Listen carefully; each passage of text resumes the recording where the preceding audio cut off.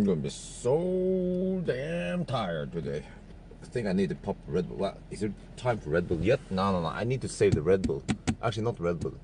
Battery. I need to save the battery for the battery day. Battery will be consumed during 1,000 kilometer challenge.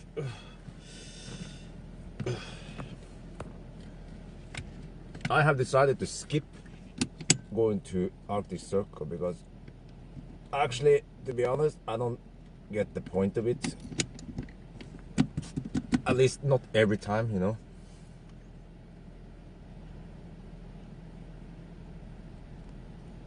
What the heck?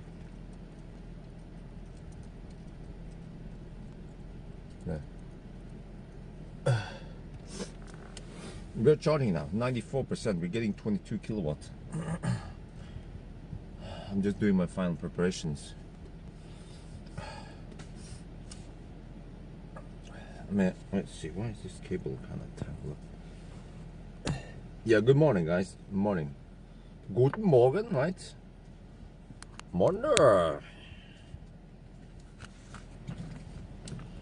Okay, let's plug it in. Let me see.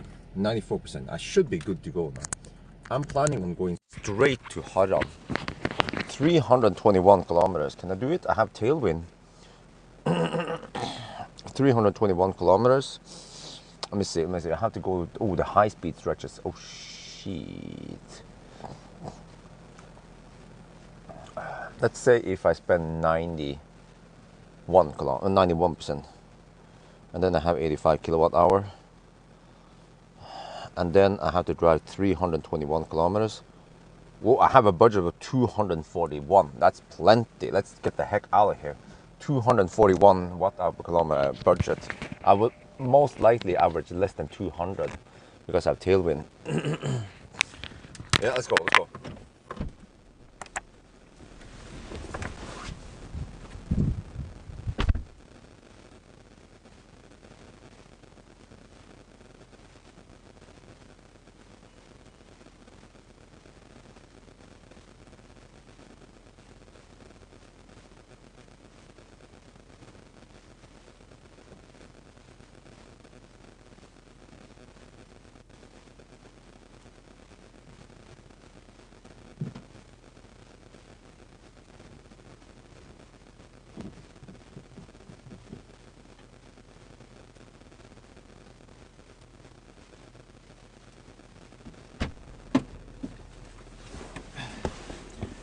Well, actually, I wanted to clean the car, so I might just pop by Mo i Rana and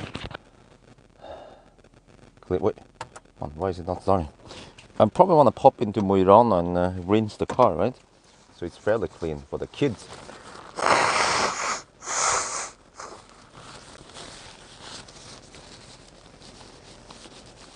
Yeah, I'm cleaning the cars for the kids.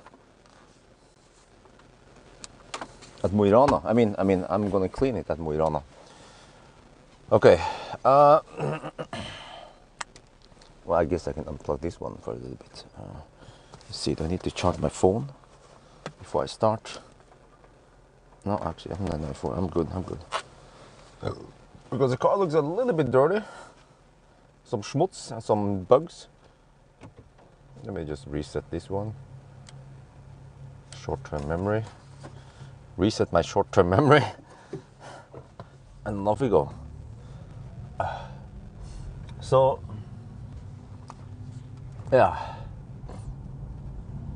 I have decided to skip going to Arctic Circle because I do agree that this trip becomes a little bit repetitive, and we kind of tested. I mean, we tested most of it anyway. And since I didn't get I didn't get a good sleep last night, then I just want to go home. Yeah. Whoa.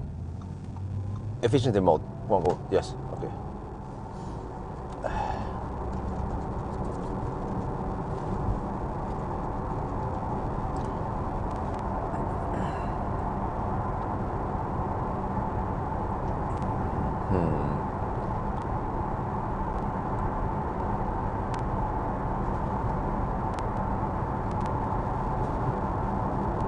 Yeah, so I'm heading back home. Because going to the Arctic Circle and back again will add at least 1 extra hour. It took only 12 hours yesterday. That was freaking fast.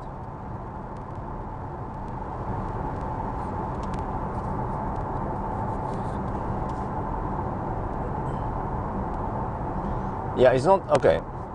It's not a comfortable car to sleep in. Let me explain the reason here. The back side here is quite cramped. I mean, it's low, and the partial shelf is also kind of low, and there's a weird downwards hump in it. So every time I try to sleep, I keep bumping into the hump, and then there's also a weird bump or something between the trunk area and the seat that is folded. Plus, it tilts a little bit upwards, the seats, so it's not that flat. But most cars, I don't expect flat floor anyway. But the main problem, I actually found a way to keep the car running with heater on. I found a camper mode, if you can say it like that.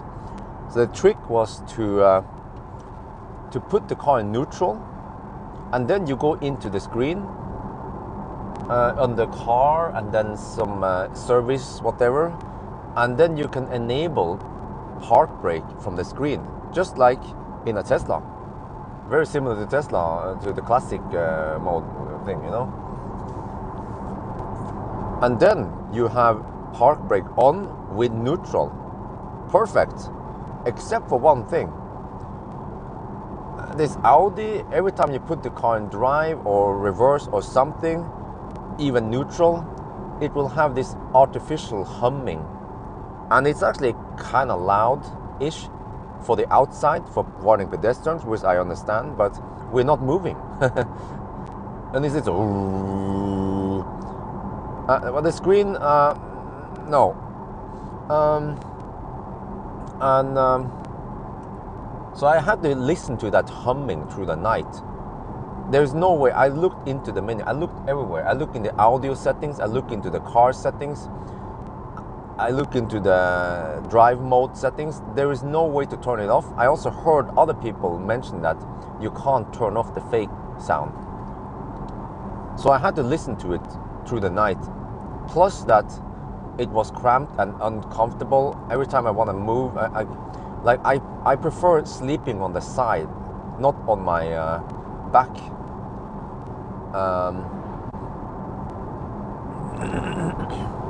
Shuts up. Okay, your car shuts up. You mean? Oh yeah. Okay, yeah. You see, that's how it should be. So I've only gotten I don't know. I only gotten 3-4 hours of sleep total, and I woke up because I wanted to pee, and plus it was uncomfortable sleeping, and then I couldn't sleep again. So I just figured, okay, whatever, just start driving, and I guess I can always take a nap on the way back. I don't have to rush it. But that's why I want to have a buffer. I mean, that's why I don't want to go to Arctic Circle, because that will take extra time. So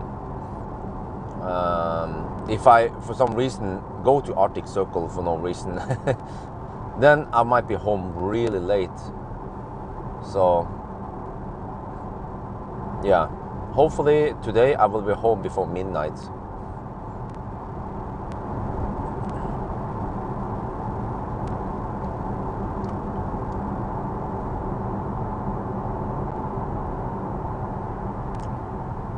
Whoa.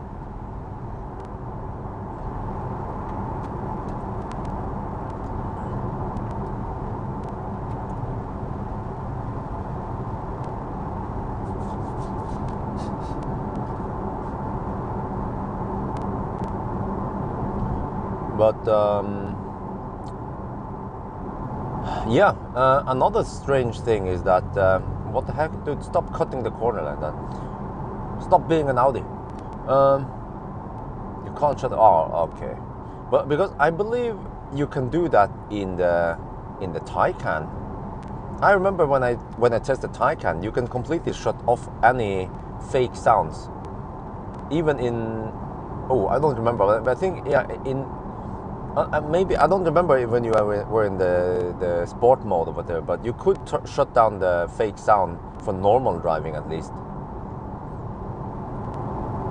But again, I don't know if Taycan also has the park brake feature with neutral. Probably should have it. Seems like many cars have that feature. So, no, not going to the architecture, because I agree with some people. They say that it gets repetitive, and yeah, I mean, last week I was already there talking about the car, and I can just have that summary back home instead. Summarize. So it's almost like you have two summaries in the same video also, because I do a short summary about the car at Arctic Circle, and then I drive back home, and then I have another summary when I'm home. So why not just have one summary at home, right? And strictly speaking, I'm mostly just measuring the time it takes to go to Mo i Rana anyway. But maybe sometimes I will take a trip to the Arctic Circle just for fun, just to poke and see how it is. And sometimes, like what happened a couple of weeks ago, I couldn't go to the Arctic Circle. It was with the iX3 because I had summer tires on. So there's sometimes in the year where I can't go to Arctic Circle because the car doesn't have the right tires. The next car is Standard Range Plus.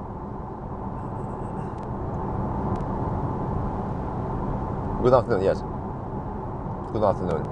Yo, stop.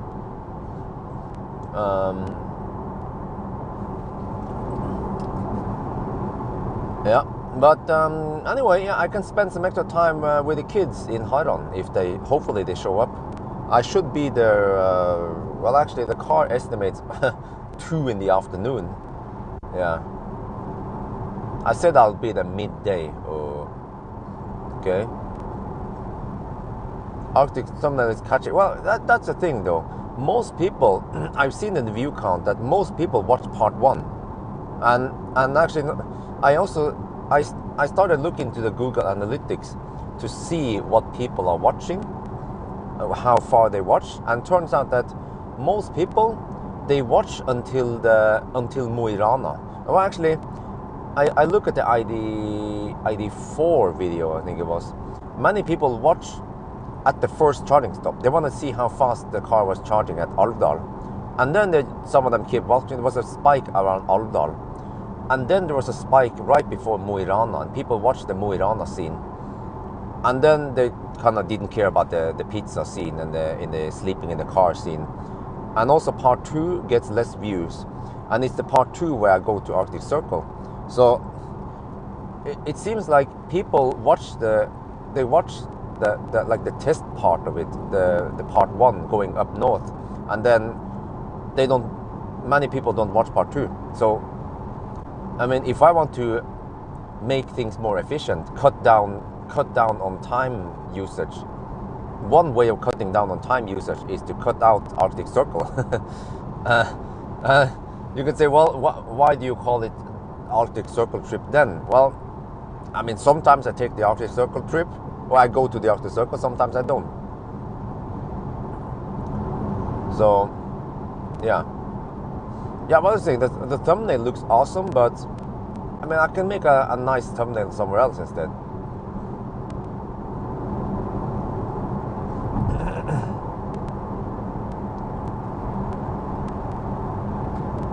You realize we can't watch, we can't all watch all day, right? What do you mean? Can't watch all day, huh? What?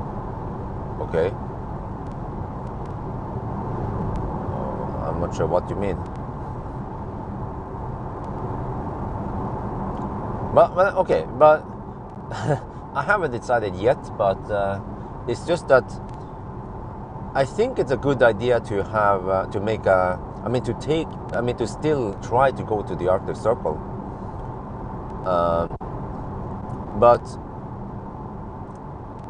But since this trip and previous trip was so close to each other, then I figured that it's not that interesting. But I did want to check it out to see when the parking lot was open and so on.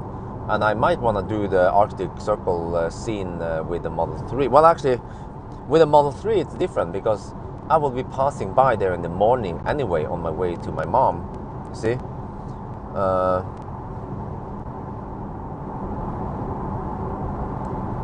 What? Who lied to make mullah? What the heck is mullah? Someone was using what?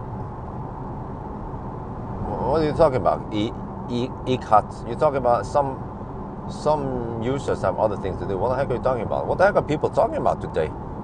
Try to be more clear, please. I'm a little bit confused. I'm trying to interact with you guys, but I don't understand what you're talking about. You're talking about the whole video, dude. All day, yes. Okay. You're talking about the edited video. Yes, I know, but I'm just pointing out. Listen, cut.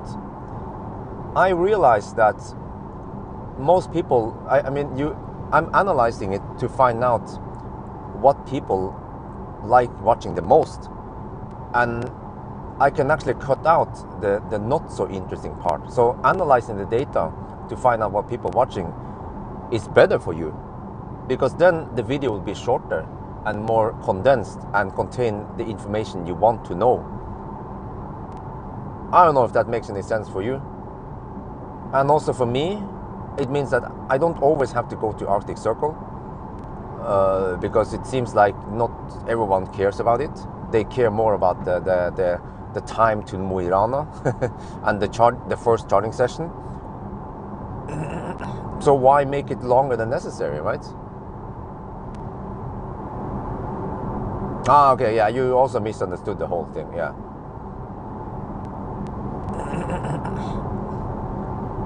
How do you like the e-tron GT? It's a nice GT car. Yeah, it's a nice Grand Theft car. For long trips, it's superb. It goes around corners like crazy.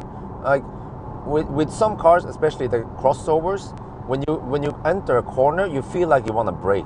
With this car, you enter the same corner, you feel like you want to accelerate.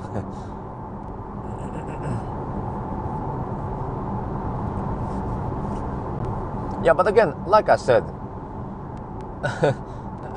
you have to remember how it started, this trip. How the heck did it start? Well, it started by me going to Polar Circle with Polestar, and I just did it for fun. It was like, polar bear going to Polar Circle with polar bread with a Polestar.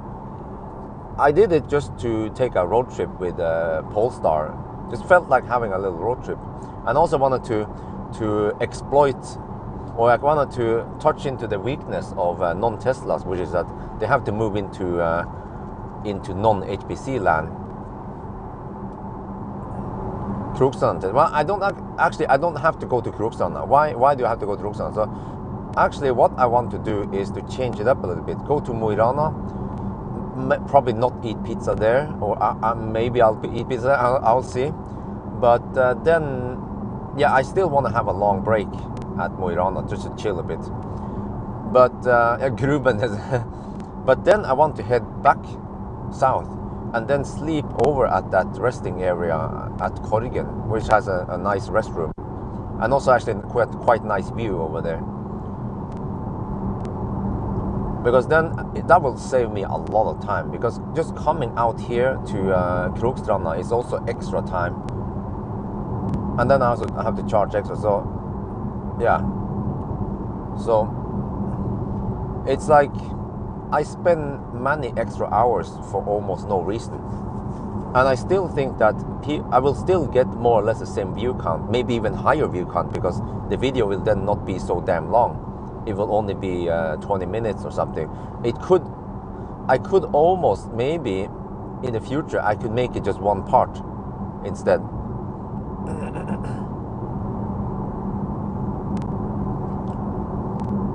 Nope. Standard range plus peaks at around 160 kilowatt only. I think this is close enough Arctic Circle. Yeah, I mean, it is still, yeah, it's, I mean, Mo i Rana is the city that is closest to Arctic Circle. No, it's more. What? Well, I mean, we are about 100 kilometers away from Arctic Circle. I mean, Mo i Rana is around 100 kilometers south of Arctic Circle, but it's close enough, you know. It's still pretty bright out here. We still get pretty cool aspects. Like we go to Mo i Rana and it's so bright, one at night or midnight. You can show that cool thing at night. I mean, in summer at least. And also, it's I like the Mo i Rana trip because 950 kilometers through Norway with some motorway, a little bit of motorway, is usually what I consider the what do you call it? We call it smertegrense, the pain, the point where it starts getting painful. So when I go on a trip with wifey through Norway, I would usually stop at Mo i Rana anyway. You see, so I would drive around 950 kilometers for this stretch, and then if I would keep going further north, I will drive only about 800 kilometers for the next stretch further north, because we then have ferry that takes longer time, and we don't have that many nice roads anymore. That we don't have autobahn or whatever. So I think the 950 kilometer stretch is relevant for many people, and it's still a pretty good test with HPC coverage and some non-HPC coverage, and a mix of, yeah, you know how the route is.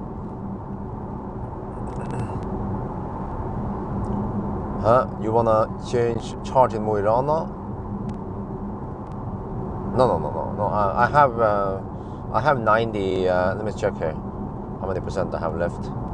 I charge up a lot. I started with 94% from Krokstranda. See, charging and efficiency. And right now I have 89%. I'm planning to go straight to Harran.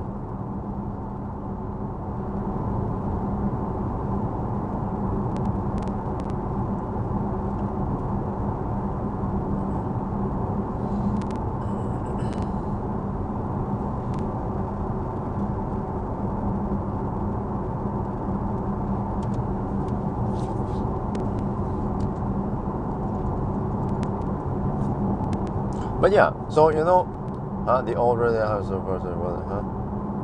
yeah, Arctic Circle. That's a cool one. Yeah, it will be 5 circles, the Olympic symbol. No, but yeah, so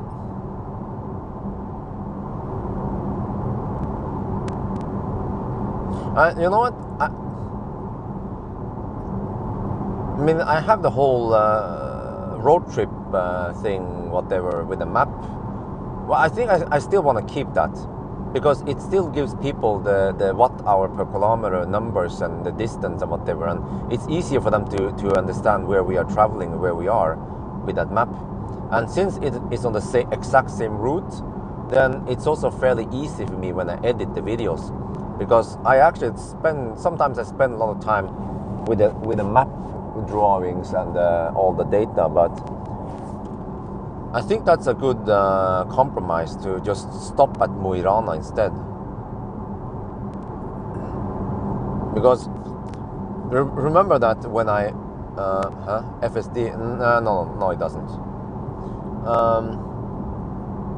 It has some kind of auto steer, but that's it. There's no auto lane change or stuff like that. And it tends to it doesn't lock on the center like this. It's, you see what I mean? It's like ping-ponging a little bit, which I don't like. I like Tesla that it locks right dead center when it's traveling like this. Like there's no reason to kind of swear. See, it swears to the right a little bit, and then swears to the left a little bit, and then swears to the right again. Even though if now we have the good auto steer enabled. It was not enabled by default. The Arctic Circle needs to be spawned by the yeah. But okay, so what I might do is that I might poke over to the Arctic Circle for some cars and for like certain time of the year. Like because there's no point going back to Arctic Circle over and over again on the same season. So at least I want to poke over there when it's summer, and then maybe poke over there when it's winter. But the problem also with poking over there in winter is that you can't see the Arctic Circle Center that easily, because they close the parking lot. They don't clear the parking lot anymore in winter. So yeah.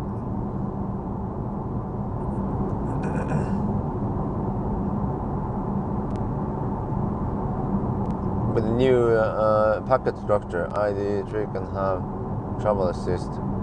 Oh, okay. But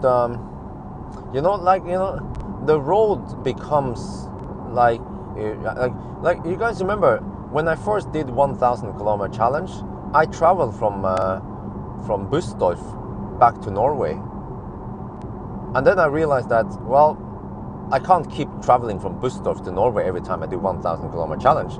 So I adapted it to become Norway, Sweden, Norway route instead, and people accepted that. They still understood that it was highly relevant, because I still passed through 120 and 110 zones, and I did pass through Gothenburg twice. So it's still relevant as a test or as a challenge or whatever I call it.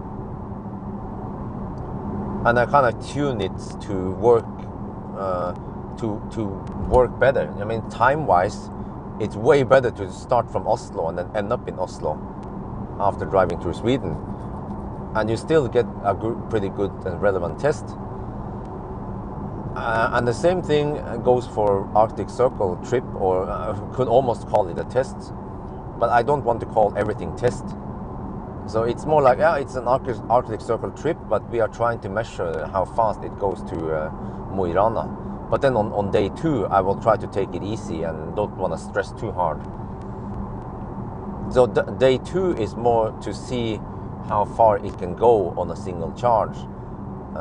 Then I will try to, day 2 usually I charge to 90% if I have a chance. I don't stress it too hard. Well, Arctic, from Oslo to Arctic Circle is 1,030 kilometers, something. Yeah, roughly like that.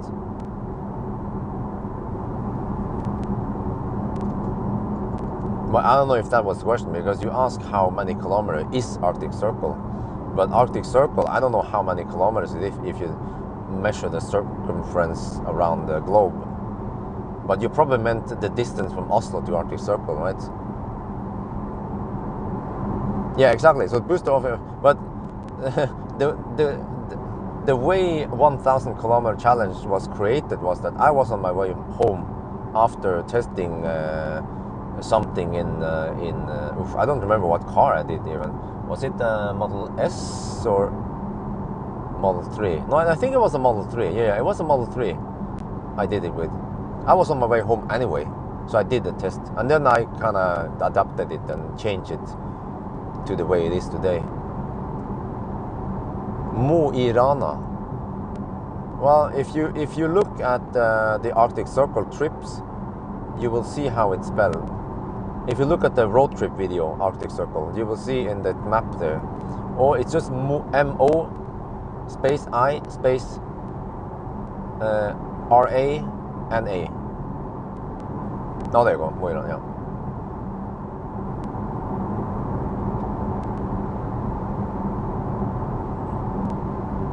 Well, actually, the I is a lowercase, because I means in, so it's like in Deutsch.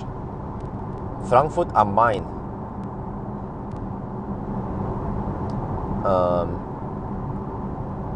Which is the Frankfurt in the Main, or am means Main, right? Or by the Main River. Do we have any Germans here?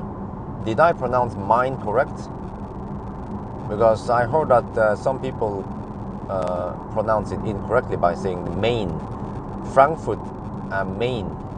But it's not Main, it's Main, right?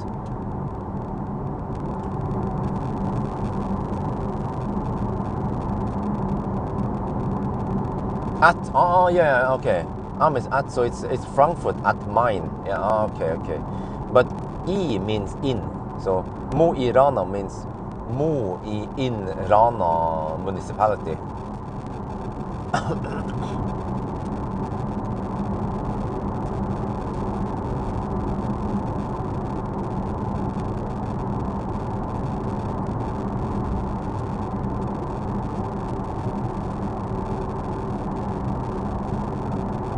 No, all right, thank you, thank you.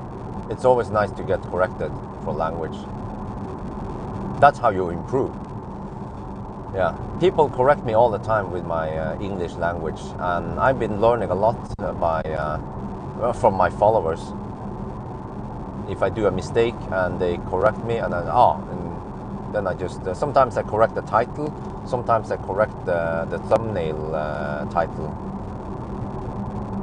Like when I said I did a mistake, but it was actually I made a mistake. Yeah. Mo is just a place. Mo, yeah, it's just a name. Like I don't know.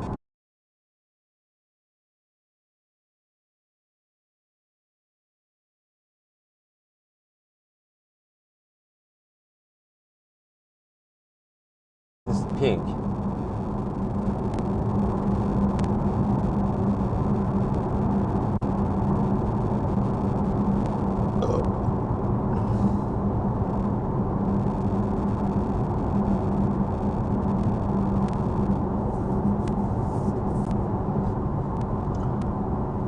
Okay, I don't know if you guys noticed, well actually you can't see it, but I try 1.5 megabit per second bitrate now. And I did update Streamlabs to the latest version. But I didn't see any option for dynamic whatever thing. So I don't know what the heck, how that works. Maybe it's just dynamically adjusting bitrate by default now. So I just try 1.5 megabit per second. It's slightly higher than before. Before it was 1 megabit per second. How long is it the next charger? 276 kilometers. Haran, Circle K Haran. Hopefully the kids will be there. Because I don't know how, I mean, how are the kids gonna find me? Because they can't just hang around there for hours. But the easiest way for the kids to find me is to look in the live stream. If they are smart enough, if they remember it, they can check the live stream because they know my live channel and they know my main channel. They are subscribed to it. Oh yeah. Well, I should clean the car at Mo i Rana. I guess I'll just go inside and clean. Well, I can also pee while I'm there because it's gonna take a while before we reach Haran. So I wanna pee whenever I have the chance. How's the house plans going? Thank you for asking. Not much going on right now. We are about to sign the last papers. We had to wait for Bank ID to arrive. It arrived pretty late. But, oh wait, did I B-roll this one already? But hopefully there'll be another episode coming. So it's good that you guys asked because it means that you are interested in it. Every time people ask about something, it's like flagging that you're interested in it. For example, not many people, let's put it this way, more people ask about the new house than about how Dolly is doing. So that means that more people are interested in Dolly, people are interested in the new house than in Dolly. And more people are interested in the Ioniq 5 than in the Fiat 500e. Yeah.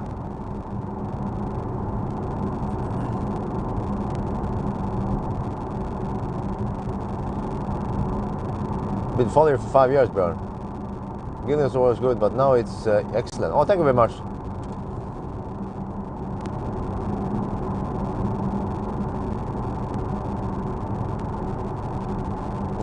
Yeah, then suddenly you guys ask, well, she's fine, yeah.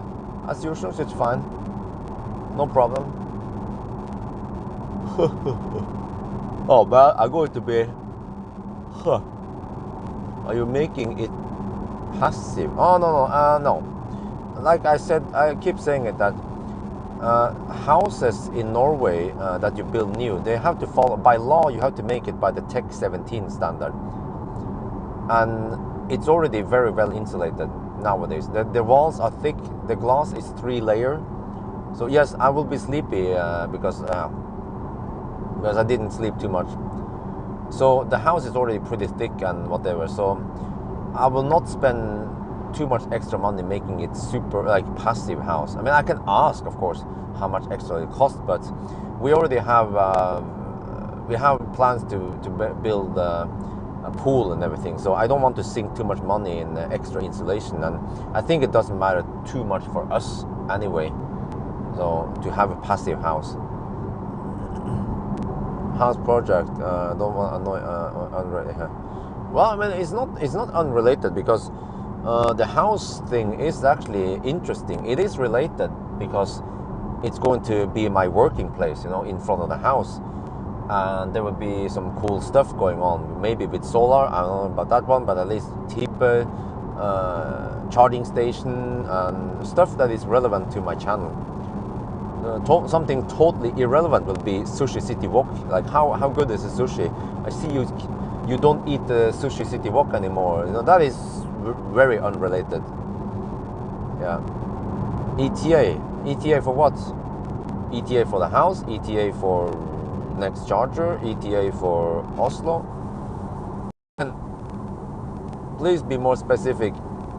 I'm trying to interact with you guys, but if you are a little bit more specific, it will help me greatly. Because then I can give you the answer right away rather than having to poll for more information. What about solar? Well, the thing is that solar in Norway is not very cost efficient. Just look at the sun now. The problem is that Norway is so far north, so the angle of the sun is bad in a way, you know? So that the solar panels in Norway are not that efficient. And we have also long winters. And in the winters when we really need cheap electricity. And also labor cost in Norway is high, which means that the cost of investment is fairly high here. And last thing, very important, electricity in Norway is dirt cheap, and we have 96% hydropower in Norway, and I think around 2% is wind.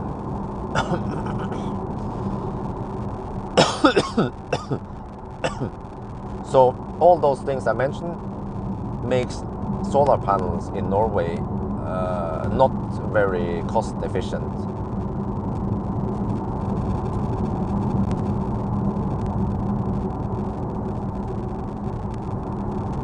Oh, it takes a lot of money. Okay, yeah, okay, well, that's good to know. But like I said, if you guys want to know, you can Google about Tech 17. I don't know, let's just Norway, or I mean Norge, who's Tech 17, and you will find out about the standard that is required by law in Norway. When you build a new house, you have to have fairly thick walls. You have to have triple layer glass, and actually if you have too much glass, they have to calculate the heat loss, total heat loss of the house.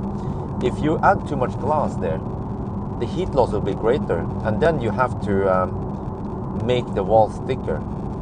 So they are quite strict, and also you have to have because the house nowadays is so airtight, you need a ventilation system in the house. And you also need a heat scavenging system for the ventilation system. So new houses today, they are already really efficient. So I don't care too much about making it even more efficient, because it will cost me more than I can afford. And the house is already going to be quite big and expensive. So I don't want to blow the whole budget there.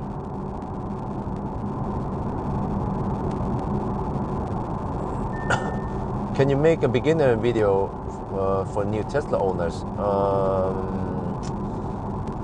I guess I could, but I'm not sure what I will make a video about. How to use a Tesla.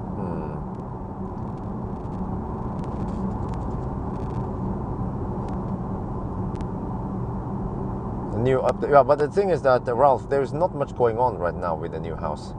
So that's why if there's no no new content, then there is no need for me to make a video. But there might be more frequent videos once we start digging and start building. Then the videos might be coming out maybe every week.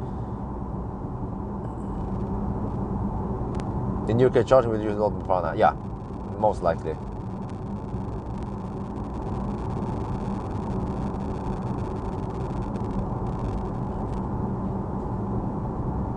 Well, I guess it doesn't get that cold in Belgium, unlike in Norway.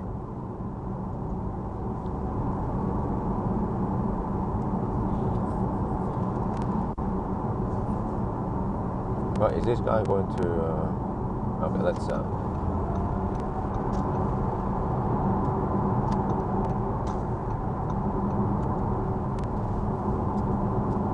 okay, so I want to wash the car so that it looks nice and shiny for the kids. But I don't expect the kids... I mean, I don't know if they will show up or not. The Harran kids. I just call it the Harran kids. Ioniq 5? I don't know. I saw that. I've seen now on Norwegian. It was tech.no or TU. I've seen some Norwegian journalists. They have been invited to a preview of Ioniq in Norway, but I was never invited. I think it was my own mistake because I have to keep poking in. Like I didn't email Hyundai lately telling that, yo, I'm still here, and if you guys have Ioniq 5, I'm interested. I would expect that they have me on their list.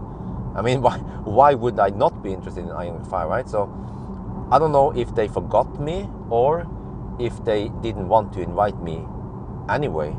But if you look in Norwegian whatever nowadays, you will see that there is a preview of Ioniq 5. So there must have been some kind of event or whatever for it that I missed, unfortunately. It was a pre-production Ioniq 5 with German license plate, by the way. So maybe the same car that has been driving around in Germany testing some Ioniq charger or something.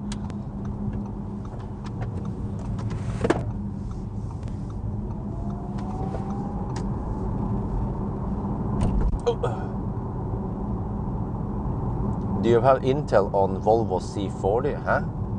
What the heck is a Volvo C40? Is that an electric car? C, it sounds like a coupe or something. Oh, EQA over there. Oh, EQA, nice.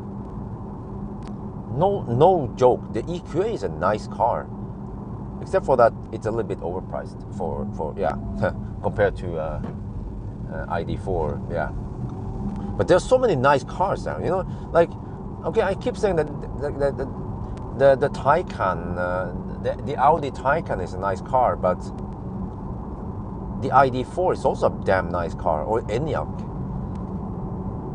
So that's cool that you have lots of you have more options. You can you don't have to always, like before you have to buy a Tesla to get a nice car with long range and good charging, but nowadays you have plenty of other options. But of course Tesla is still there if you want a Tesla. It's EV for bulk. I don't know about it. You know about it more than me, apparently. PV in Oslo region is not that bad. Would get 860 kilowatt.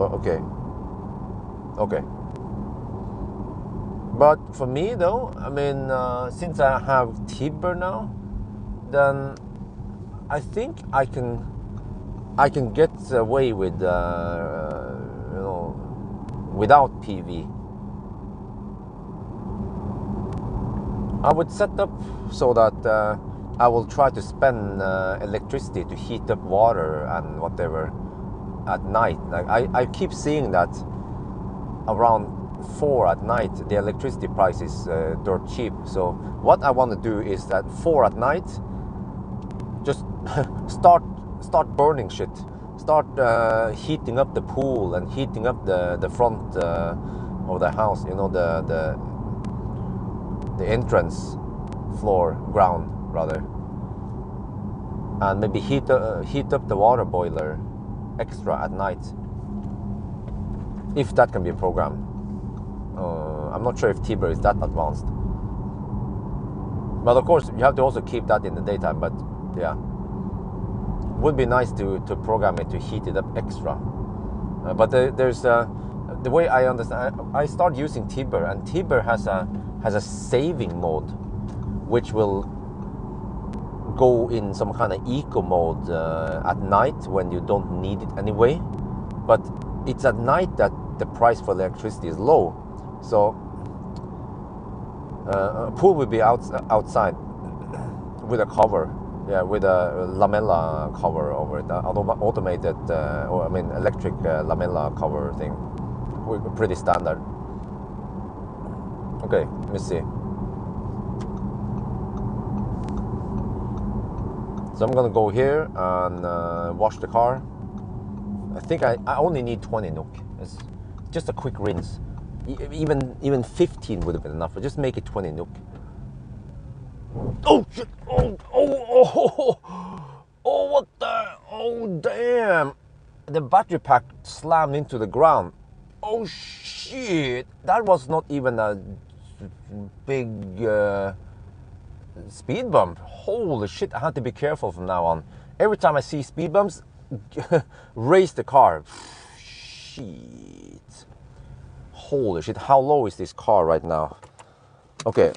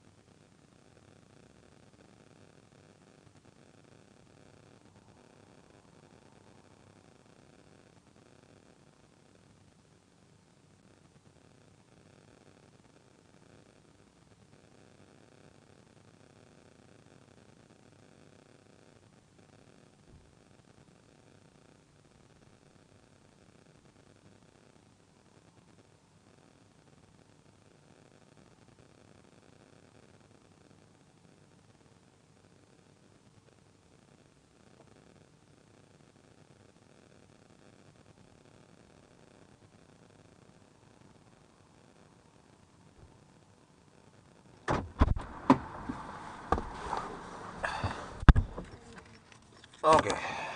Yeah, I bought the what they will call it, 20 NOK to clean the car. Should be enough. Oh shit. Wait, why is it taking so much space here? What? Come on.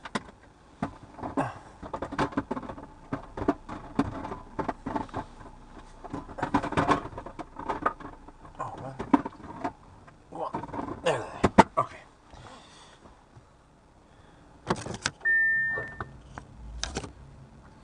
Man, when the car is in low mode, I mean efficiency mode, you have to be careful with efficiency mode because it lowers to the lowest one, and then just this speed bump. I have to go over here and take a video here.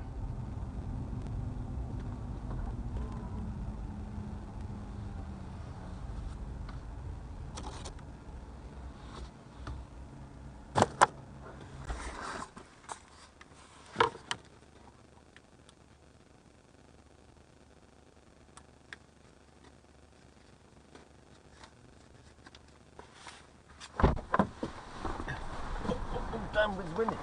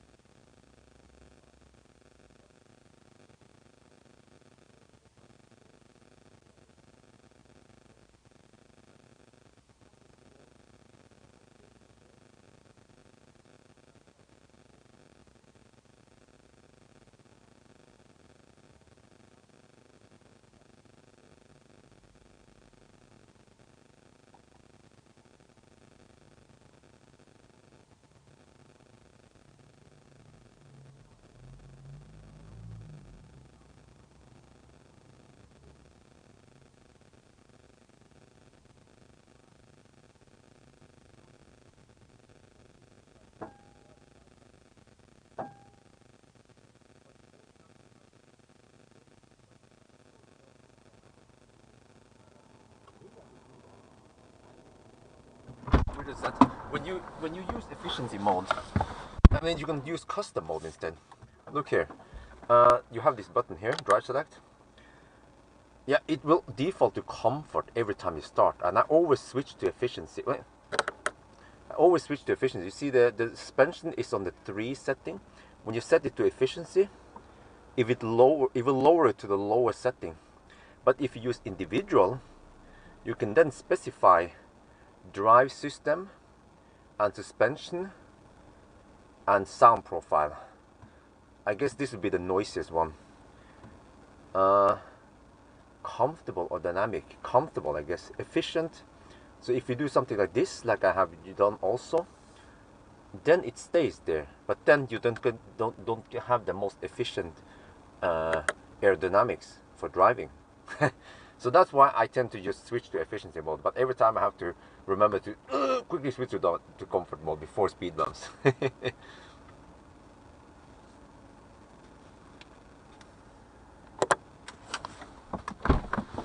Yeah.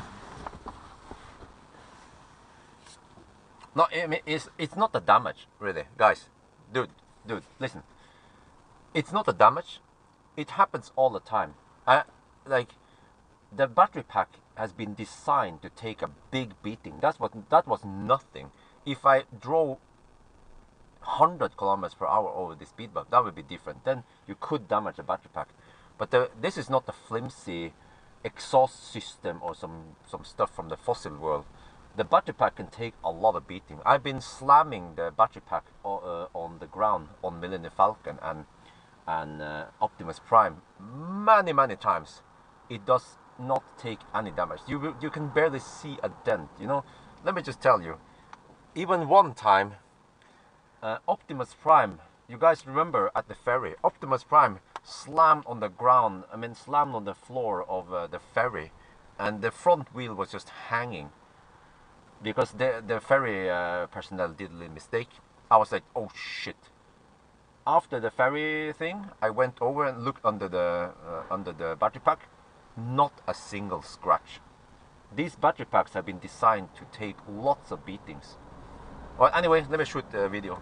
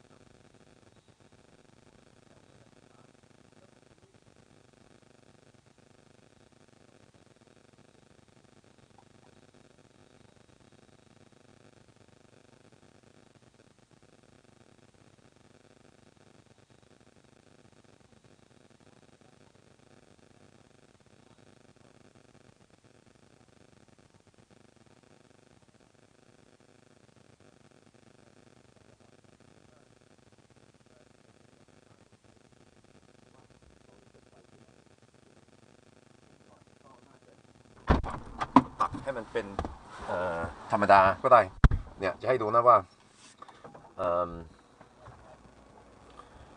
ถ้าเราใช่เลือกถ้าเราเริ่มขับนะมันจะกลายเป็น comfort mode ทุกครั้งเลยอัตโนมัติเลยแล้วเราก็ต้องเลือก efficiency mode แล้วตอนเราเลือก efficiency เนี่ย air suspension มันจะลงไปถึงต่ำสุดเลยนะแล้วก็เราอาจจะสามารถที่จะใช้ถ้าเราใช้ individual นะมันจะขึ้นไปอีกแล้วก็เราก็เลือกได้ว่าจะให้ drive system เป็น efficient หรือว่าไงผมกะว่าถ้าเราใช้ efficient mode เนี่ยนะมันก็จะใช้มอเตอร์ข้างหน้าอย่างเดียวเราก็เลือกว่าจะ suspension ให้เป็นยังไงและอันนี้เป็นเกี่ยวกับเสียง fake แต่ว่าส่วนใหญ่ผมจะใช้ efficiency mode เนี่ยมันจะได้ใช้ไฟฟ้าน้อยสุดแล้ว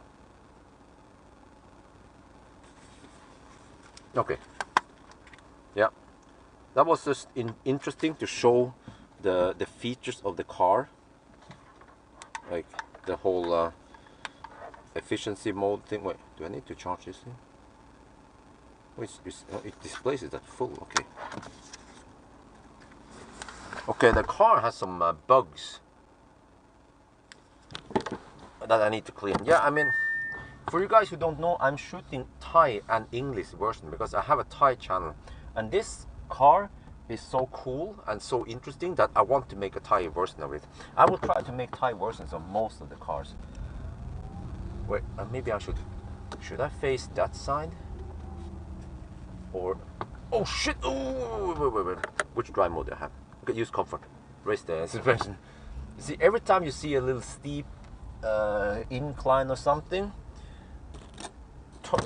go back to comfort mode, so you will, oh, you can actually in efficiency mode raise the suspension, and then, yeah, I forgot to mention that, and then it will lower itself again automatically. Yeah, that's actually a better idea when you think about it. Maybe I should just put it as text.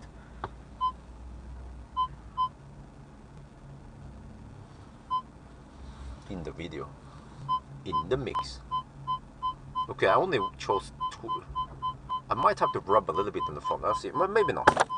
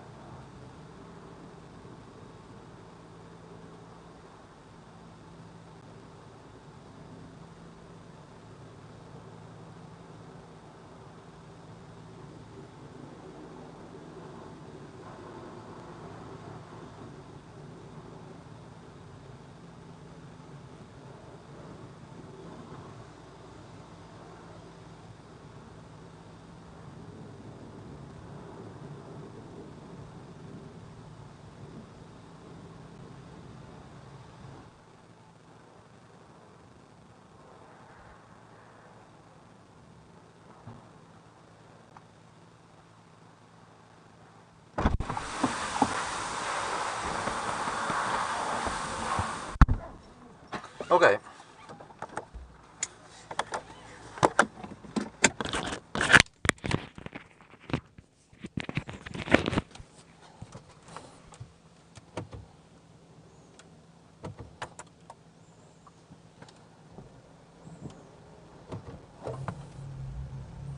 Let's go. So the car is fairly clean. It's kind of hard to get rid of all the bugs unless you start using chemicals. I only wanted to use pure water to get rid of some of it, because I just remember that the car might be dirty. I mean, the car might be full of bugs again at Harran, but at least we tried to clean some of the schmutz now. Yeah.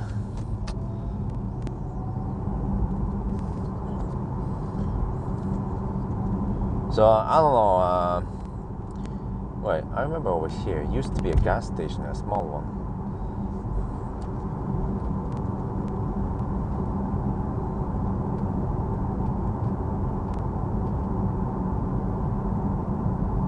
But yeah, man, I take the effort. I take I see the bugs breathing. Yeah, I got rid of lots of it though. I take the extra effort of cleaning the car so that we might, the kids at Harran might see a clean car. they can take a photo or they can take selfie in front of a nice, fairly clean car. So, man, maybe I need to get some kids.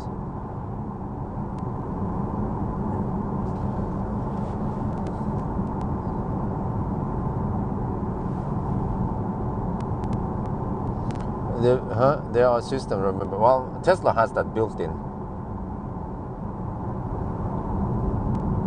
Okay, hopefully we don't see too much dust now, so the car will naturally dry out as we drive.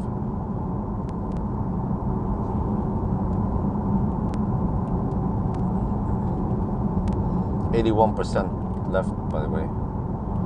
We still have to drive another 257 kilometers. Okay, the good thing here is that the navigation here remembers.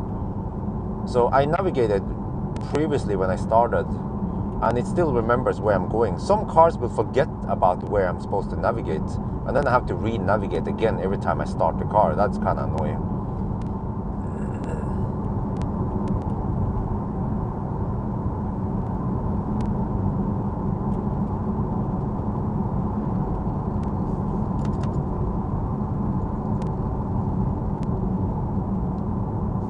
Are we in the efficiency mode? No, we're in comfort. Oh, shoot. Efficiency has been engaged. There we go.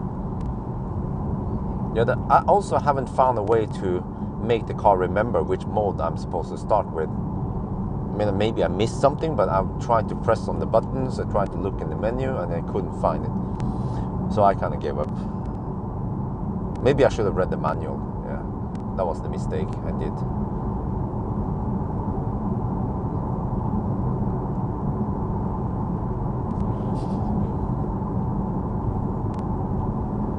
Man, they had, I mean, I knew I needed to buy some,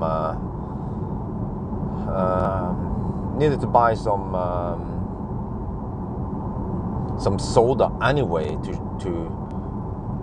just to sprinkle down the pizza. And I saw that they had Coke here on discount, 2 for 40 NOK. So okay, that's actually cheap, 2 for 40. Some places have 2 for 50, so 2 for 40 for Coke at gas station, it's considered pretty cheap. So I bought 2. I guess over at Harran I can also support the local business there by buying ice cream. Maybe I should buy ice cream for the kids. Yeah, if the kids show up, I will buy them ice cream. It's on me.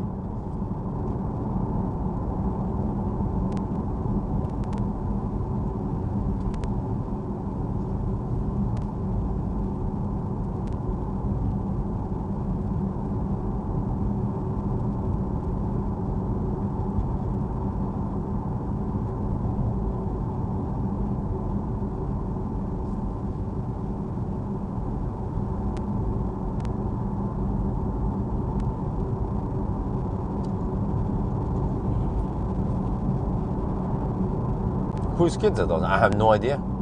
I met them a month ago during the iX3 test. Oh no, don't drive in the ditch. No, he's kicking up dirt, which this car picks up because I just washed the car. I need to overtake these guys as soon as possible. Because I need to clean, the car needs to be blown clean before I can get some dirt on it. Because then the dirt would now the dirt would stick to the remaining wasser, which is not good. And these guys are driving slow. Sunday drivers, I guess. Yeah, there's overtaking a possibility coming up soon. I guess I can use dynamic mode. Dynamic has been engaged. Vroom, vroom, vroom. Okay.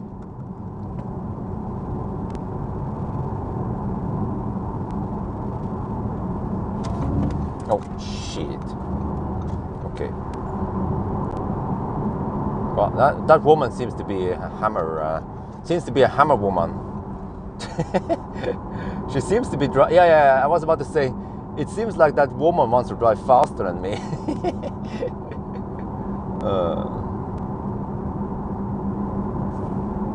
Well, I hope I see them, the kids, because I feel bad that I didn't stop yesterday. But I was kind of in a rush. But I could always have subtracted time, I guess. So yeah, on hindsight, I should have stopped yesterday rather than today, because they were there already yesterday, and I kind of remember a little bit late that I could always just stop and subtract time. I was thinking, you know, we are on a mission here. We're going to set a good time on the e-tron GT, so I'm not going to let anything stop me. Yeah.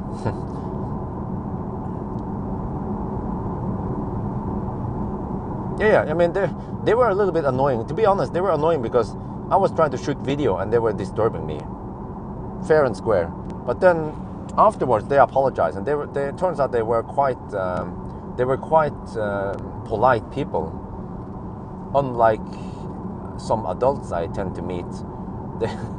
So I hope they stay that nice and polite when they grow up.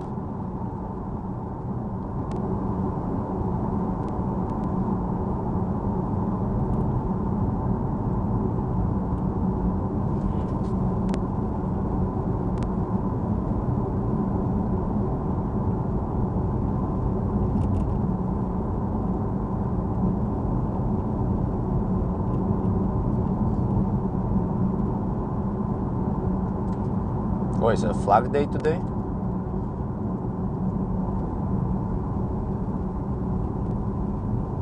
Oh, okay, that's just a little bit too slow. Okay, I'm not sure if the woman wants to hammer again, but I might need to hammer all of them soon. But the woman might also hammer these guys. Let's see. See, people in the north here, even women, they hammer it. Like it's, oh, whoa, big donation. Long-time follower donated $50. Thank you for all the great content. Wow, thank you very much, long-time follower. Dankeschön. But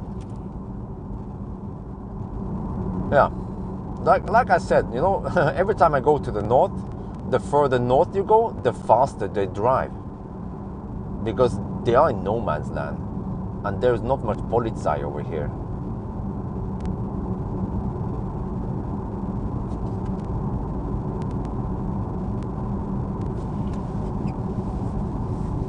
Holy shit. Okay. Let me see. So I have to. I wasn't expecting that woman be in front of me with a polo or whatever. I didn't expect her to hammer.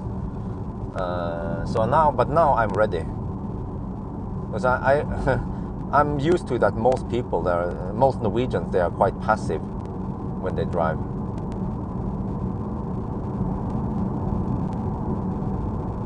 Okay, that guy's exiting. Okay. So now I have to wait and see, because these guys in front of me, they might want to drive faster than I want to drive.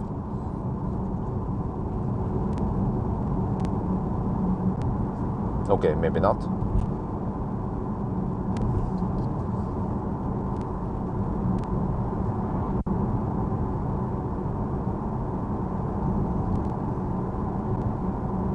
Oh, smooth asphalt. Oh, black and smooth. Okay, but are you going? No? Okay. Put on the blinker. Woman, I'm going.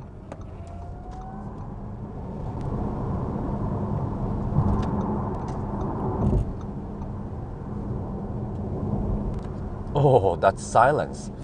The sound of silence. Oof. Oh, please let me have this asphalt all the way to Oslo. Oh man, I feel like I'm back in Netherlands. It's so dead silent here. Holy guacamole, it's silent. Man, them damn tires I have, they're so noisy. Oh. Bjørn, did you find what explained the difference between MC Hammer and e-tron GT time? Yeah, I found out what happened. First of all, I charged to 91%. That was a mistake. And also, I didn't subtract time. I could have subtracted time for some buggy charger or whatever. And I also arrived with too much juice. I don't remember, it was 10 or 15%. I think I could maybe see it in the logs, but unfortunately I can't see MC Hammer logs anymore in a better route planner because I don't have a better route planner. I mean, I don't have MC Hammer in my account anymore, so I can't. That's kind of silly, right? So I have to look in the video maybe to see if it shows up there how many percent I arrive with. But from what I remember, I didn't arrive with 5%. It was more than that. 412, okay, cool. Wait, 95 average speed. Oh, wow, nice. But I calculated that I probably lost 15 minutes, maybe even more, I'm not sure. Because you know what? I did calculate some stuff here, and you guys can try it also. Try to input Model 3 long range, the classic one, the 20 up, the the non-heat pump one, and you will see that a better route planner actually expect that you will spend only 45 minutes charging total for Model 3 long range, because the car is so efficient. So that's what a better route planner claims, but usually what I see is that a better route planner is a little bit optimistic, because it expects you to get 140 kilowatt, 150 or whatever, but you don't do that.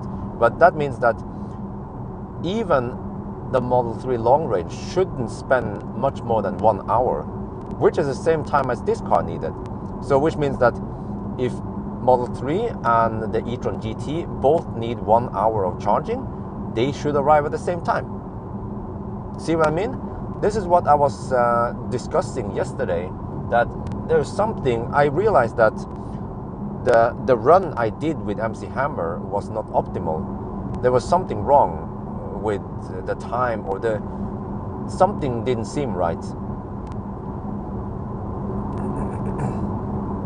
For example, if a Model X was slower than the e-tron GT, that makes more sense, because the Model X is bigger, less efficient, so that would make sense it's slower. But the Model 3, for what I know, should have been faster than that.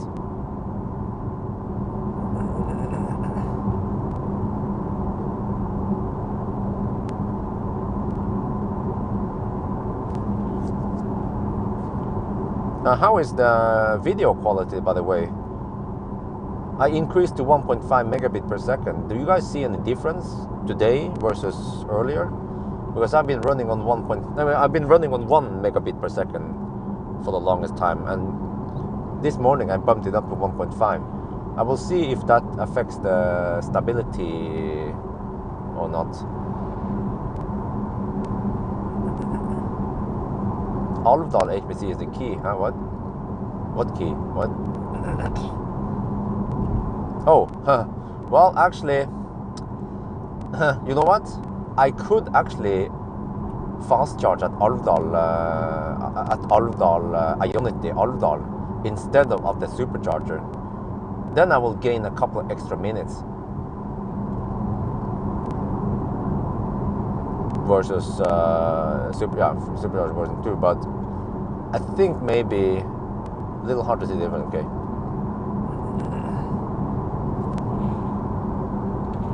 I might just stick with superchargers anyway.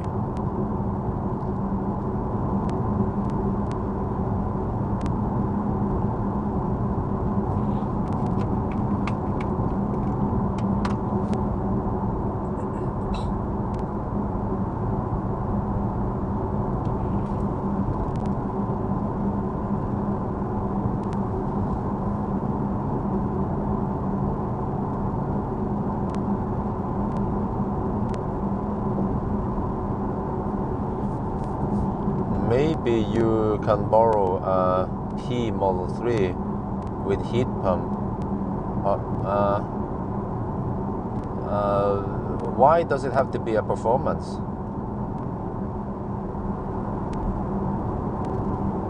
Why not the long range?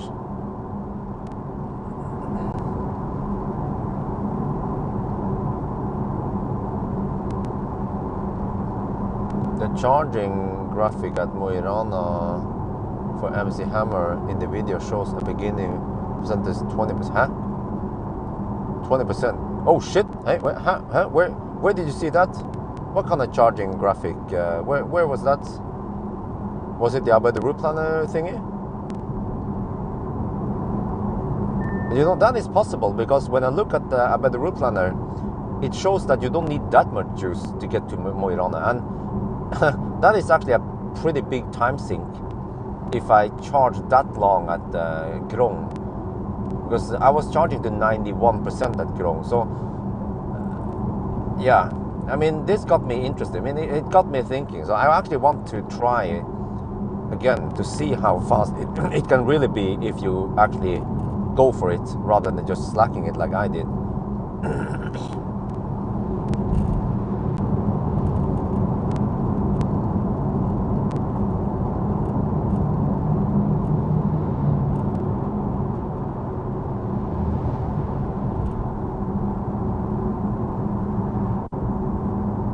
Oh, it was in the better graphics. Okay. Hey, when in the video did I show it?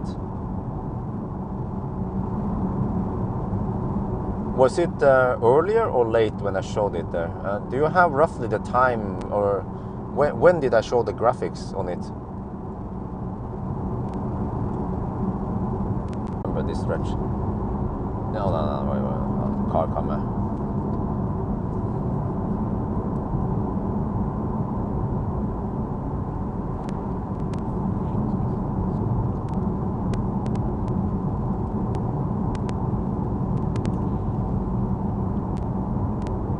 Okay, let me use dynamic mode. Okay, no, wait, I forgot. It's this tunnel first. Yeah, but okay. Let me ask again.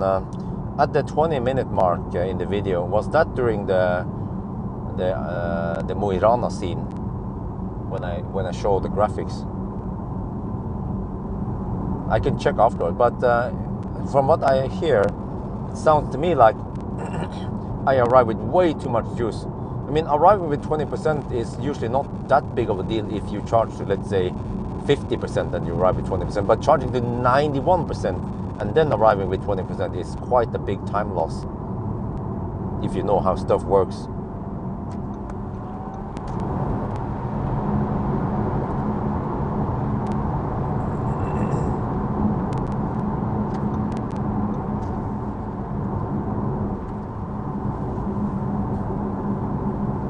Okay, but sorry, I can't watch the video right now. I'm driving a car. But so that's why I'm asking, at the 20-minute mark, whatever, was that in the Mo i Rana scene in the video?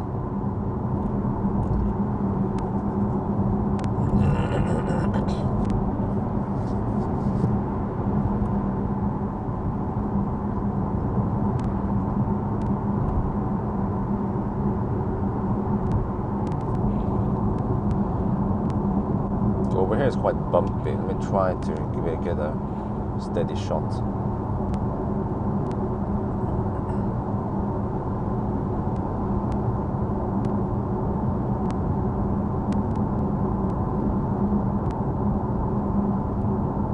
Or someone else.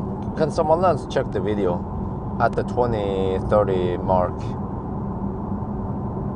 20-minute, 30-second mark, and see which scene was that, because after 20 minutes I should have been in the Mo i Rana scene, right? Okay, it was Mo i Rana, okay. But I'll believe you guys. So it means that the graph shows that I arrived with 20%. You see, that's another indication. There are lots of clues here that I was actually being clueless on that trip, and I didn't care too much about hammering too hard or optimizing it for speed, or for arrival time, or travel speed rather, like I would during 1,000 kilometer challenge. So again, I just, the whole thing yesterday just got me curious. And when I look at the Better Route Planner, like I said earlier, a Better Route Planner claims that I only need to charge about 45 minutes. You guys can check it yourself. Input a Better Route Planner, Model 3 long range, Oslo to Mo i Rana, 10% over the speed limit, and only look at charging time. Don't care about traveling time, only look at charging time. You will see that you have to charge 7 minutes at Alvdal, and then another 8 minutes at Berkåk, and then I don't remember, Stjørdal. So you have to charge at, a Better Route Planner picks Alvdal, Berkåk, Stjørdal, Grong. That's it. And actually, a Better Route Planner wants me to go directly from Grong to Mo i Rana. Probably because he knows. I mean, a Better Route Planner knows that Mosjøen leg is slow-ish, but a Better Route Planner tells you that you only need to charge to about 70%, and you can reach Mo i Rana just fine. And I charge to 91%. Yeah. So, according to the Better Route Planner, you need 45 minutes or something charging stops total. So, and then if we assume that it doesn't always go that fast, there's a little bit of Colgate, then at least an hour of charging. And we spent 1 hour charging. We actually spent 1 hour and 5 minutes yesterday charging the e-tron GT, and the e-tron GT was run very, almost perfect run, for the e-tron GT.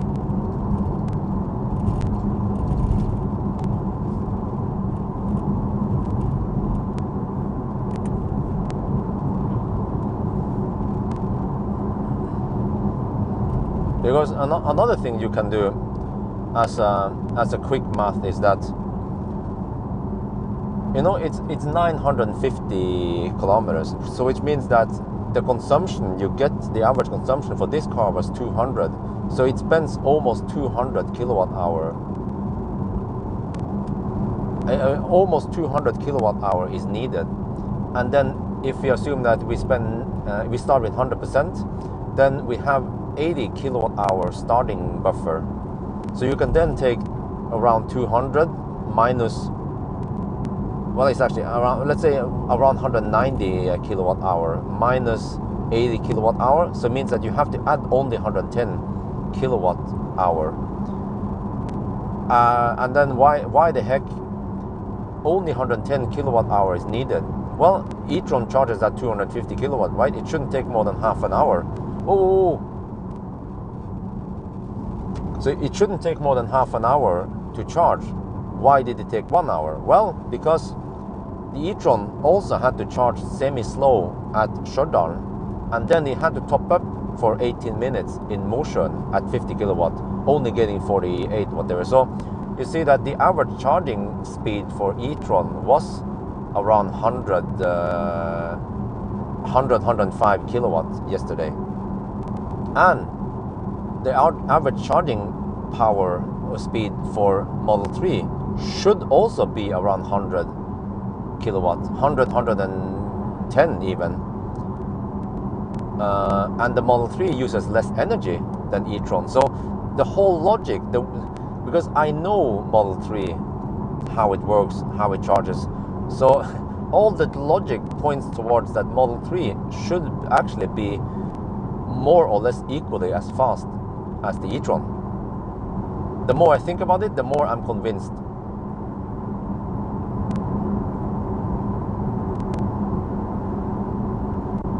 I mean, we even had tailwind. If you guys if you guys paid attention yesterday, we had tailwind from Oslo to Alvdal with the e-tron. That eventually turned into headwind, but that helped the e-tron. But the e-tron would have gotten to Alvdal anyway, no problem there.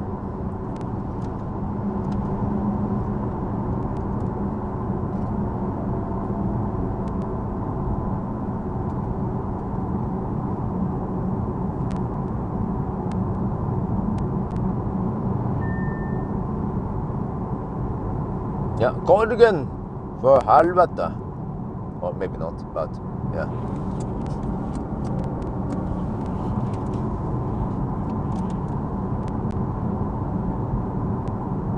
Korgen is a small outpost. I don't think Korgen has city status. Oh, a leaf. Wow. I think it's not a city. It's just they call it Tattsted. Tight place. Yeah, that's right. Yeah. So so again, back to the whole thing. So I calculated e-tron needed to add 110 kilowatt hour of energy, but a Model 3 would probably, a Model 3 long range would probably average only 160 watt hour per kilometer, but Model 3 has only, let's say, 70 kilowatt hour from the start. So the Model 3 only needs to add 90 kilowatt hour, and the Model 3 should be able to average 110 kilowatts. So actually Model 3 should be faster. In theory, Model 3 should be faster than e-tron. So that remains to be tested, right?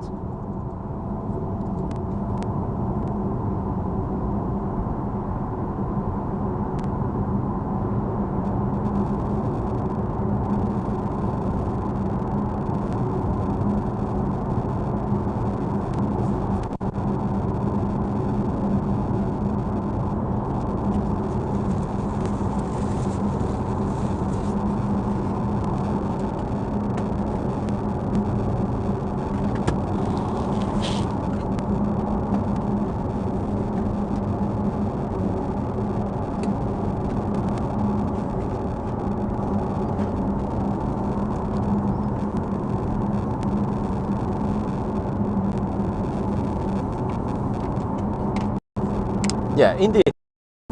Mainly because it goes into front wheel drive.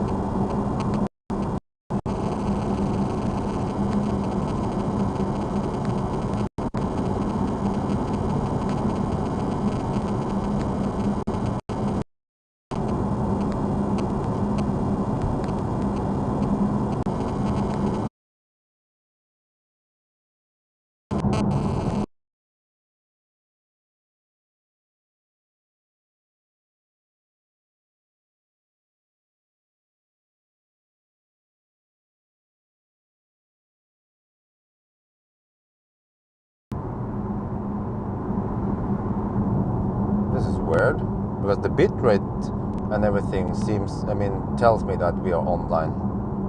But I don't get any confirmation from you guys. Either you are lazy or we are still offline. Back again. Okay, thank you. What, really?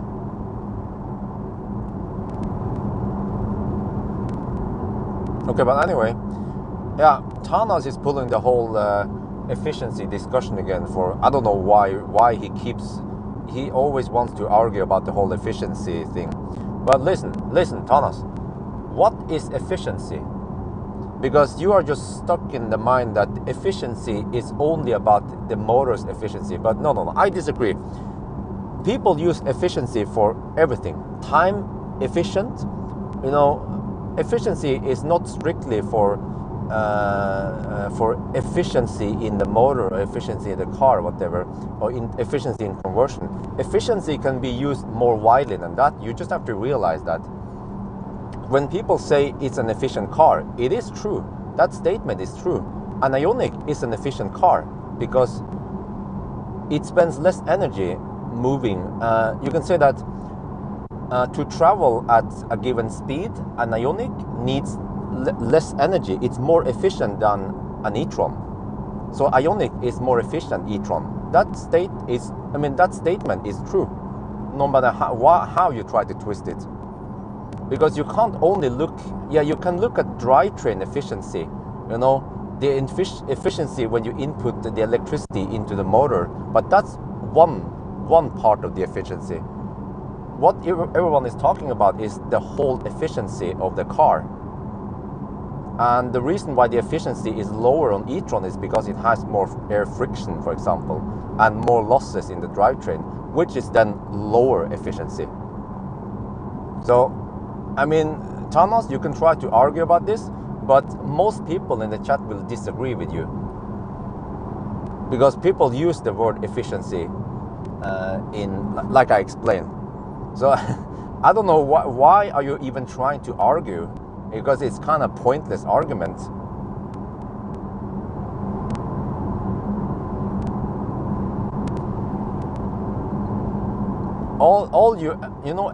You only end up by causing unnecessary noise in the channel. Every time you try to bring up this topic and you claim that the efficiency term is incorrectly used, it's not. And it's pointless. You have to realize that you have a pointless discussion. It doesn't lead to anything.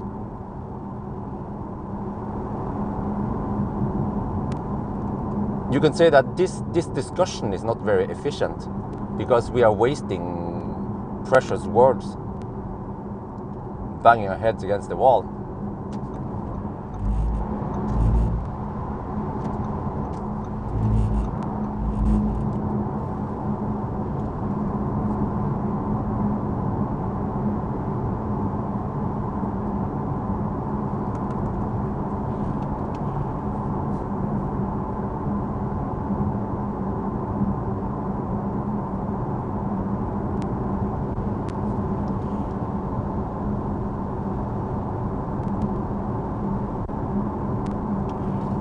So I would actually suggest that every time people mention efficiency and Thanos wants to discuss about this, don't feed him. Just ignore him, and then he will probably stop talking about it. Because at least I have seen that discussion many times, and I see the responses from people, and most of them disagree with him. So I don't know what is the point.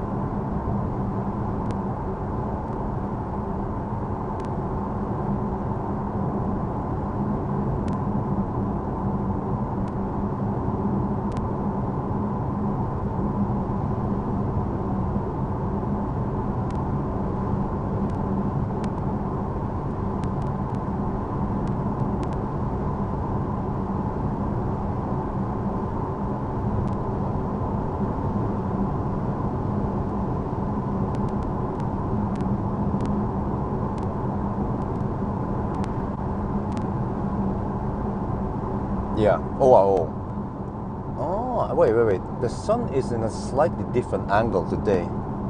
But this is pretty nice shot, except for that the sun is in a slightly wrong angle. So I get some backlight. So I'll try to shoot other B-rolls so it won't be too repetitive. I didn't start from Mo i Rana today. I started from Krokstrand with 94%.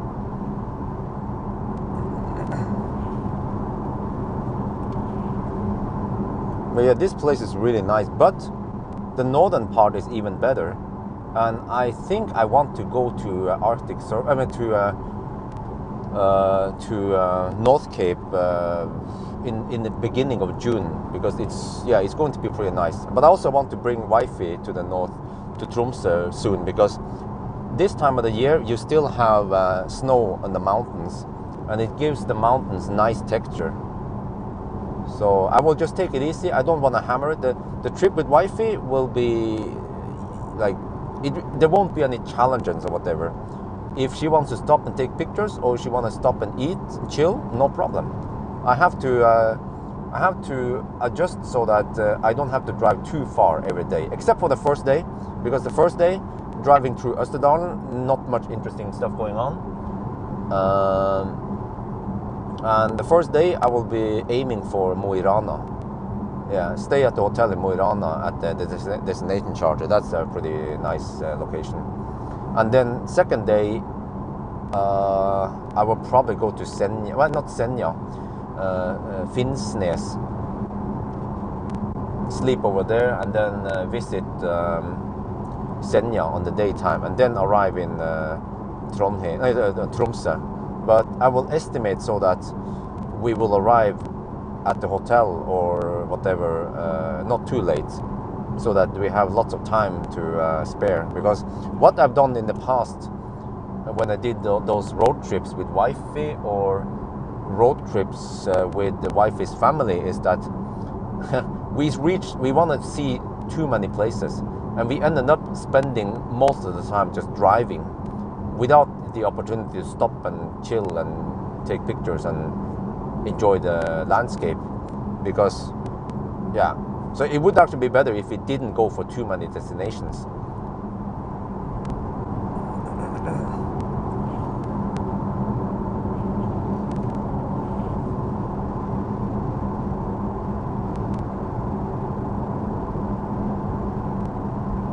Man, I just popped a Coke in the tunnel, and I think eventually I might have to pee before I arrive in Harran, because we are still 195 kilometers away from Harran. And this is I guess the challenge of driving in Norway, which is that you can't drive too fast. So it's going to take, wait, huh? It's 11 now. It's 2, huh? It's going to take almost 3 hours to reach Harran, according to navigation. But according to me, 2.5 hours maybe. Or I think I can average 85 kilometers per hour on this stretch. Which means 85, 170, minus 20, oh yeah, that's... No, that's less than 2.5 hours. Yeah. Huh. I asked about the route planner, Model 3 charging stops. 41 minutes total. Yeah, you see? I mean, a better route planner is not totally lost. And even a better route planner claims 41 minutes, but like I said, a better route planner tends to be a little bit optimistic with Tesla. Because a better route planner tends to believe that you always charge at the highest speed. And what a better route planner doesn't know is that the car will often fire up the afterburners, stealing 7 kilowatts. So you don't get 140 or 150 kilowatt. You get 7 kilowatt less than that. So that's why when you see 41 minutes, round it up to 50 minutes, roughly. Round it up to 50, 55 minutes, and that's the more realistic one. So maybe I should tell about the route. I should tell about the route planner to take in account the battery heater that tends to fire up. So they have to actually underestimate the charging speed a little bit to make it more realistic. And one way to test this, well, actually, you know what they should do? They should start gathering charging data. I don't know if they already do that, but they can gather charging data to find out how fast are the Model 3s really charging at V2 superchargers.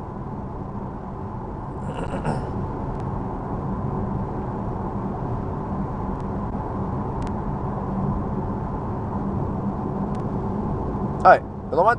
Let's call Torbjørn. He told me I could call him any day, any time of the day. I'm gonna try to call him on a Sunday. I will of course ask him if it's okay, just 5 minutes.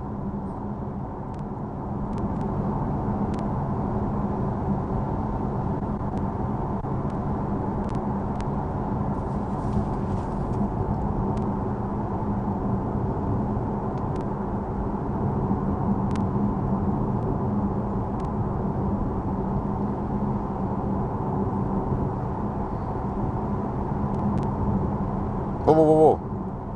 Shit.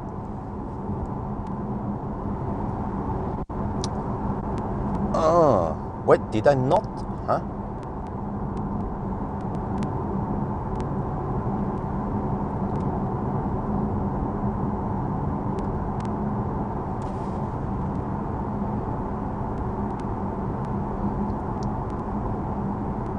No, no.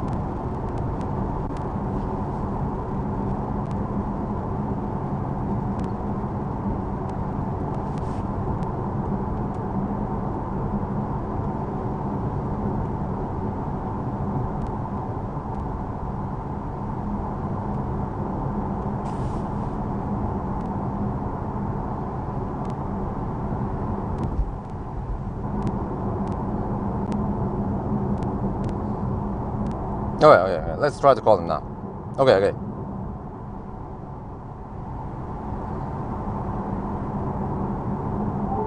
you go.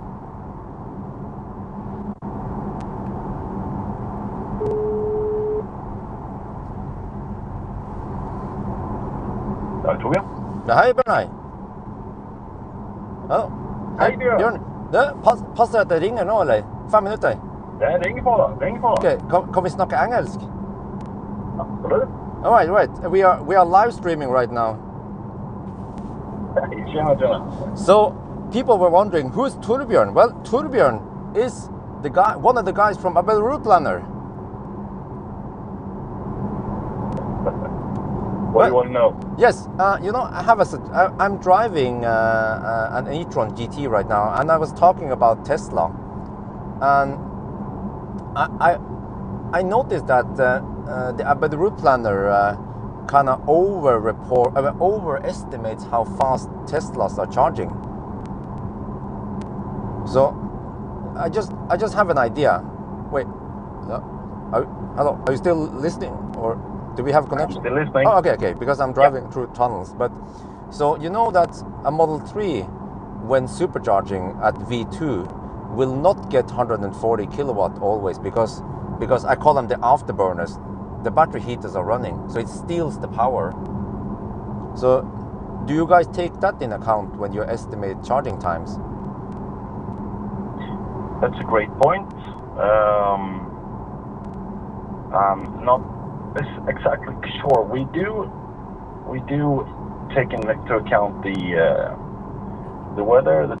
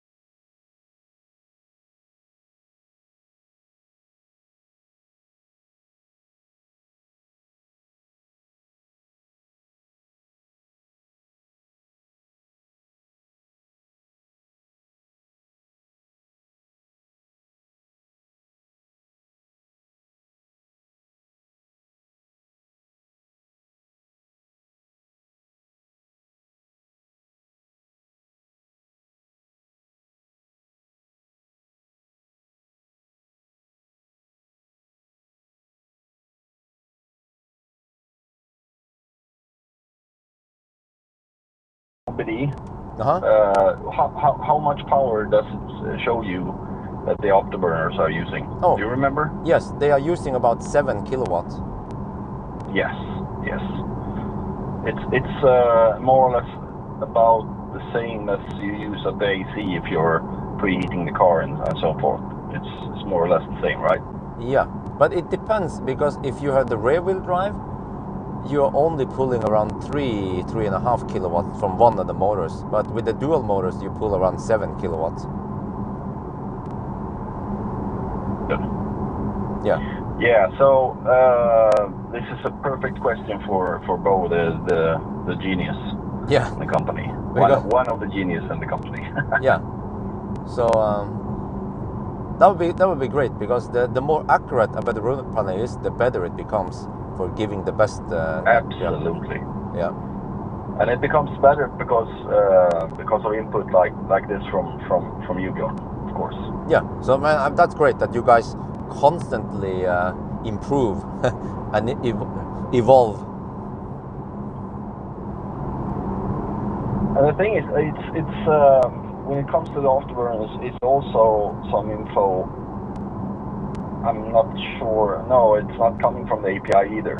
So that's something that you have to, like a big data AI. More, it's very tricky, because if it's hot, nice and hot, then it won't start. I mean, it won't fire up the afterburner at all.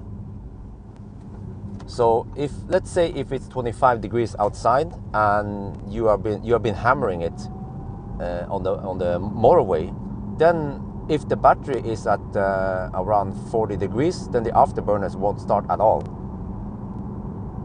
So, but this is almost impossible for you guys to know. So, but as I said, we have so much data. So I mean, we could probably we can probably get it from looking at a massive amount of data. Yeah. And speak to you about it, because when next time this is happening, we will make sure that we talk to you, you know, to record it and make sure that we can see the data. Yeah, actually, yeah, you could. I mean, you have all this user data, yeah. Yeah. So actually, I just remember, I mean, you guys actually know a lot. I forgot you know the weather and everything, and the temperature. Exactly. Yeah. So, and also you will know roughly how fast people are going to drive from A to B.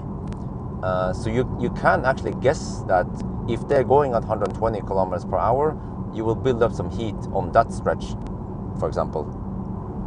Exactly. The only unknown is that you don't know the starting temperature of the trip in the battery. Yes, that is correct. But there are other ways to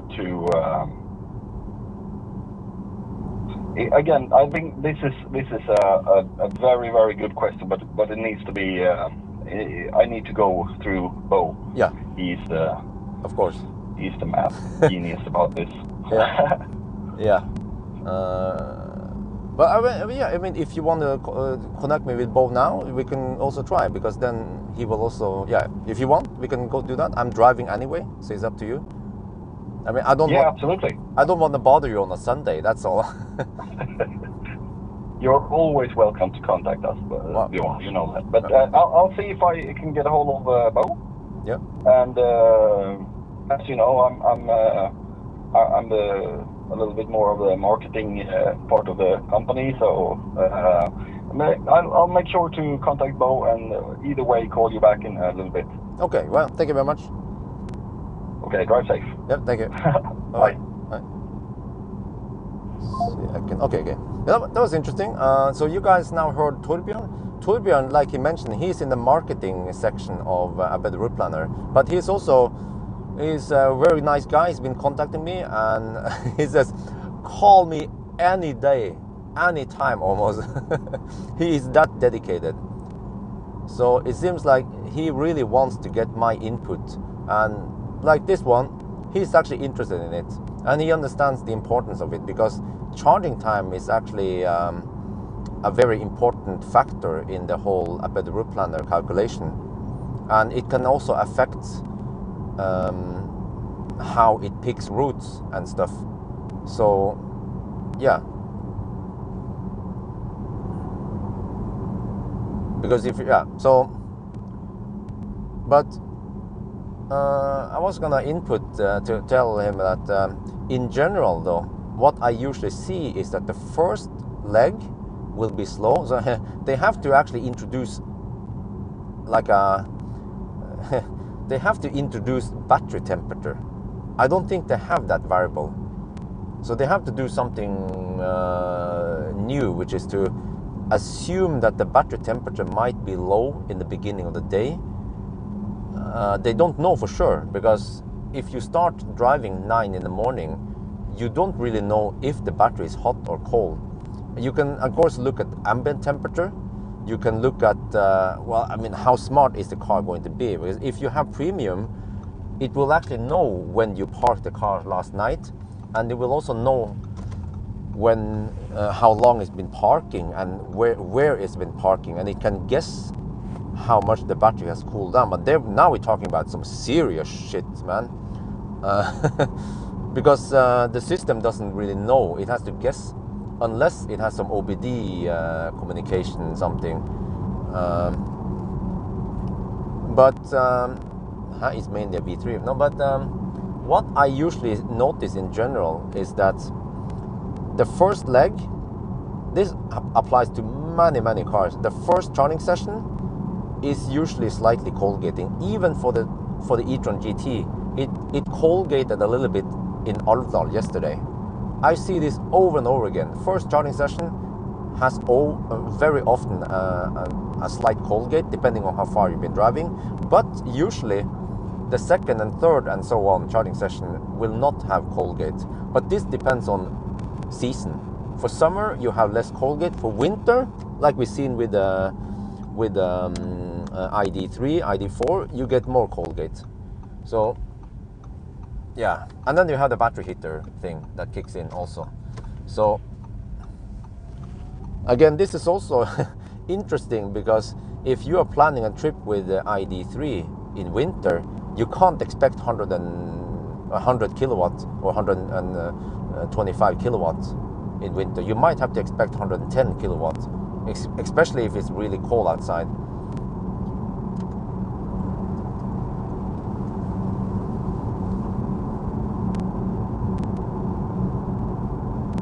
Yeah, exactly. Well, but the thing is that a better route planner has the weather data. So they just have to do a smart thing and just connect the data together and program something smart. They could do they could do a simplified calculation. Like if they look at the V2 charging sessions, they will figure out that the cars doesn't get 150, 140 kilowatts. They usually get 120, 30 maybe, and then they might peak at 140 for a little bit until they throttle. So they can actually figure out how fast Model 3s at V2s are charging based on statistics, and then do a little correction, just like in generic, just correct a little bit, and it will be correct for most cases, and it will be more correct then than before.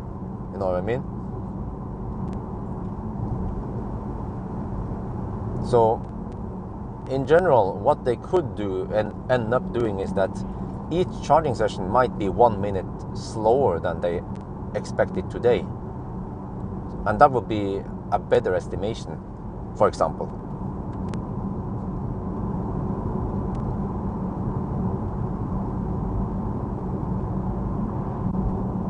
Yeah, well, I know. Yeah, you can use the OBD, but the thing is that the OBD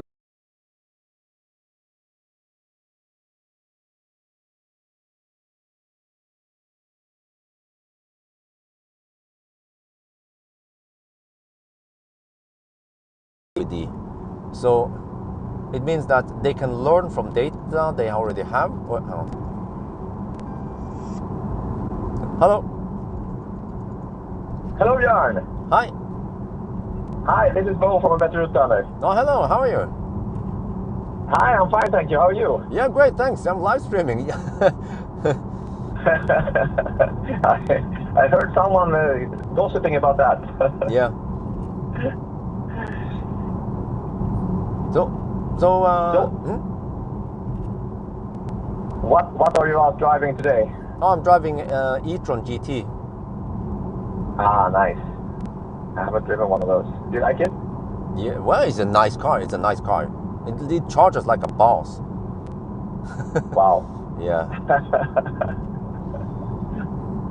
That's super cool. Yeah, so but I heard from someone that you were discussing a better route planner and had a few proposals or things that people were wondering about. Maybe I can answer a few things. yeah. So you see, I noticed that I haven't done any proper measurement, but I think I've seen that a better route planner is being a little bit optimistic on charging times. It assumes best case under perfect conditions, hot battery, stuff like that. Yeah.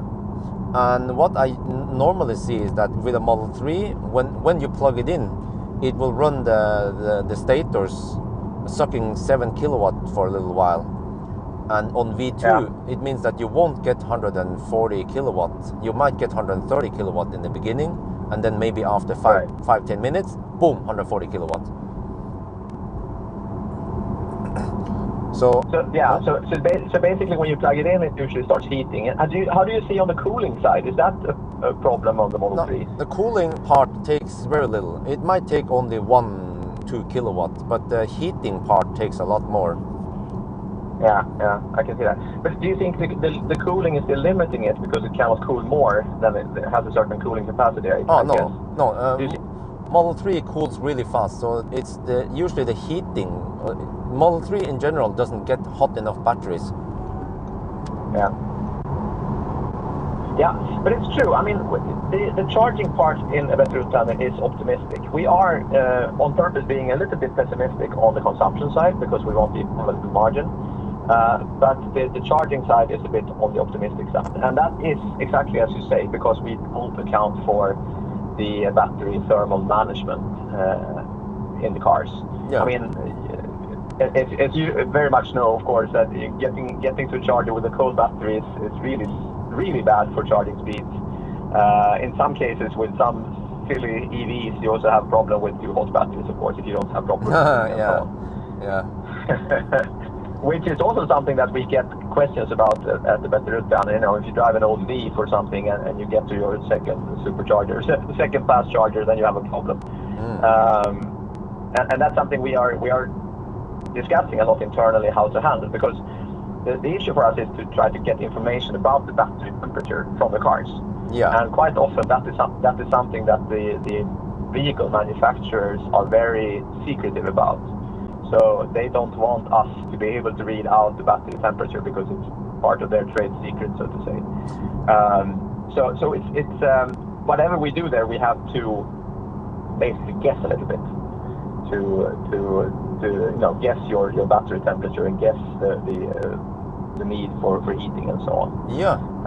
So that's where we are, and I agree we can do better there. But I see in general that once I start driving in the morning, many cars, even the e-tron GT, colgates a little bit on the first charging session. The first charging session is always very often like that. Yeah, I guess. Yeah, I've seen your videos on the thermal management of the Model 3, for example. I mean, there's quite a lot of engineering behind what the car should do in terms of storing heat in the battery or not, assuming that you're not going to charge or whatever it is. So I guess you're right. They often cold gate in the beginning. Do you see the same on the Audi as well? I actually have no insight because I don't have any OBD stuff that works here. Yeah, right. But we really lack the OBD solution for the Audis. That would be super nice to have. Oh, but do you have that OBD for Tesla? You're gathering CAN bus data or something, or is that sent to a better route planner? We do. I mean, since it's so easy to connect your Tesla to a better route planner with just logging in with your Tesla account, and the battery temperature part is actually not part of the data we get out from Tesla. So and because it's so easy to connect your car and get almost everything using the API, then we actually don't get much battery information from the Teslas. I mean, if you use Scan My Tesla or something that can read the Tesla via OBD, then you get more information that we don't usually get too much of. So I think we need to look for a solution there as well, where we can learn more about the battery thermal management. Okay, what about the... Because as you say, we want the battery route planner to be able to really predict your charging times properly as well. Yeah, exactly. So there is no... And yeah, go ahead. I was also, there are other factors, of course, that also can affect your charging speeds. I mean, at the charging station, sometimes the charging station itself has, a power issue, for example, and I guess that varies a little bit with the country you're in and the region you're in and so on. I guess Norway wouldn't be a problem when it comes to power, but I think there are regions in the world, like maybe more Central Europe, where there can be sometimes less power supply, basically, for the high power chargers, and the charging might be slower because of that. And in some parts of the world, it might be just too hot to actually fast charge properly. Like if you're in Arizona in the summer, some parts of the charger may just be too hot for it to really properly charge. Oh, yeah. So it's actually that's actually something we also gather data on, because we get data on a lot of charging sessions, of course, when people use the battery planner, and then we can start learning about specific stations as well on their behavior. Yeah. When it comes to charging speed. You know one thing, V2 stations in Europe, they have the passively cool cables, and in summer it gets so hot that the temp sensor throttles the charging speed. Yeah. I don't know if you know about that. I've seen that from people who have been having cases with Tesla, basically, to try to figure out why it's so slow. And we do see it in our data as well. But of course, it's something we need to have quite a lot of data on to be sure that that's the case. But you're right. I mean, there are thermal sensors in various parts of the chargers, and if any of them get too hot, then you have to stop the throttle. Yeah. So that's definitely true. Do you know if it's better on the V3? I mean, the V3 ones are cool at least, right? That's not the problem, the V3. It's only V2. The V2s are the passively cool ones. So if you're unlucky and you pick up a charging plug right after another guy's been using it, it will throttle faster. Yeah.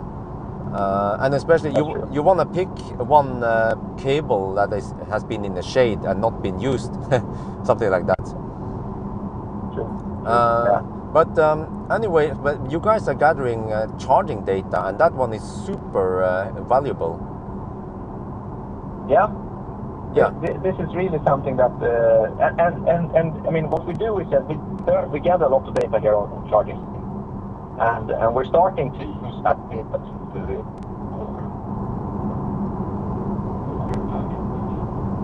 Oh, sorry. Okay, there was a dropout. Okay, sorry. Can you repeat?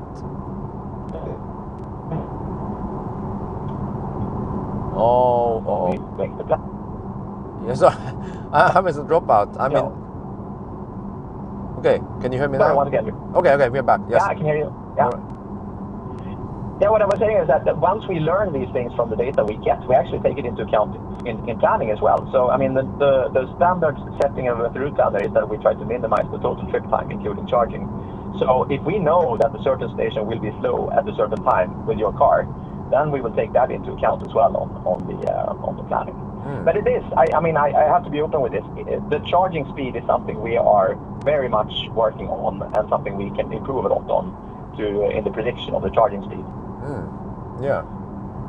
Nice. You know, so the more data we get from charging sessions, the better it is, of course, because then we learn more. Yeah, absolutely. Because once you start poking there, you will see that many Teslas, they don't get that optimal speed, and I think you will see many times that the charging speed starts at 130 kilowatts roughly, and then suddenly boom, 140 kilowatts, which is after the afterburner is shut down and the battery is at 45 degrees. Yeah, that's super cool that you measure those things and explain how it works in the Tesla. I mean, there's a lot of engineering behind that, and it's super interesting to see how it works. Yeah, and what else was it?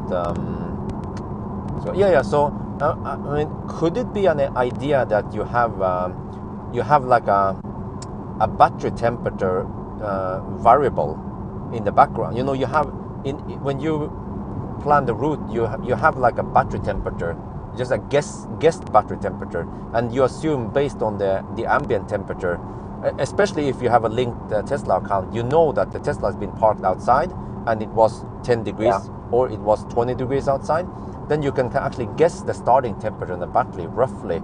Yeah. Sorry, I hit some phone calls. Can you hear me now? Yeah. Can you hear me? Yep, I can hear you. Yeah.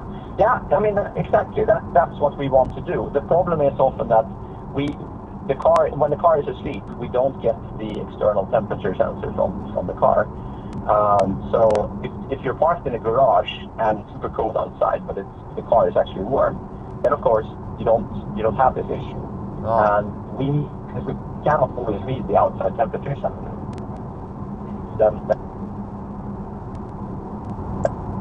temperature and be quite pessimistic. So it's a little hard to tell whether the car is warm or not when we actually can't read the battery temperature. But you're right, that's what we should, we need to work on that to actually account for the battery temperature in all these charge curves. Yeah. Or you could also, I mean, I guess you don't have to know the temperature as long as you see the charging speeds, because if you look at, for example, a Norwegian car driving from Oslo to Gol in winter, you will see that they get slower charging speed at Gol because it was cold outside and they've been driving slow.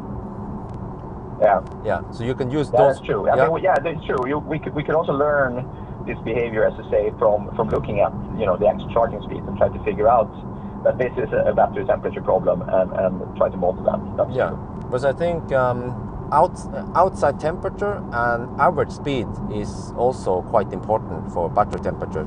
So you can use those variables to kind of guess the temperature or guess the speed.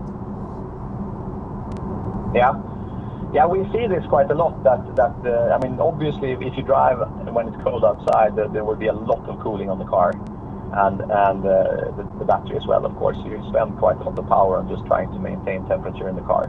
So this is something we actually do account for already when it comes to your consumption. So we have this as part of the consumption model, that you will be spending quite some power to try to keep the temperature of the battery and so on up. Yep. And there's one other thing, that some people navigate to the supercharger and some people don't. So yeah. So that you will see that some cars will be getting good speed and some don't. And of course, people who don't navigate the supercharger, they don't have hot battery once they arrive. Right. But right, I think it depends how much time you want to analyze the data, but you can look at the consumption, because usually there will be a big spike in consumption around 10-15 minutes before arrival. Yeah. Have you seen how much heating the car applies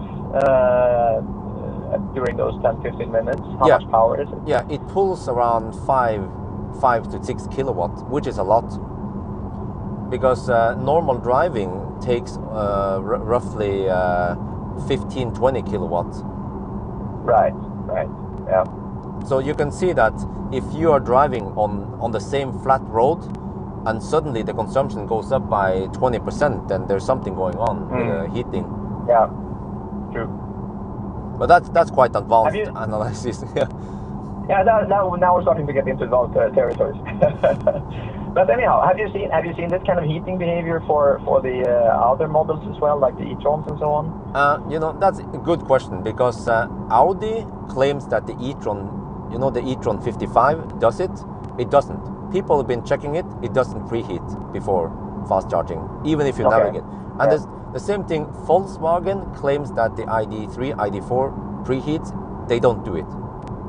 And I've seen indication with this car that it might not do it either. So most car manufacturers don't have that feature. As far as I know, only Tesla has it. Yeah. I think so too. Yeah, it's something to put into the equation as well. And of course, with over-the-air updates of these cars, they can also change with time. So we have to track it all the time. Yeah. But I'm wondering, actually, if you start analyzing the charging data, you might figure out that, okay, you can do some simplified correction, maybe something like that. You can't assume 140 kilowatt at V2, but you can assume maybe 135, so that the charging session might be 1 minute slower, and it will be more correct than it is today. Maybe something like that. Yeah. I mean, there's definitely a few factors we could simply apply without making it super advanced, and I think we should do something like that. Because as you say, if there's something that affects the plans that we don't do super well yet, is really the charging part. The consumption part is something we spend a lot of time on to make it correct. Well, very interesting. Cool. It is, for sure, and it's super nice to see in your videos that you gather all this data and explain how it works, and all of that. It's something we all benefit from. Yeah. So thanks a lot for that. No, well, you're welcome. Always want to improve things. Yeah. But okay, but anyway, I don't want to disturb your Sunday afternoon. Well, this is fun. Yeah. All right, Bjørn. Good talking to you. Yes. Good luck driving out there, and I'll let you know when we have some improvements to this one, so you can go out and test it. Okay. Thank you very much. Thank you for your time. Yeah. Thanks a lot. Bye for now. All right. Bye bye.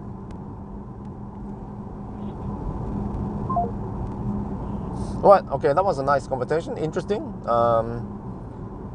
At least give them some input about the thoughts, and I think they agree that try to just simplify it. Don't have to make it over advanced.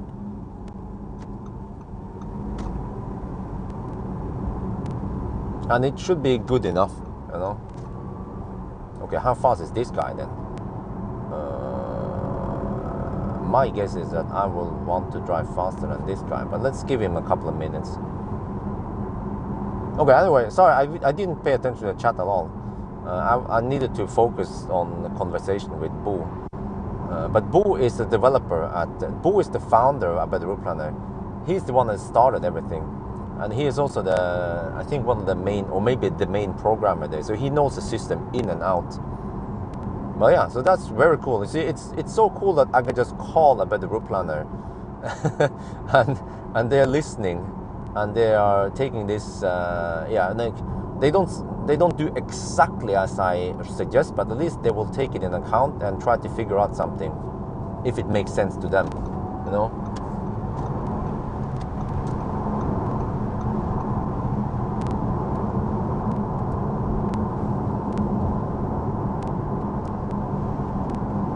Yeah, very cool. Yeah, very fun. So, but I just remember, I forgot to mention it, but you know, they have the charging sessions, and many times people they navigate, or they plan route. So they already have a stored plan with expected charging time. And then they have the actual charging session. And then they can actually compare those data to see if the car actually charged as fast as a better route plan expected it or not. And then they can do corrections based on that. And if they see over and over again that Model 3s, for some reason, charges slightly slower than they think, then just make a small correction. And it will be good enough in most cases. And then, in case it charges 1 minute faster than expected, then probably no big deal, right?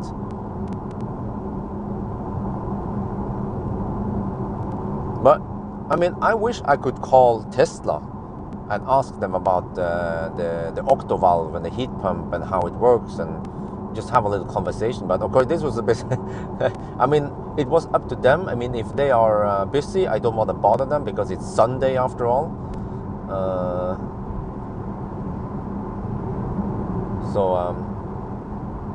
Because I mean, for me, you know, I don't want people to call me, except for, of course, if Marcus Biel calls me, I will pick up the phone anytime. And the same goes for Nasir. So they are VIP people that I will always pick up the phone, or I will call them back as soon as possible.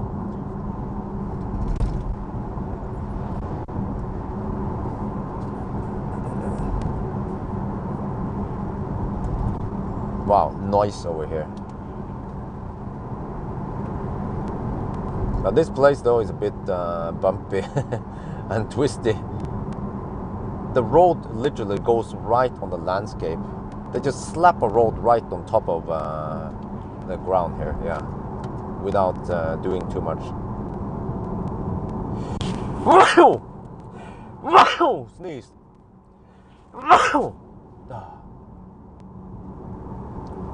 Even, they have really developed by the route planner a lot over the years. It be like, oh, suspension, race. It cannot, no, go into comfort mode. Raise suspension, ooh. Okay. Always raise suspension.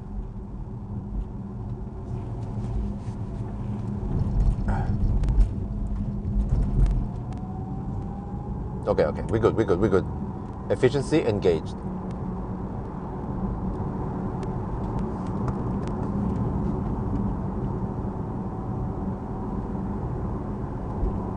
Yeah, exactly. Volkswagen preheats when you're stationary, and then it doesn't preheat before fast charging. Yeah. But I guess, well, you know what? I'm sitting on lots of valuable information.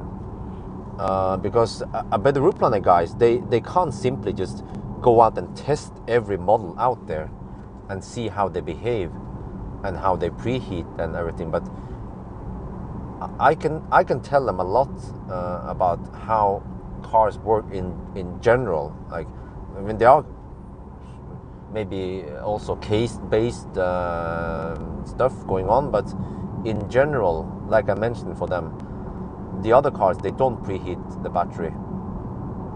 But I could also tell them that in general, some cars they cold gate, but other cars don't. But just having that connection with Tesla is super useful for them, because they will find out how the cars are actually performing versus how they're supposed to perform. So they can learn. They can learn the system to become. They can teach the system to become better and better, based on real data. But I think they don't get all that data with other cars, so I bet the route planner will just be super accurate for Tesla mainly, or other cars that uses that OBD thing. What is it called? Tronity something.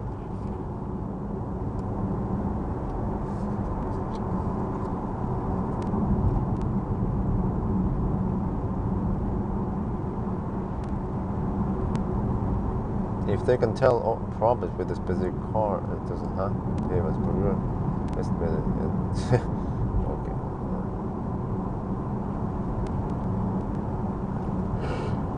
So yeah. Well, it's nice. The reason why I call them now was because I just want to talk with them a little bit and show you guys, well, not the faces, but at least the voices of about the route planner. But because I tend to forget stuff unless I write it down. So if I didn't call them now, I would probably forget about this feature with the supercharger thingy, whatever. But at least now they also remember. Maybe they remember, and they should remember, because they are working on this case full time. Because I tend to forget about small details like this. I have too much stuff in my head. Maybe you can make a trip to Giga Berlin and interview Elon. No, he's gone. Is he still there? But first point here, we have something called COVID. We shouldn't be traveling across countries. 2, how long does it take for me to go to Berlin? I have other stuff to do, other planned stuff. 3, how long is Elon there? 4, will I be able to interview him? So I can't just drive over to Giga Berlin now and expect that Elon will show up and interview me, and that he's still there, and that I will be able to pass through all the COVID borders. That's a little bit optimistic. Even though if we didn't have COVID, it would still be very optimistic trying to pull off something like that.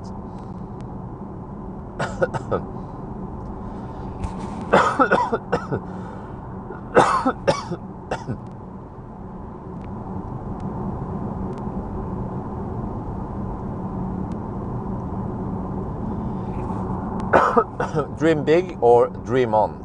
Yeah.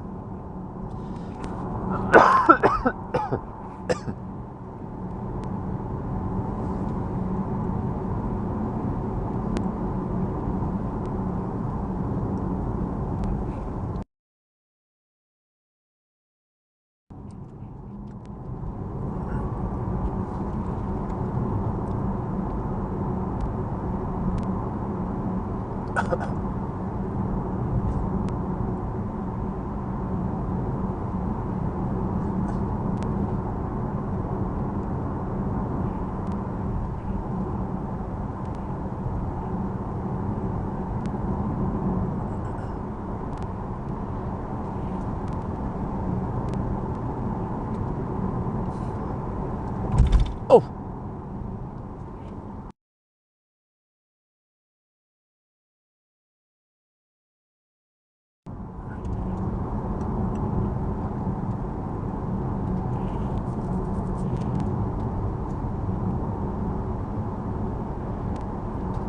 We are now in Trofors. I always mix up Trofors and Trones, but the Fors is in the north, the Trones is in the south.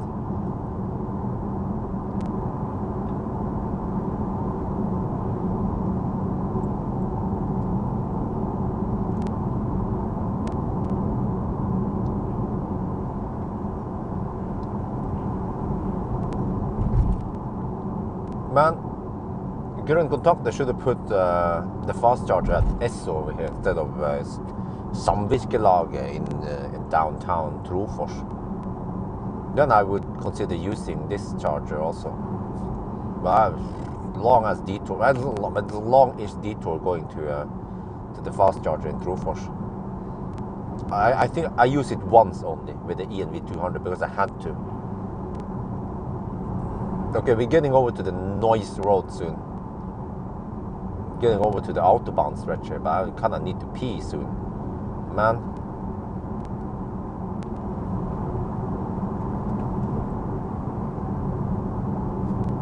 Can I hold it? No. We have another 132 kilometers to Harran. But yeah, interesting. With the route planner, always trying to improve. They're always trying to listen to the customers and the power users. Storforsen. Okay, here we go. Onto the highway. Well, you see, this highway has a weird bend, as if it would come from somewhere else. Like it would start from, I don't know, here-ish. So I think it was planned that this road would extend over to Mosjøen maybe one day in the future, but as for now, it's like this.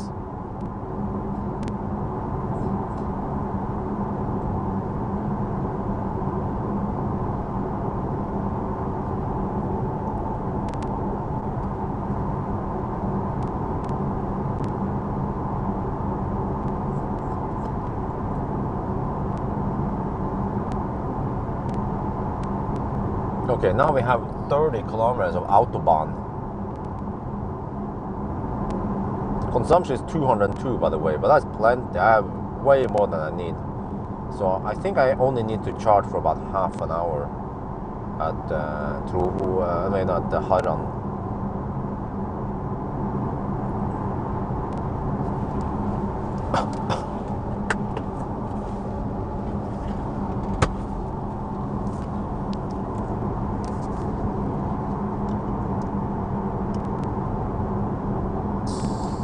Yeah, maybe some car manufacturers can incorporate a better route plan in their systems. Wow, that would have been awesome. But actually, well, you know, yeah, I know you're probably trolling. Polestar did it, but it's like a separate app. Like I reviewed it. It's not natively there.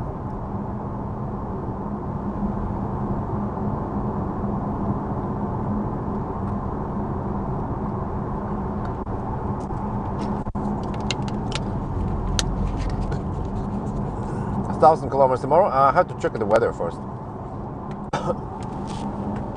Whoa, whoa, whoa. Why so slow, bro?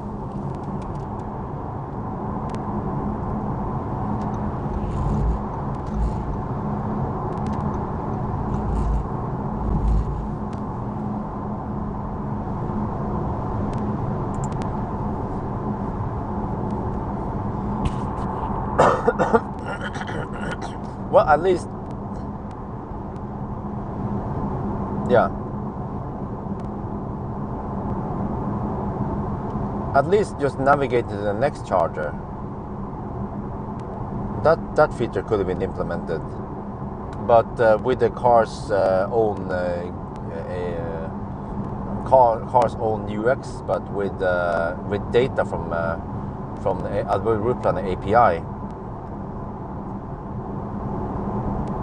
But only if the cars are online. So if the car is offline, then it just, yeah, then it won't give you any estimation on percentage. Something like that could be nice. But you see, the way it is implemented now I understand what you mean. Thomas Dahl. Well, I said, huh? You said, I hope XC40 gets it. You meant, I hope XC40 gets a better route planner. Oh, yeah. See, it's kind of hard for me to follow the topic here because topics might change all the time. So I don't know what people are talking about.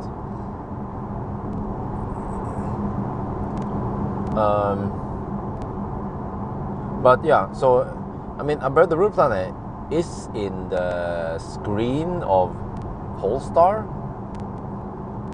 But the car is still using Google as navigation. So when you navigate to a place in the better route planner, you have to send that one to the car's navigation.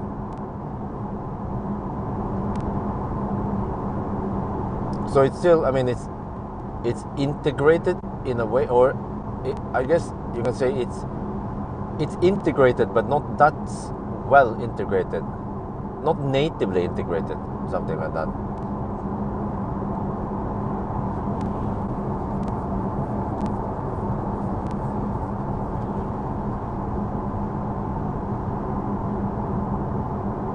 Oh, I know which toilet I'm going to use. There's one coming in about 5-10 minutes. But before that, hammer time.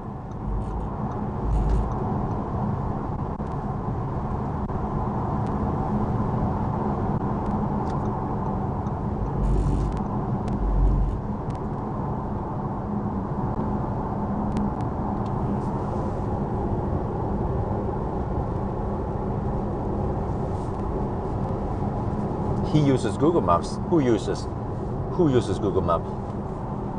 Me? You? Whom? Him? Him? Huh? Huh? Oh, you mean it? Did you mean that Polestar is using Google Maps? What do you mean?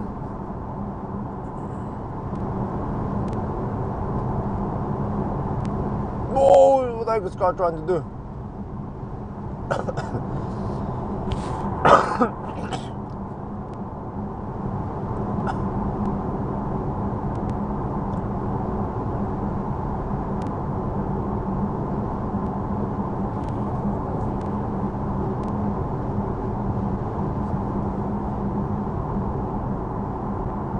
What rental car in Norway would you recommend? Actually, I don't know too much about it, so I can't give you any recommendation. But, or maybe Nabobil, or I don't know. I actually don't have experience with those car rental things. So if I give you a recommendation, it might be a bad one. Maybe the car manufacturer might buy a better planet. Oh, nah, really? Buy it? Cool. Nice creating a better. Okay, cool, yeah. I sell e-trons, and while I couldn't get, Whoa, dude, the car tends to cut. Look at this, what it's doing. Auto steer. Look at the auto steer. He tends to hug the. He's driving like an Audi. He wants to hug the middle line.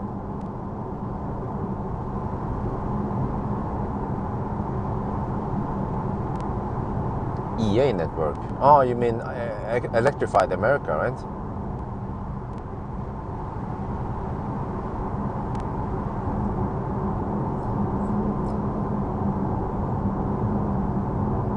Well, iMove is not rental. iMove is more like, well, actually, it's like a subscription thing. Yeah. And usually you subscribe for more than 1 month, but the car rental might be shorter time.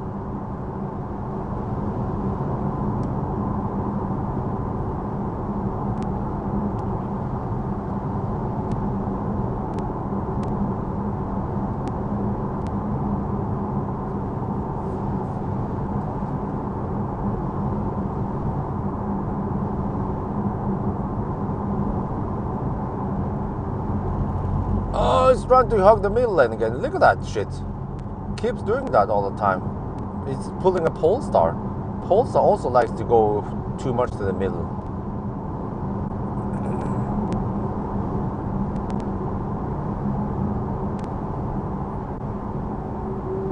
And then it goes too much to this edge. Whoa, stop doing that. The road is more than wide enough, bro. You don't have to do that.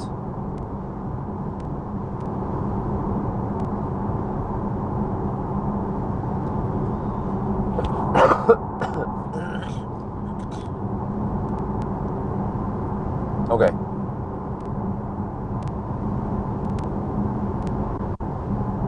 We're about to take a little pee stop here soon.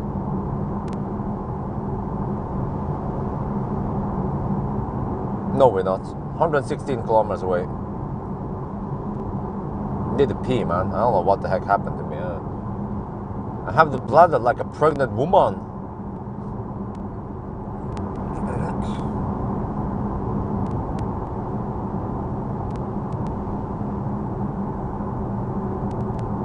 Wow, am I getting hungry now? I want to munch on some pizza. I have to wait about 1.5 hours. Okay, we're coming to a resting area. I'm gonna go over there and pee. Go wash my hands also.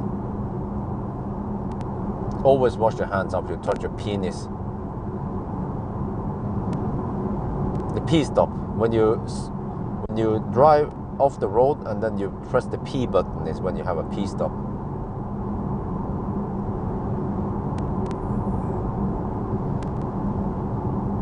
And hopefully I can make it over to the next charger, right?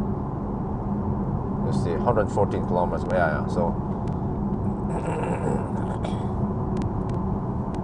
maybe they should start putting up high power chargers at pee stops. They should have Ionity over here. That would be perfect. You pee, car's done.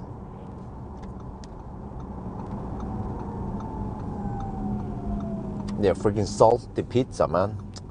Okay, I think I need a break from that pizza. I mean, it's nice. I showed the pizza many times.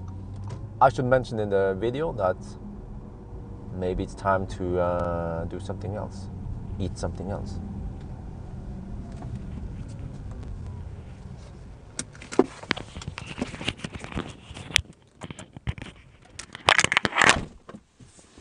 Your mobile phone is still in the vehicle. My mobile phone is not in the vehicle. I'm about to leave now.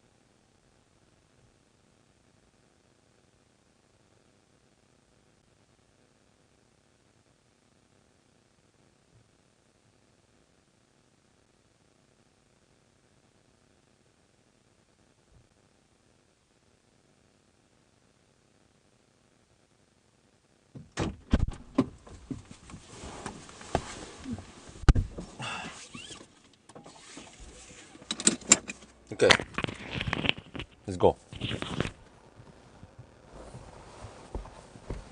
Consumption 203. All right, off we go. Oh, efficiency mode. Come on, go, go, go. Efficiency mode on. Yes. It's good that the fake sound reminds me that I'm in the wrong mode every time. But on the other hand, it could at least just remember the mode from last time. Because in a Tesla, when you put it in range mode, it stays in range mode. You put it in ludicrous mode, it stays in ludicrous mode until you change it to something else. So why not in an Audi? Why does it want to reset every time?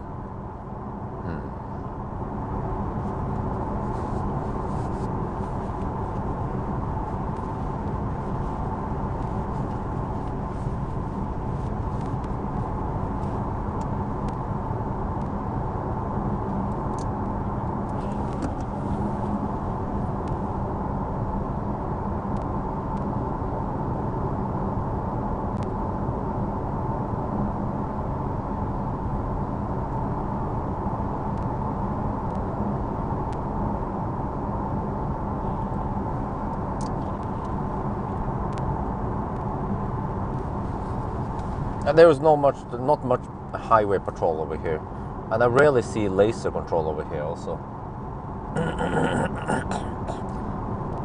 In general, I don't see too much laser control in Norway.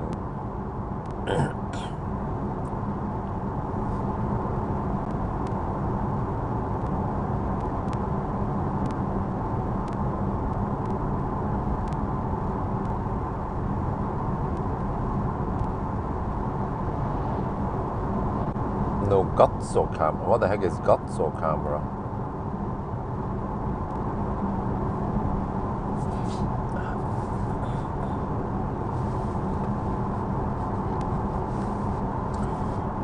Oh, well, so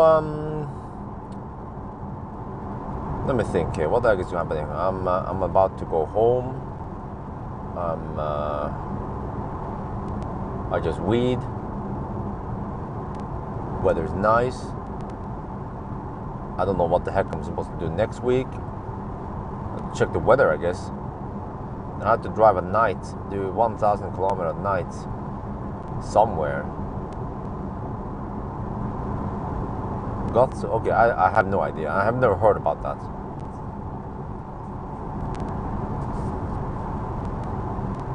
Ah, it's British stuff. Okay. It's like photo box.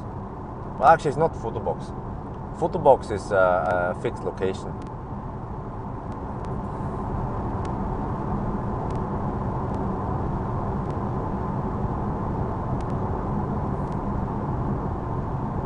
Man, Thomas, I don't know what is the worst part, that you drove too fast or that you're using your phone while driving. I guess a little bit of both.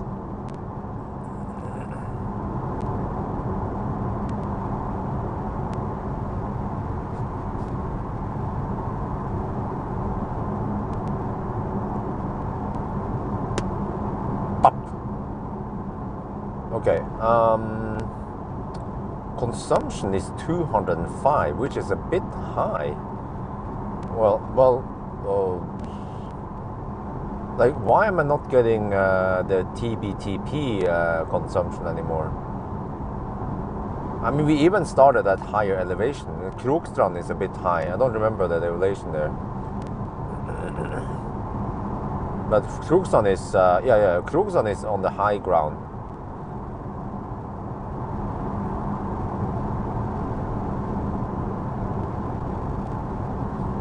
Oh, okay, not now. Oh, okay. Foot the box.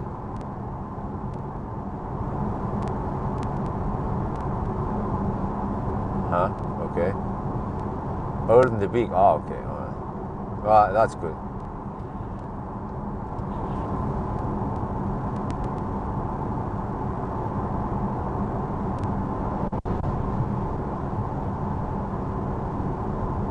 Someone been doing burnouts over here.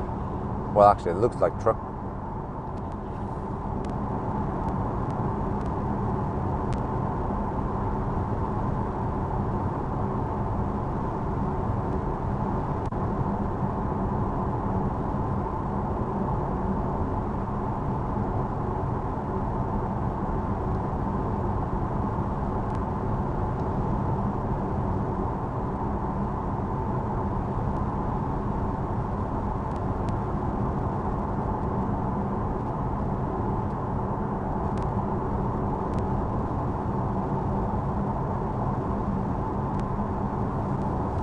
Okay, do we want to coast?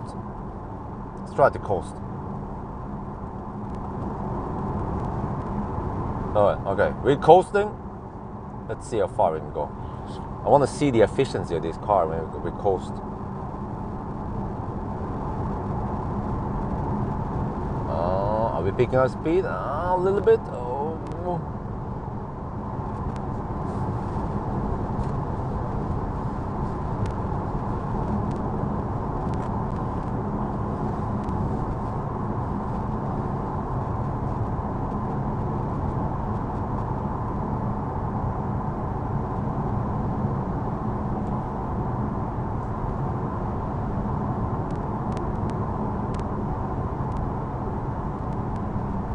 Okay, it wasn't that long.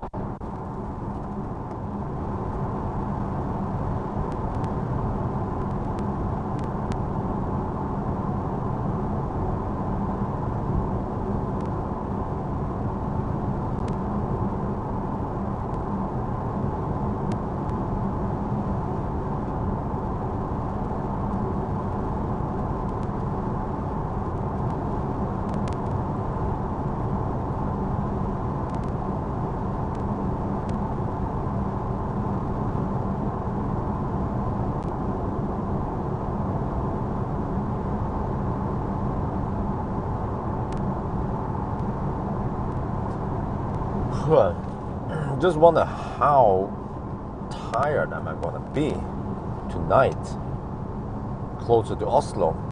Once it's dark and rain. Oh yeah, it's gonna rain around. I think it will rain after Alvdal or something. I don't remember. I checked the weather forecast.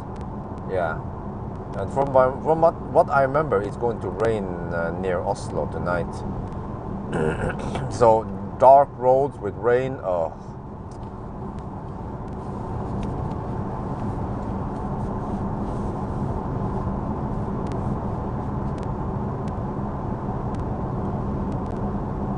Well, at least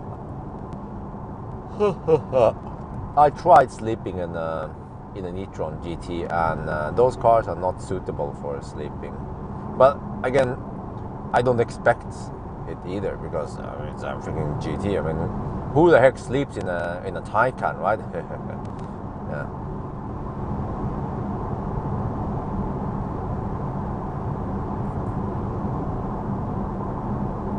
Nope, no animation.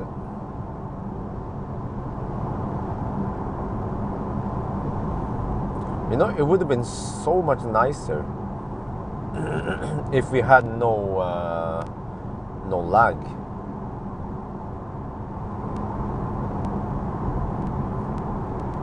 If I had no lag in the live stream and I could just answer, like, you know, just like in a conversation. So I have to always repeat parts of the question. So, headwind, no. If Bjørn graph ionity, well, yeah, I could ask ionity for the charging graph, because they have those graphs stored, but I have to know which charger I used and when.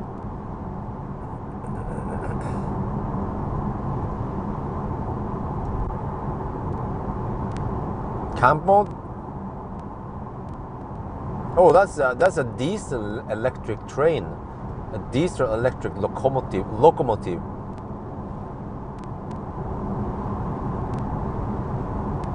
It looks a bit cold. 10 degrees.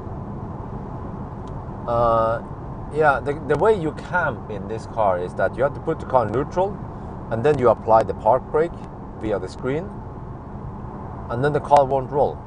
And the car will keep heater and USB and everything running. Just turn off the lights. But there will be a fake engine sound through the freaking night.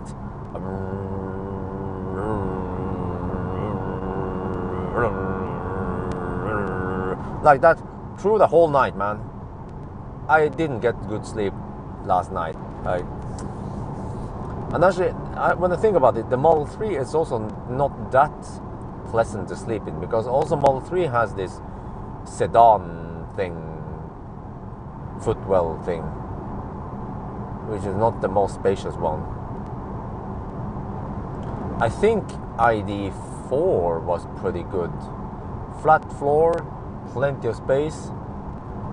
Also the iX3 might have been pretty good, if I remember correctly.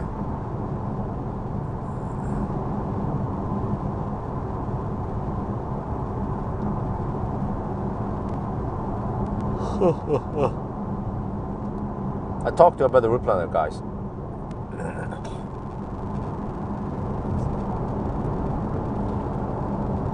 I mean, you can imagine if you talk to your wife or friend or someone on your phone, you know, and you always have to keep repeating the question. That would eventually it would drive you crazy.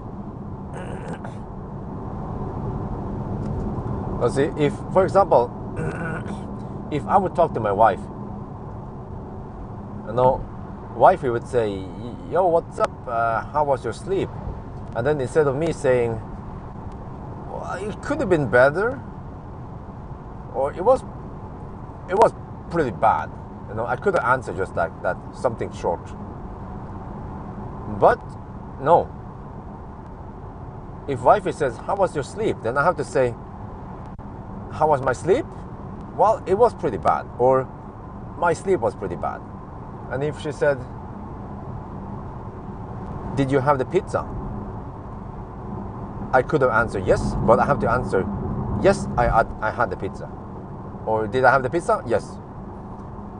You have to do that all the time in the live stream, unfortunately.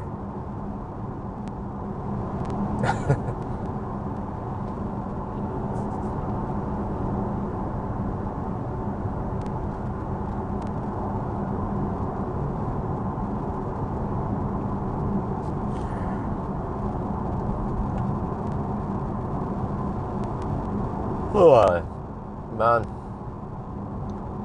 The kids are waiting for me. 93 kilometers away. Oh, we are not on the fast stretch anymore. It will take 1 hour and 10 minutes, I think. So that means we will be there at 13:35 roughly. Yeah. Whoa! Take control of the vehicle. I'm taking control of the vehicle, man.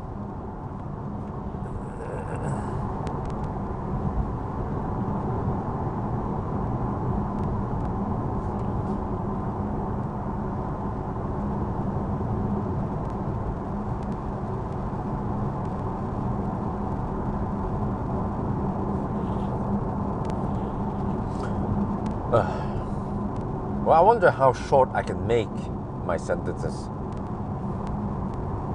Like, I usually don't have to repeat the whole sentence. I can just repeat part of it, as long as people understand what I'm talking about. But I always have to deal with incomplete answers and incomplete questions. Like, "Did you like it?" I'm like, "Huh?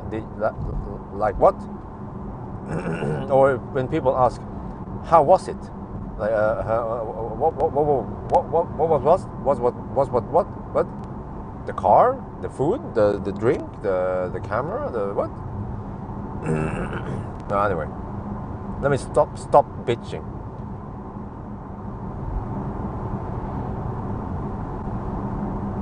Always bitching constantly. Yes, that's me, like a pregnant woman. Yeah.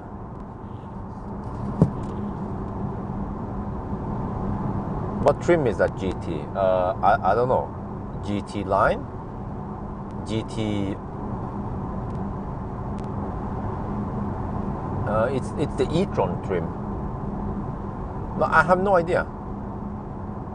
Because Audi never, Möller, they never sent me a spec sheet for this car, or the trim, or the whatever, the configuration for it.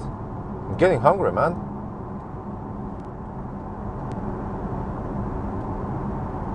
How many percent do you have? 39%. Okay. Are we good? Consumption is 200, so that means I might get for 120. Yeah, I have plenty. I will arrive with some decent voltage.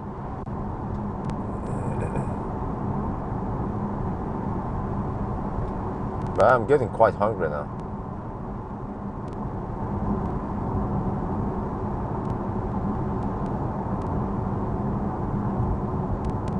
And I didn't bring banana this time.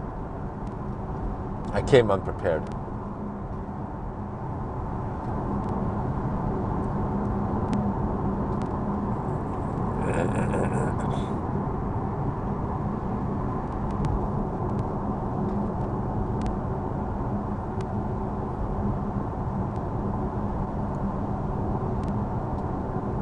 Majavatn, alright. All good. Need airplug. Well, you know, I considered plugging in my ears yesterday. Wait, where is that? Okay, there. But I was thinking, no, what the heck? Do I need to use earplugs in a freaking EV? That's just one step in the wrong direction. What happened with Vorsprung-technique?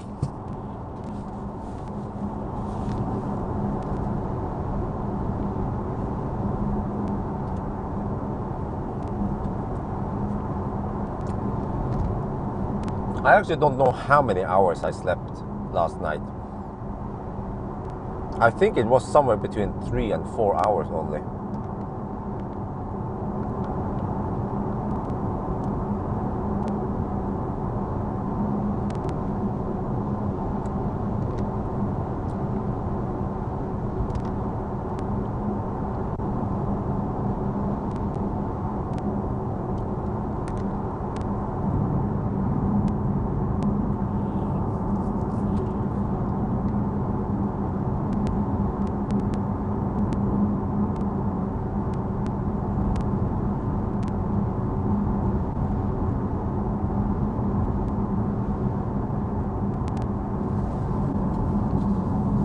Let's play some music then. Trying to keep awake here. I mean, trying to stay awake rather. Wait, where's the USB stick? What? Source? No, music, Musak. Okay.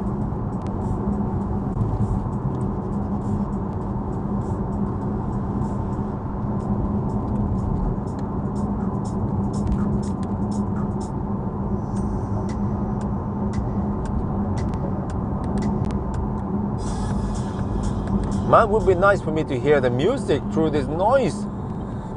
Can you guys hear the music?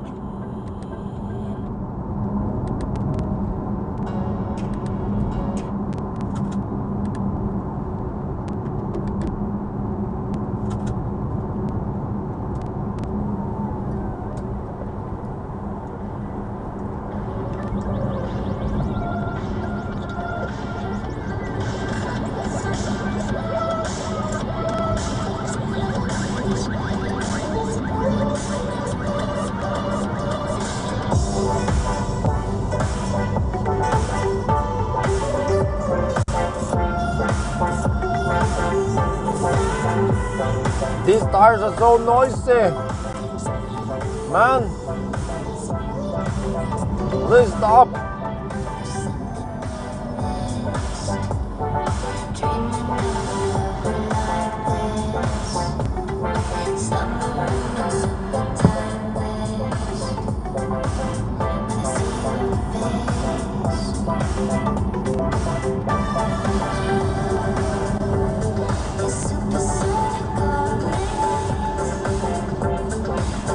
Oh, slightly better.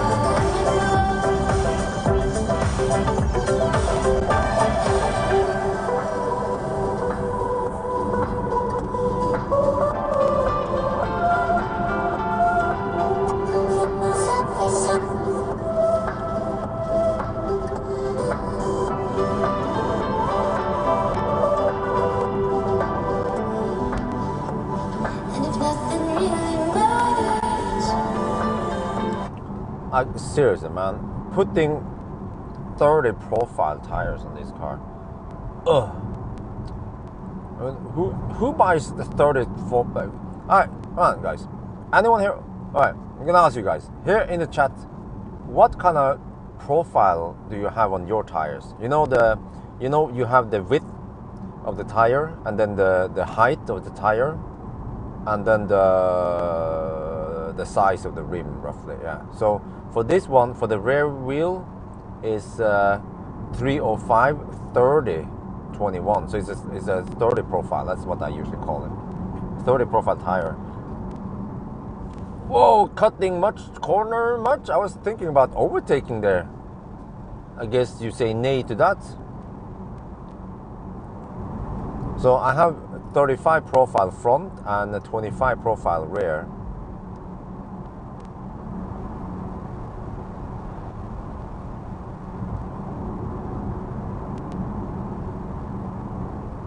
$55, $60, damn! That's the real boss right there, 60 profile. 50 and above. Yeah, well, I had 45 on most of my Teslas. And I think 45 is pretty okay.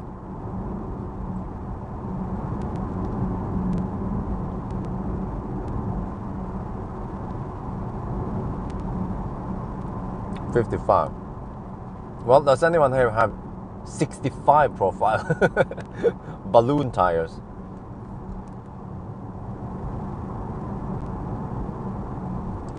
Oh, you have 35. Oh, like a boss. Yeah, 45. Yeah. Okay, 45. Yeah, you see, most people, they don't use the freaking humongous rims with low profile.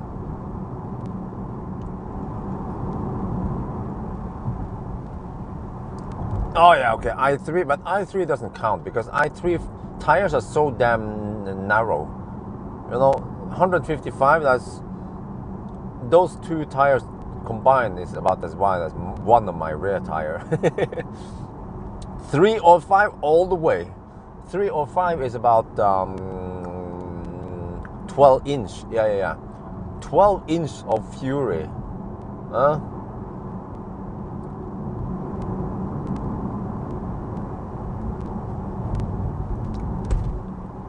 12 inch, that's actually quite long.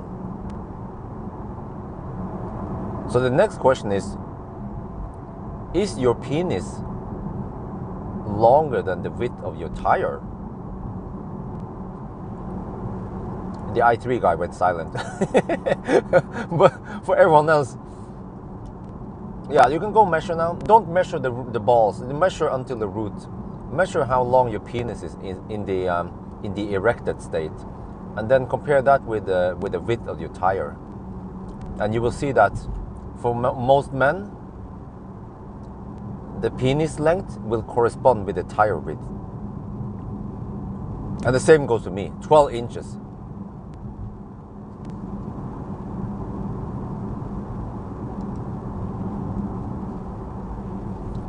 Man, we were having really interesting and intelligent conversations today.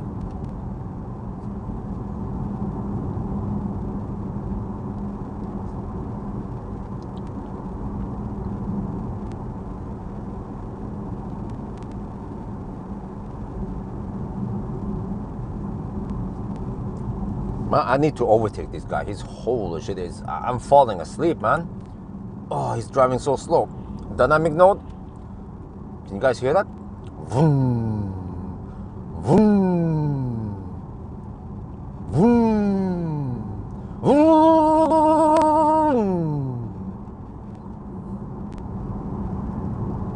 Holy shit, I'm about to fall asleep here.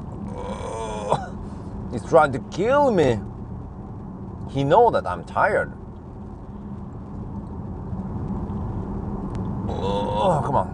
Come on. I need to wake up. I need to hammer it. Then I wake up. It's like a little jolt in my brain. It lasts for 5 seconds and then I'm tired again. It's an 80 zone here. Come on. Yeah, yeah. Oh shit.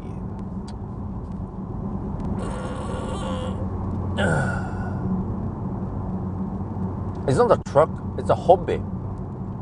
Mine hobby, yeah. I think it's driving in 6th gear all the way. That's why. Oh man, I'm falling as oh shit. Just if I fall asleep, just guys just call 911. You can pull me out from the ditch. Come on. That's a very good. Oh yeah, I can. You see, my fake engine. Yeah. Whew. Man, I just came in 2 seconds. I mean, I came past that thing in 2 seconds. Whew.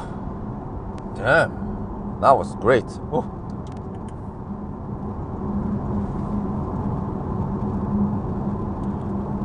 You know it's good when you come real fast.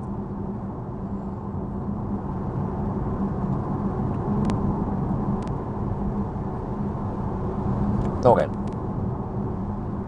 Anyway, what we're talking about? We're talking about penis sizes, right? And tire width.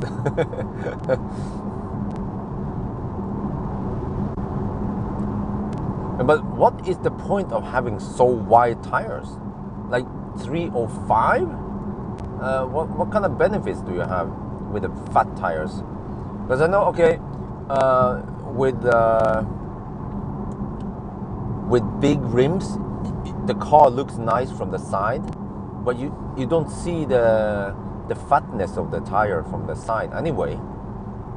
Well, you can see it from behind, maybe. Yeah, that's true.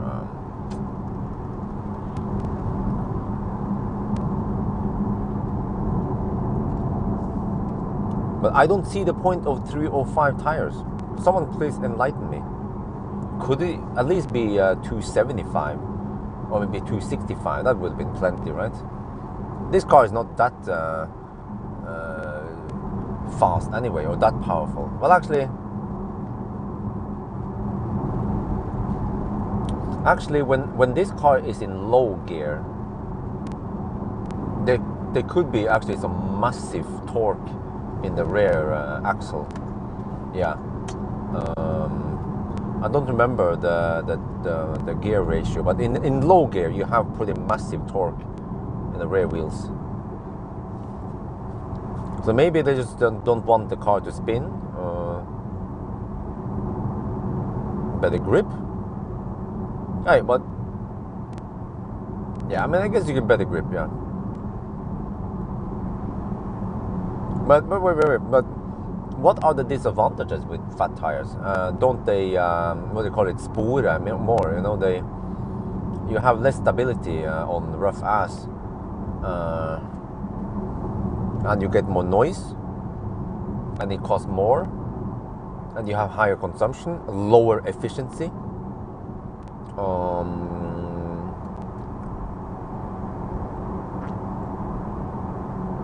There was one more thing.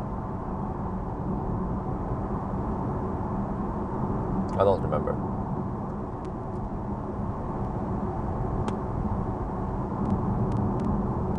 Yeah. More aquaplaning. Exactly. Well, you want to have skinny tires. So you never see i3 aquaplan because it just slices through the water like ninja, like a little knife or tiny chopsticks. That's the i3. That's, yeah.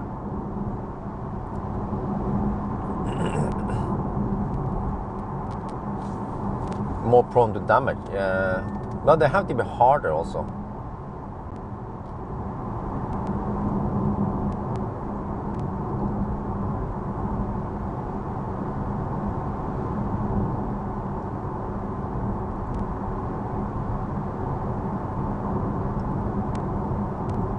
Well, you know, but that's the thing though, because for normal driving, like not track driving, I can understand that for tracking you want to have some fat tires. But we are not tracking. This is a GT car. It's not a GTR. Actually, I don't know what GTR stands for. GT stands for Gran Turismo or Grand Theft. And then GTR stands for Grand Theft Racing or Great Track or most people, they just drive Taycan to and from work and on trips or whatever. They don't go tracking. I mean, if they go tracking, maybe they should put on some more dedicated track slicks or tracking tires. And then for day-to-day driving, you have some smaller, more modest rims and tires. But I guess people want to look good, right? That's the thing. You're driven. Well, no, well, really? I mean, I think the Taycan with the small wheels look okay, but maybe not 19-inch, but at least 20-inch Taycan would be okay. But I do agree that balloon tires kind of look silly. Like that guy, Bjørn Nyland, he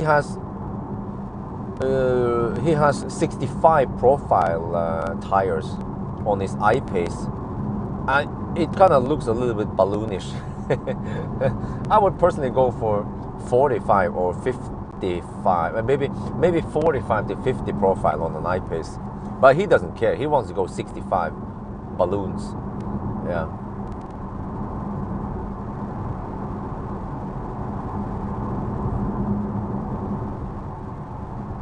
I don't know what the heck happened, but I was hungry, but suddenly the hunger went away.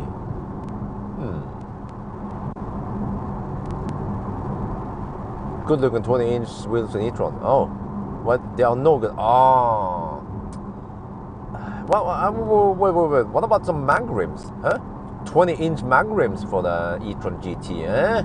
Then we might also improve driving feel and acceleration, and also consumption.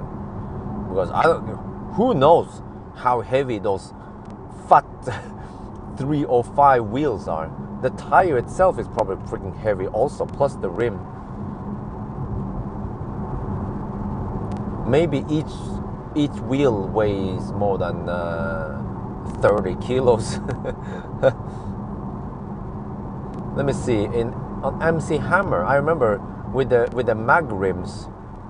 The mag rim was 7 point something kilos, plus the tire was 10. Yeah, so it was 18 something. Yeah, around 18 kilos on MC Hammer rims with the mag stuff. And then Tesla's original was around 13 kilos. So total weight would be over 23 something. 23 versus 17. Now that's on Model 3, of course. So with this car, wouldn't surprise me if each wheel weighs 30 kilos. Maybe I should go to Megahjul and weigh the wheels just for fun. Because heavy wheels is also not good for suspension and tracking. I don't know about you, but do you guys know about racing? For racing, do they use ultra light rims? Big brakes, man. Yeah, but the thing is that this car doesn't have the big brakes. It's not the GT RS version. The RS probably has some fat calipers and a brake disc. But this one, I saw it in the wheel arch. I mean, I saw it in the wheels. It could probably take at least 20-inch, maybe even 19-inch. Oh, this is an aero wheel. Oh, for high-speed pursuit. Oh, yeah. The Grand Theft rims.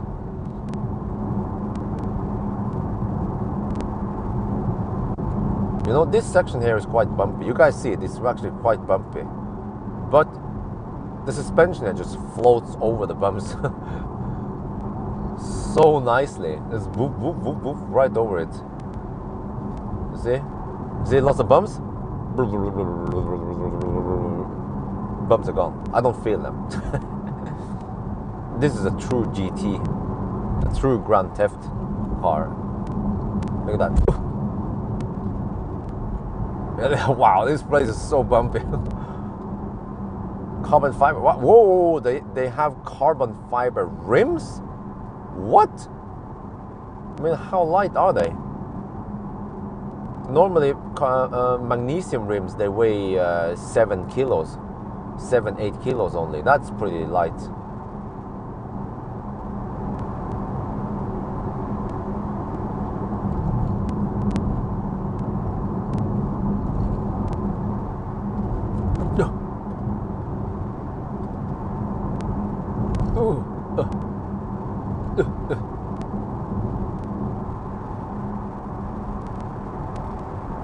Formula One cars use magnesium rims. Okay, with wide tire thick.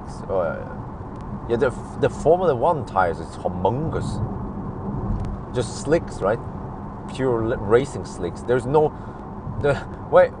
So those slicks, they have no treads on it. Wait. Well, how the slicks perform on wet roads then?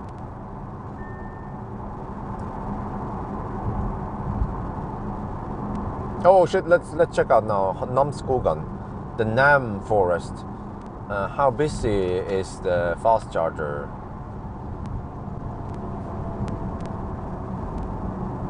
Carbon brakes. Oh yeah, man, those Taycan brakes. What's it called? The PDCC or the PCDD or the PDPD or the whatever it's called, the PD, I think it's called the PDCC. No wait, wait, check it out. Oh, there's an ID4 charging over there. Oh, nice, a yellow ID4. Man, I just got an erection right now. Man, I like that yellow ID4. It's something about yellow. Okay, anyway, yeah, but the Porsche PDCC, PCCB, right? PCCB is a Porsche ceramic coated brake, something, right? Is that what it's called? Porsche ceramic coated brake. Those brakes, they look nice and shiny. They always look shiny. I'd love to have those kind of brakes in MC Hammer or some Tesla. If I can just, yeah, it's I heard about it in Engineering Explain. I saw it there. He explained that these are specially developed Porsche brakes, and they are cheaper than the pure ceramic brakes, and they still have the very similar properties. They can just take a lot of hammering without the wearing, or they can endure high temperature without fading. So wow, 100k extra, 100k NOK, yeah. But man, those brakes. If I get a Porsche Taycan one day and get those brakes, I have to use fat rims, and they have to be thin so I can show off the brake disc. That thing is just, man, I wanna slap my balls on it. Okay, maybe not when the rims are hot, because that could be not when the disc is hot. That could be a little bit unpleasant. But it has this weird shiny look, and then it looks a little bit cracked, but it's actually not. It's just the way it appears. Yeah. Wait, can you get those Porsche brakes on the Audi Taycan then? I guess that's just a Porsche option, right? It seems like we could just get the cheaped out stuff in the Audi. Porsche, they have the mode button on the steering wheel. They have the clock on the dashboard. They get the nice touch display in the instrument cluster. They get all the good shit, and then Audi only get fake engine sound included.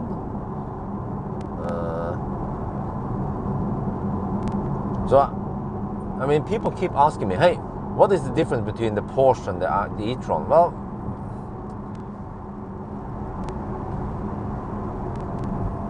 you get a nicer car with the Porsche, but it's more expensive.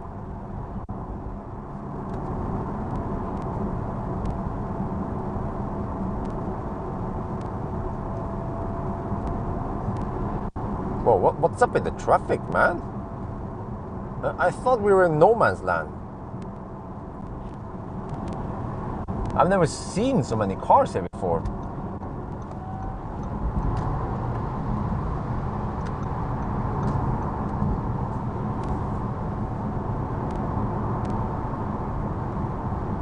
Porsche, but it's not, well, I mean, I don't know because I have these fat tires. So I don't know for sure. I mean, I should try 19-inch wheels on this car to see how silent it becomes. So that's why I actually didn't talk about it too much in today's video, because I can't assume that this one has better soundproofing or not. Coated brake thing. Very cold with ceramic coating. Okay. On RS you get carbide brakes as standard and ceramic as an option. Okay. I guess people who get the RS, they want to go tracking with it.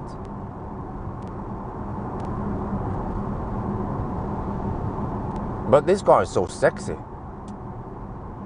I mean, it turns heads everywhere. So, and in a way, Taycans are getting common now, but this car is still, how to put this? This car is still not that common yet, so it still turns heads, yeah, for now. Yeah, the cracked look is for the PCCB, yeah, that's right.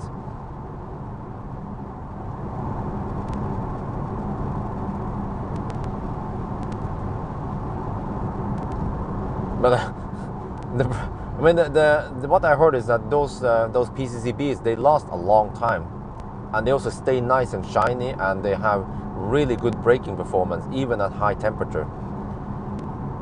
But once you have to replace them, it will cost you a kidney and a testicle.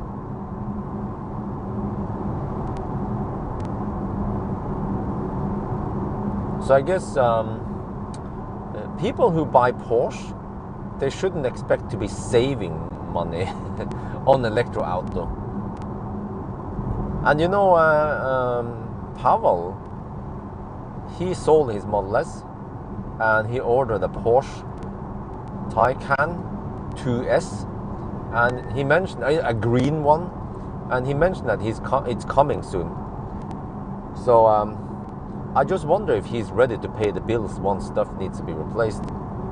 But he will probably not keep it that long, or I don't know. There are 3 types of brakes: ceramic, composite, ceramic coating, and steel. Okay. Please test with more. Shit, hang on. Silent tires.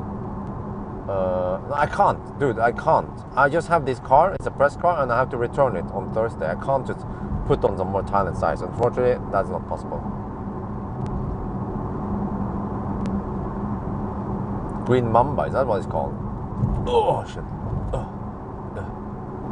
Waving kids before next charging, huh? Waving kids? Well, we'll see if the kids are there. How many percent do I have? Shit, let me check. Pay attention here. No, I have plenty of juice, no worries. Forgot. But I can check anyway. Okay, let me see. Charging and efficiency. Wait. Why does the menu say charging and efficiency? And it actually says efficiency in the screen here, because I'm in the efficiency mode. So it means that the car is now efficient. Okay. Battery level, 29%.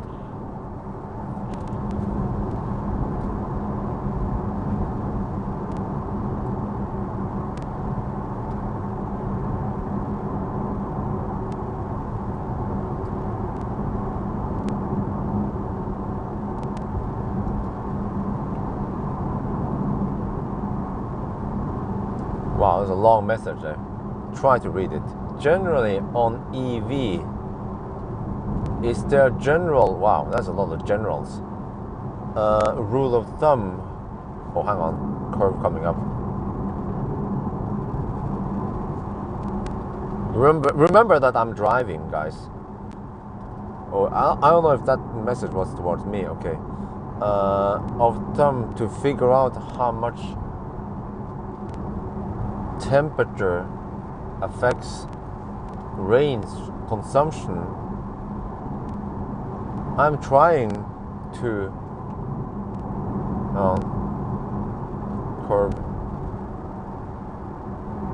figure out how ENIAC performs.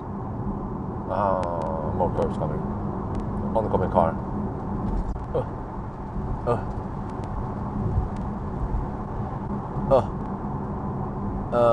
It performs on extreme cold, like minus 20 degrees or less. Oh, what was the question again? Okay, I can't scroll it up. But I think the answer is no.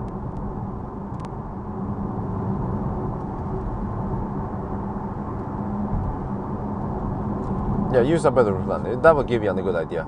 You can input some parameters there, like temperature, manually. You can input it, and you will see how the stuff changes. Brakvassälv. Okay, let me see. Is there some digging going on over there? Are you digging it? Let's see.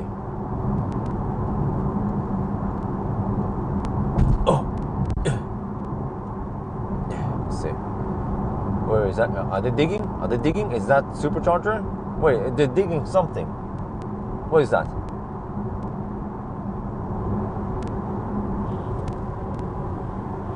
They're digging something over there. But I don't know what it is. Oh, hammer time.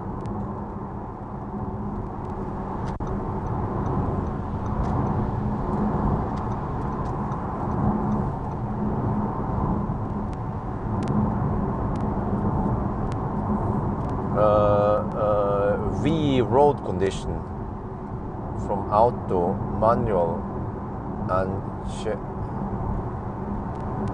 what? Okay, whatever. If your that's a good one. If your question is too long, the answer is no. Yeah.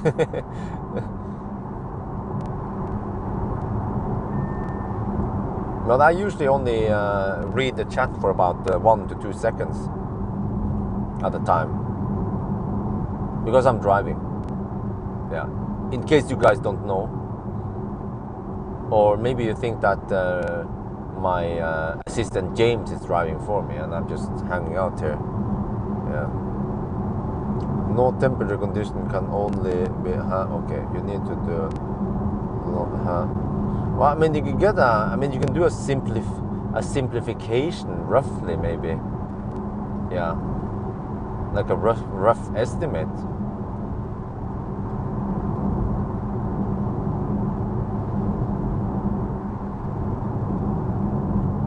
But also road surface counts a lot.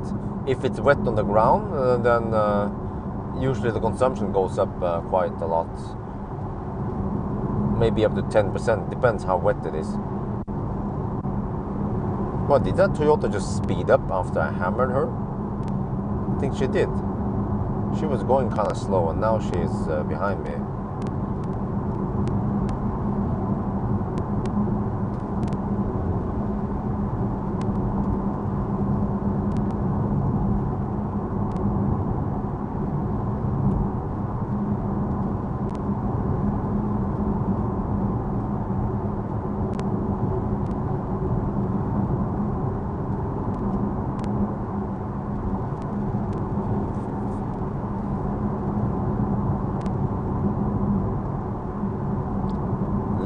Wife drive and you can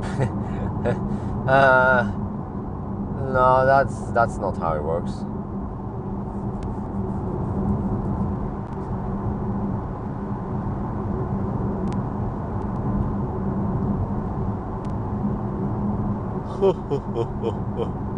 Well, we're getting sleepy over here. 39 more kilometers. Come on, get over there. Get over there. Ugh. That's a Mortal Kombat. I need to get over to fast charger. Wait. Shit. If I start charging at Haran and I squeeze in 3 slices of cold pizza, I'm going to get food coma. And then what happens? At Steinkjer, I get stuck behind Sunday drivers and they drive 20 kilometers per hour under the speed limit. I'm gonna fall asleep and crash this car, and then it's gonna blow up and we all die. So, to prevent that from happening, I need to buy Red Bull, because Red Bull will give me wings, and then I can just fly over the slow traffic and I will not fall asleep. Yeah.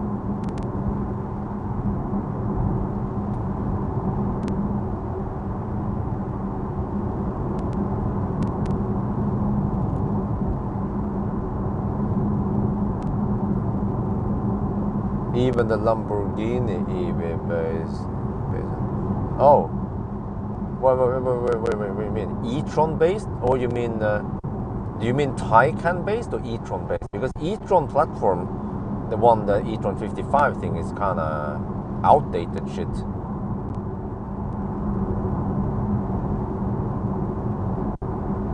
Did you mean the MEB platform or you mean the Taycan platform? It must be the Taycan platform, not the MEB platform.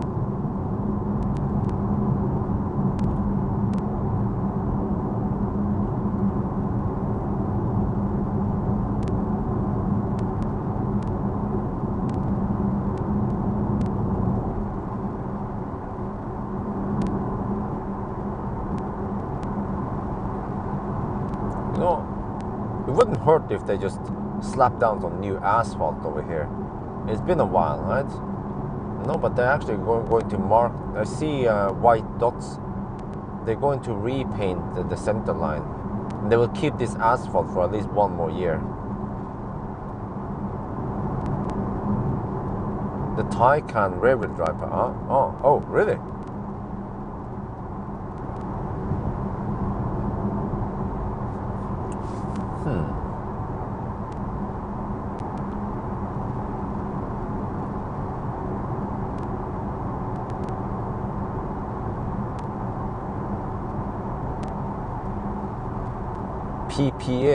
PPE, Performance Platform Electric. Performance Platform Electric. Huh? Why didn't they call it Electric Performance Platform instead? EPP.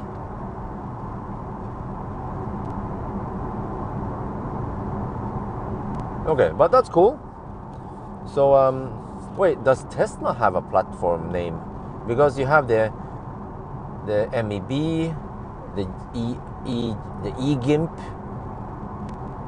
eGIMP platform, the PPE platform, the I just call it the PSA platform.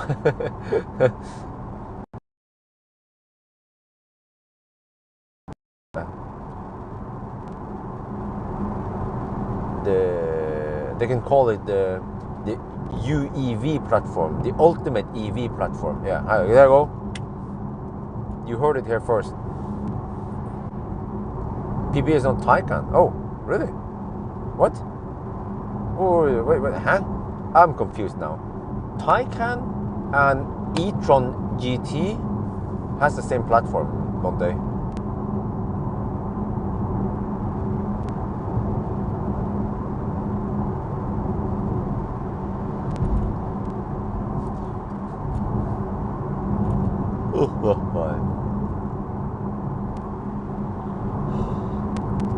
Oh man,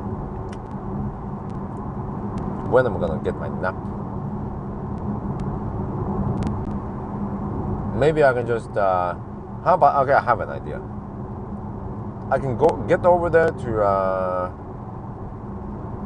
Haran, and if the kids are not there, I will just plug it in type 2, take a nap, and I put a sign in the window saying, wake me up before you go.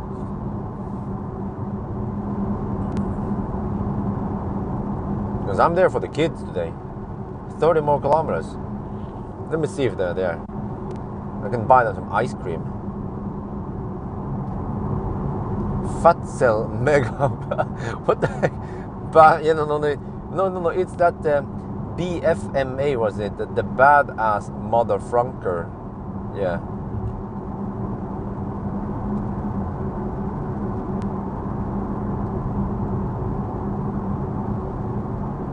Huh? They have a new platform? What? Scalable system platform, SSP. Wow, I'm getting confused now. All these new platforms popping up like mushrooms.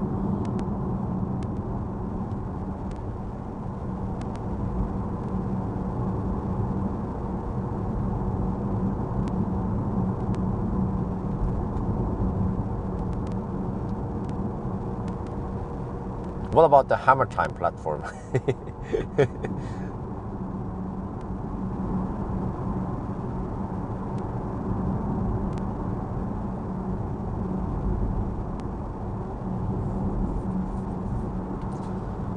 You mentioned Type 2. How fast does Auto charge on Type 2? This is not Das Auto.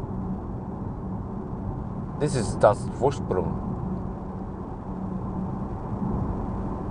But actually, I don't know. Do you guys know? Is it 11 kilowatt or is it 22 kilowatt?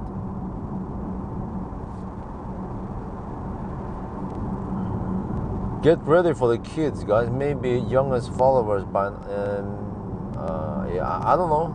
I'm just getting a little bit sleepy. 28 more kilometers.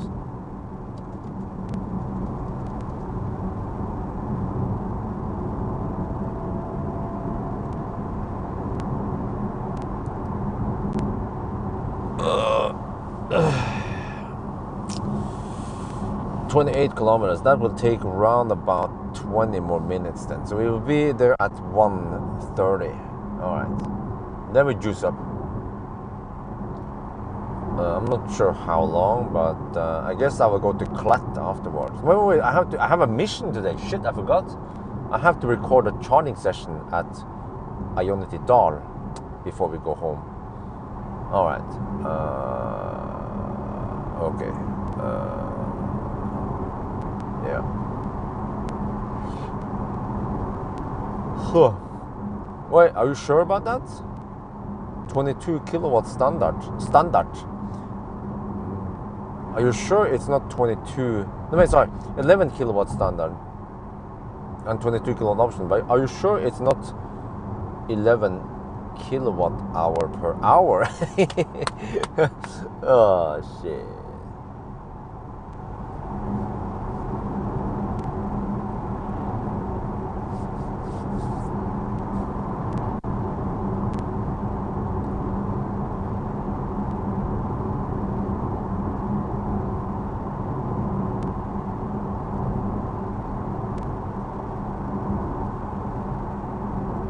Hi. Man, you know what? Last night, when I was just struggling hard, I was just turning left and right, trying to get some sleep in the tight back end of the GT, while listening to that humming.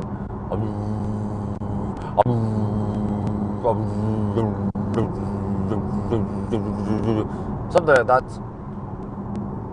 I was actually thinking about maybe I should have gone. Wait, is that toilet over here? Tinsjø er. There's a resting area and a toilet. Oh, I didn't know. Well, now I know. But I was thinking about driving back to Mo i Rana and then just get the hotel room instead and get some proper sleep. But it was already almost 4 at night by the time I got there, and I charged up and I shot some videos. So I was like, it would take me almost an hour to go over to Mo i Rana. Let me just sleep now, yeah.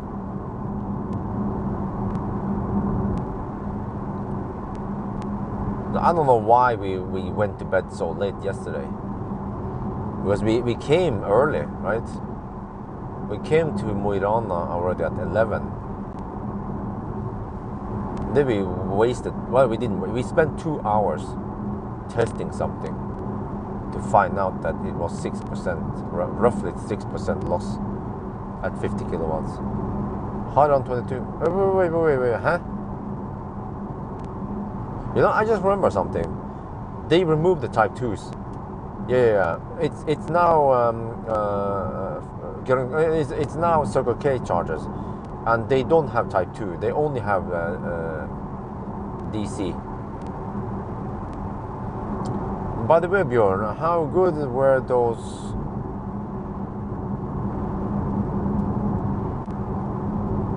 firm plants? Oh, nah, they tasted like soil, so I gave away the rest. Wifey also didn't like them. The Thai people, though, that she heard it from, they were hyping it up like, oh, this is so delicious. By the end of the day, it turns out that it wasn't that great after all. It had a weird taste.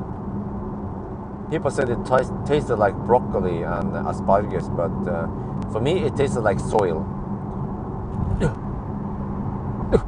Oh, smooth ass. Oh. Wait, are we going to that Baustelle again? Hey, what's up with this traffic, man? What? Sunday traffic? I thought you guys are on vacation. You have your tomorrow off.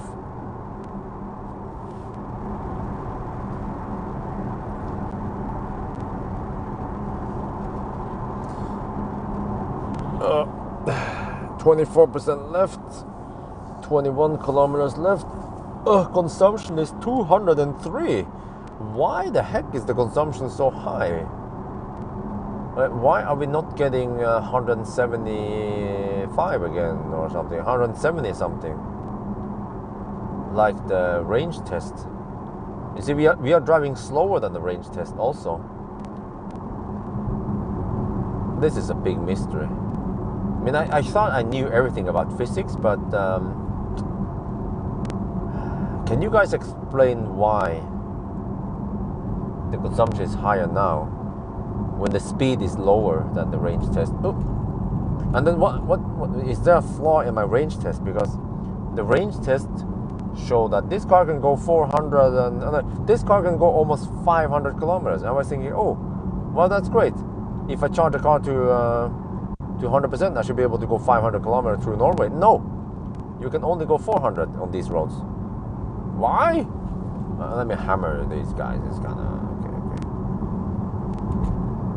I don't know what they're doing, but I don't need to know what they're doing.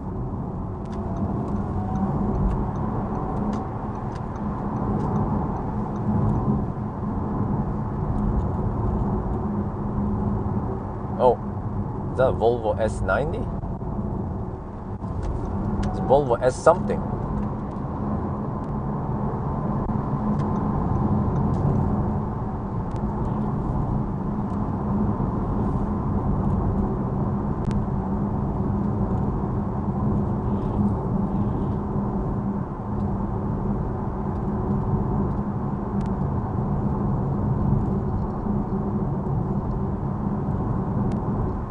Lots of wind. South, the east, south. What is that? Oh, that's too hard for me. East, southeast. Okay, slight headwind then. Oh, okay, slight headwind.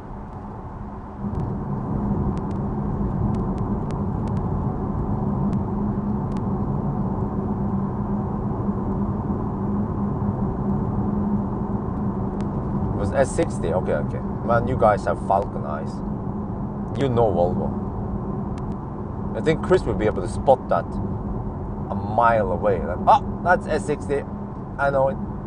Chris, he gets a hard on when he looks at the Volvo XC90. He's like, oh, that's a sexy car. Oh my God. Oh, I'm like, okay. Are you okay, Chris? Yeah. He loves XC90s.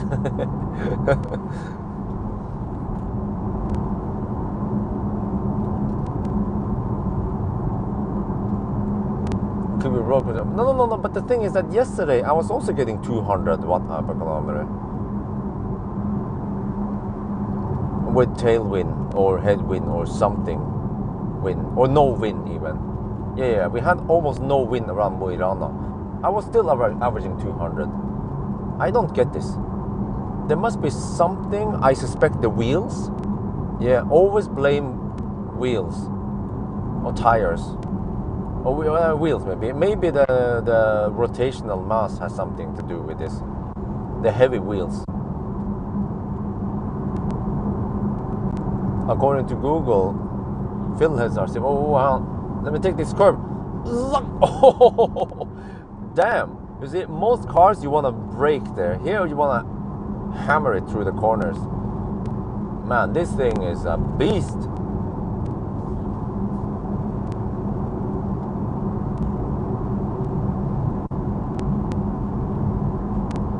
South is downhill. Oh, man, I forgot. South is downhill. Yeah.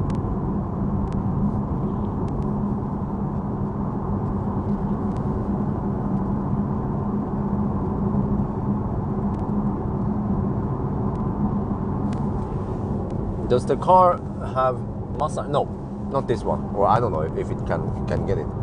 Chris loves Enyaq more than ID4. Well, you know what? I also like the looks of Enyaq. Except that it's based on some kind of fossil design. But the Enyaq front looks more aggressive. It's like, get out of the way, you know?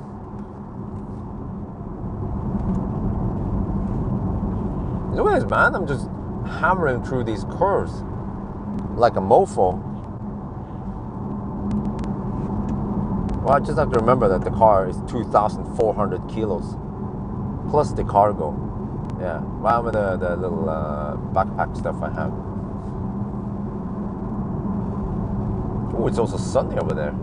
Let's hope that the car is fairly clean now and that the kids are there. You can have a little ice cream. I can buy them some Red Bull. Okay, maybe not, but yeah, I can buy Red Bull. They'll be like, hey, Uncle Bjørn, what are you drinking there? I'm like, this is Red Bull, my son. You want some?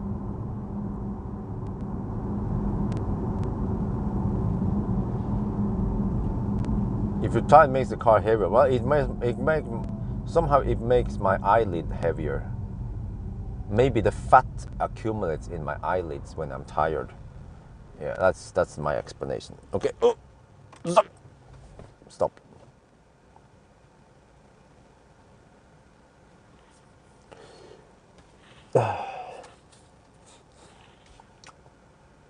12 kilometers left. I still have 93 kilometers of range. I could still be going to whatever place. I could go to Grong, but I will stop here. Yeah, wait for the kids. If they show up, they'll be great. If they don't show up, then that's also okay. Yeah.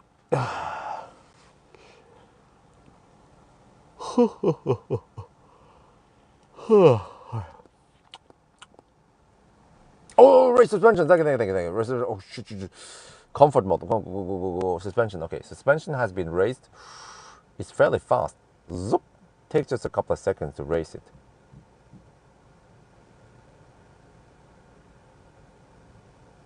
Oh, go. Vroom. Oh yeah, fake engine sound is on. Let me try the other one. Dynamic.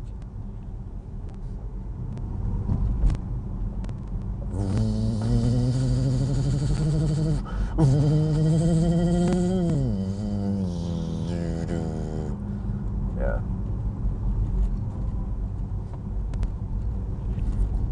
You know, I might need to overtake these guys, so let's just keep it in dynamic mode. Yeah, because there's a Fiat. Wait, is that a Fiat? Holy smokes! I think it's a Fiat 500e in front of us. Let me check here.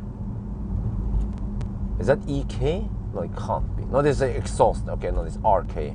Looks like an E. No, it's a Fiat Fossil. It's a Fiat 500F. Okay.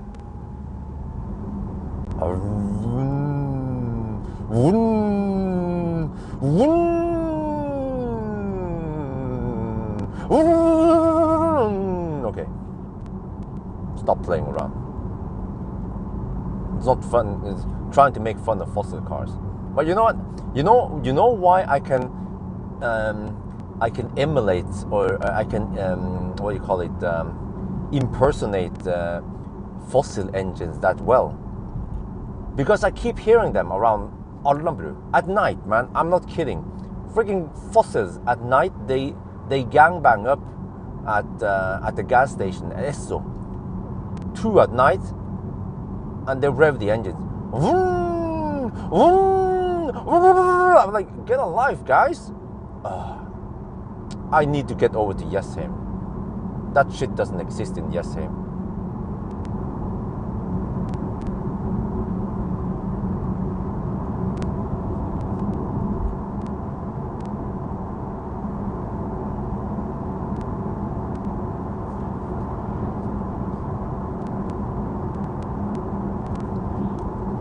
Do I want to hammer them?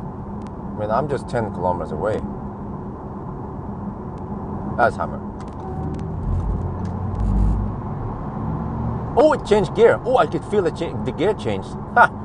That was nice. There you see, it was in the low gear. Yeah. It was in the low gear. And then at some point, at some speed, it just goop. You feel a little bunk. And then it changed gear. And then because it was ready for the Autobahn gear. Yeah.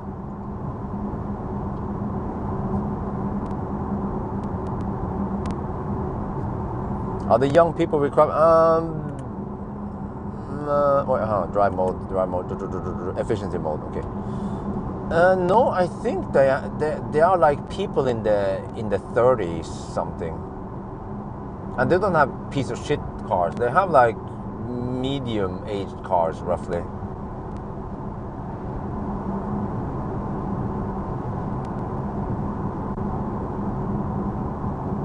Let's say cars that are not older than 10 years, based on what I see, yeah. I didn't look too close what kind of fossil cars they had. But, yeah.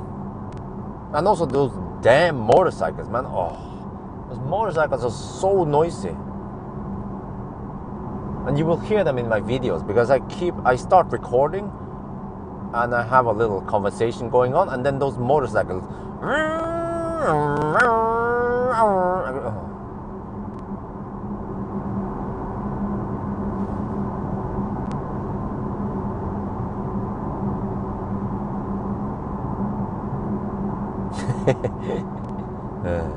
Yes. Man, I feel like having ice cream in this weather. I should have brought my portable chair, the camping chair. Oh man, when I go with wifey, I should bring those camping chairs, but they take up a lot of space, and there's not too much space in the Model 3. So, but that would have been nice to just stop and chill. Yeah. And I was thinking, if we are chilling, we might as well roll out some portable solar panels and charge up the car. But I did the calculation, and if you bring some kind of, Green Energy AB in Oslo, they have this portable solar panels thing. Well, the solar panels, they stick on the roof of the buses. I think you can, well, it depends how much you have, but 1 square meter of that stuff only gives me, I don't know, 300 watts maybe. That's not enough. That's not going to cut it to charge up an electric auto. I need 1.5 kilowatts or more. What happened with this guy? I mean, he was hammering it, and now suddenly he slows down. Does he know there is some kind of laser control, or is he just what? Okay. All right. There could be a laser control over here. See, that's what I'm not sure. Yeah, so I don't want to go too fast in case there's laser here, and he knows about it, because he was hammering pretty hard earlier, And then suddenly he just slowed down, which is a bit weird behavior.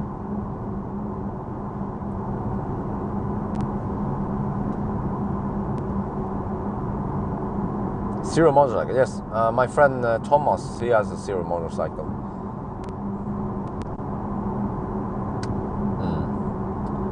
Anyway, even in this nice weather, we are averaging 203 watt-hour per kilometer.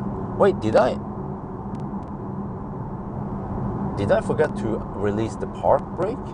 Oh, after I camped yesterday, I forgot to release the park brake. That's why. No, I actually don't know. I have no good explanation why the consumption is so high. It shouldn't be, right? It should be hovering around 170, like the range test.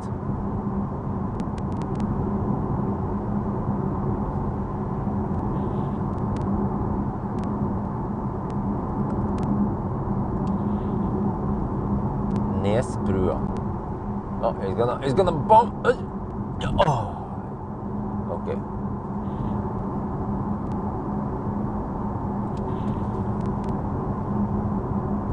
Yeah.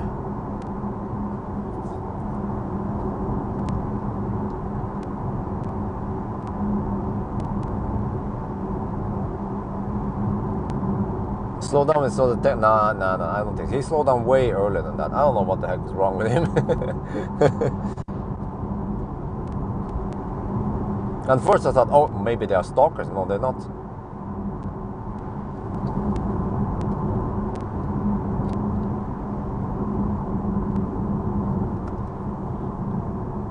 Hot on. Oh, come on, kids. Free ice cream on Uncle Bjørn. Oh, it's regen. Come on, regen.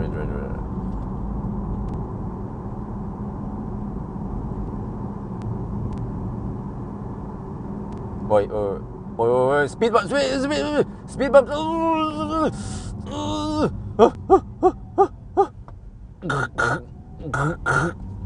Okay. Oh, shit. Man, those speed bumps, they're gonna kill my undercarriage. Where are the kids? Are they over there? They're over there. Yo, that's the kids? Wait, did they see me? Yeah. They're coming. Yes. They're coming. The kids. Wait. Are they those guys? Maybe they're those guys. Is that the guy with the? No, those are some other kids. Yeah. Hei! Jeg drar til laderen. Jeg drar til Circle K. Hvor skal du? Jeg skal til Circle K nå. Du kan sjekke bilen der. Ja. The kids are here! Woohoo! The kids are here! I don't know why I'm happy, but I saw the kids here. They'd be like, oh, Bjørn! I said, I'm going to Circle K. They'd be like, oh shit, let's go over there. Okay.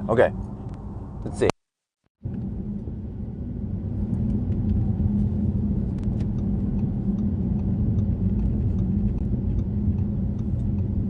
Oh yeah, okay. Well, are they coming?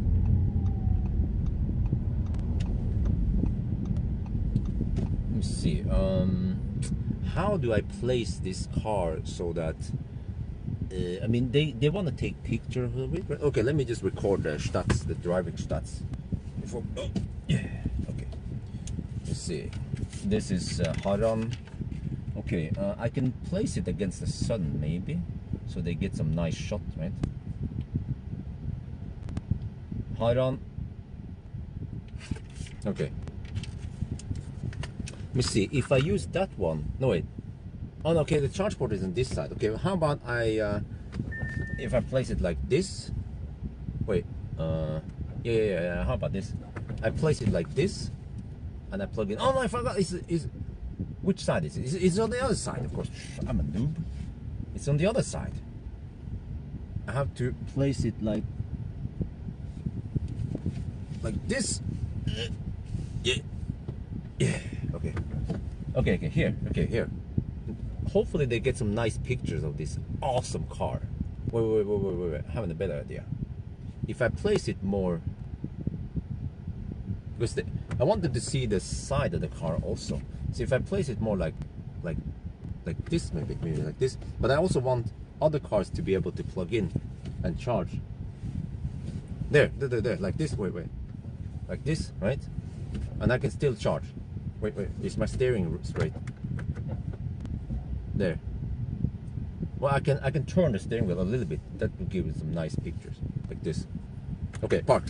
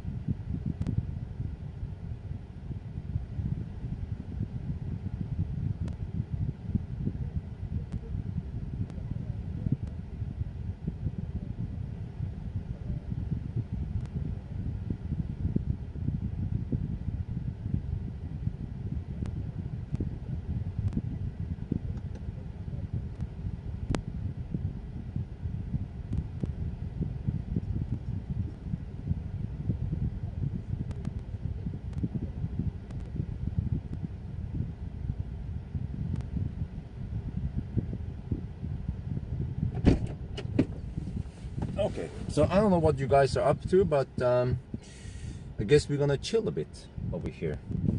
Let me see. But I think to be safe though, I want to wear the mask. Well, actually, I can try to keep distance from these guys.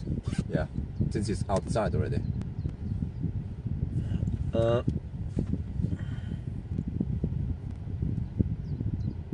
I need to go to the restroom, but HVAC is okay. Sorry guys, I'm not sure which angle you want it to be. Maybe this, like this.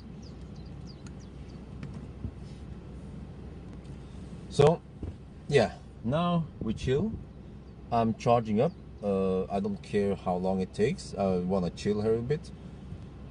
I just want to check the roughly navigation, how far away we are from Klatt.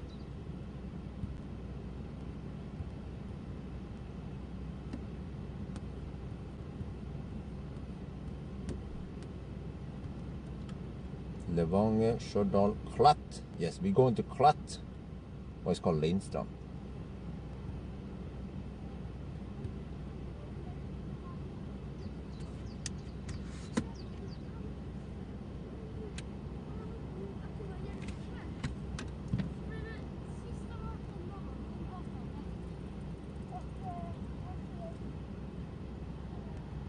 Okay, we're 226 kilometers of Klatt. That's plenty. The container is away for photos. Actually, not really, because I placed it.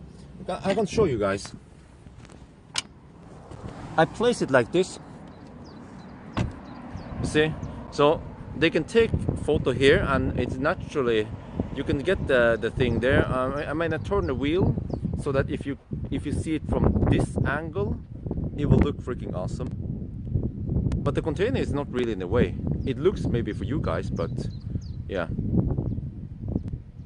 So I guess I can just put the live stream phone outside. I hope I have enough. Well, actually, I can mount some stuff. Let me see. If I bring the shaft and the laptop, I guess, and the long shaft and some cables, then maybe that will work.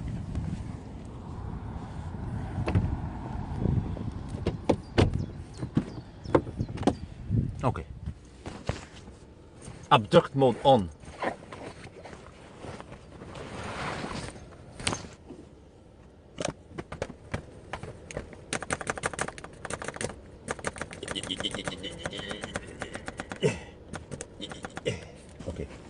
see, where did I put the cable? Here.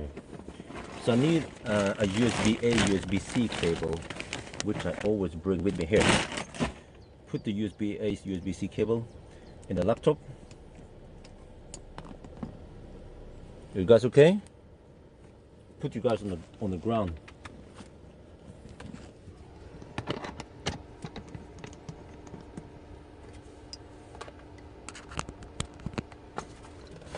Oh yeah, you're charging?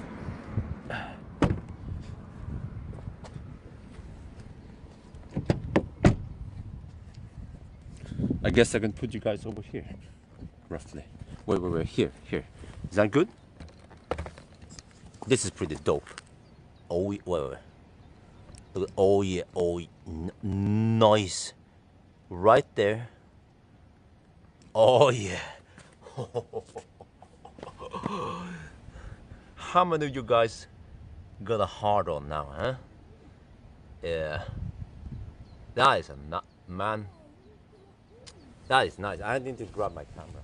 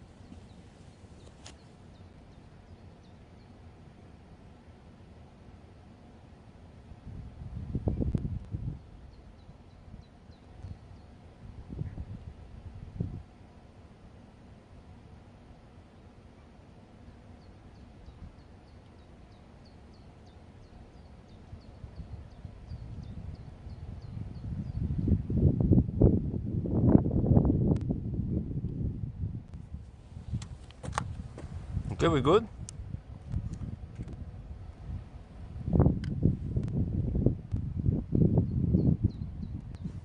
Where did the kids go, man?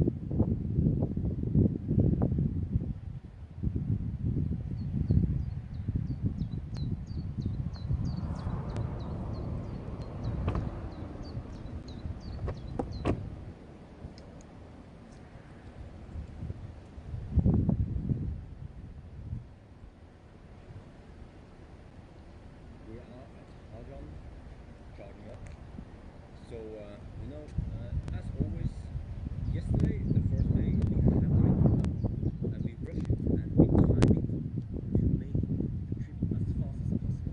But then on the return of it, like today, I want to take it easy, chill, charge, no rush, and try to experience it like I guess most people do it when they drive electric. So I chose this one because yesterday there were some kids, they know me because I shot the video here about a month ago in the X3, and then there were some kids around here. Hey, I was shooting video. I was a little bit annoyed when I met the kids. But it turns out they were nice kids, and they were really polite. And the other kid went up and they are hopefully back to check on the car because he took lots of pictures of the car. And he said, "Wow, what the heck is this?" I was like, "This is GT." He said, "Oh wow!" And then he asked me, "How much does it cost?" And I said, "Probably about a million NOK." Yeah. So yeah. So now we're gonna chill here. The live stream is set over here. I don't care how long I charge here. Maybe half an hour. I need to eat anyway and drink and enjoy nice weather. So you see, since last time, that was 1 month ago, it has been really up a lot.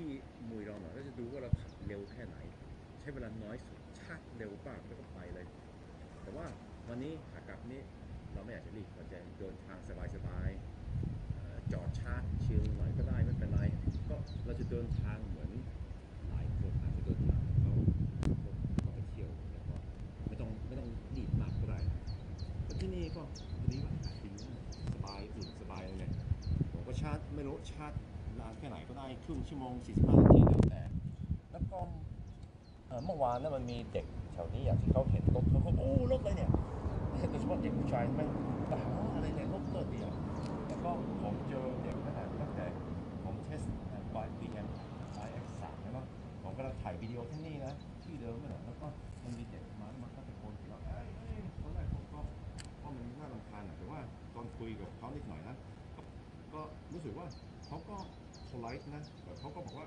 ขอโทษนะที่เรารบกวนนะหลังจากนั้นเขาก็รู้จักช่องเราบอกว่าเทสต์เบียร์อันนี้โอ้รถอะไรเนี่ยรถเดียว ผมเพิ่งจะล้างรถเมื่อเช้าเนี่ยจะได้ให้มันดูดีหน่อยมันยังมีแมงอะไรนิดหน่อยเนี่ยแต่ว่าก็สะอาดนะส่วนใหญ่ก็สะอาดอยู่แล้วเนี่ยตอนเนี้ยเดี๋ยวเราจะกินพิซซ่าหน่อยแล้วก็ไม่รู้ว่าเขาจะไปพาเพื่อนมาที่นี่มั้งก็เราก็ไม่ต้องรีบแล้วก็ใช้เวลาพักผ่อนบ้าง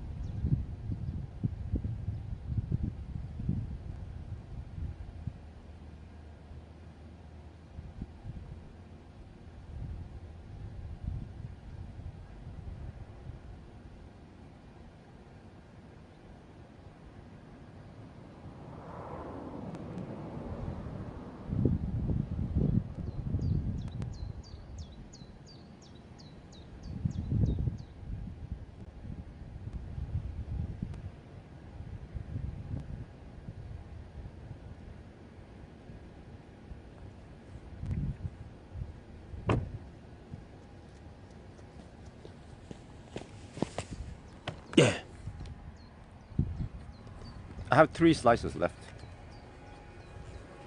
Guess I'll just put you guys here for now. Ish. Like this maybe? Wait. Like this maybe? Not sure where to put you guys. Because I'll be sitting here. This is a pretty cool angle.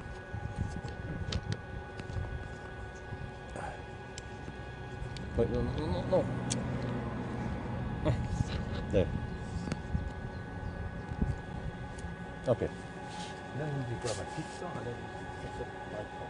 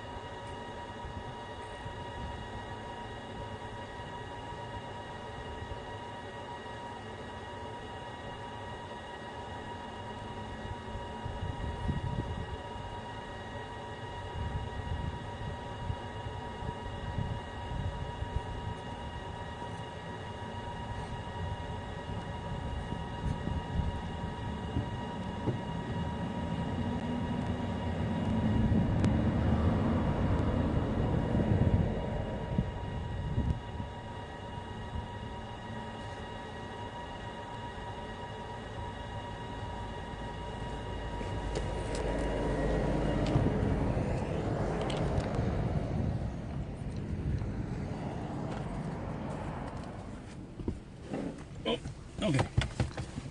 I don't know where the kids went, but I'm gonna eat pizza anyway. Don't make me wait. Okay, let me see. Unhook this one, I guess. Ooh. That one. Okay. Put it here. And then, ooh. Check out this. Okay, I need to go to the back. It's too tight here.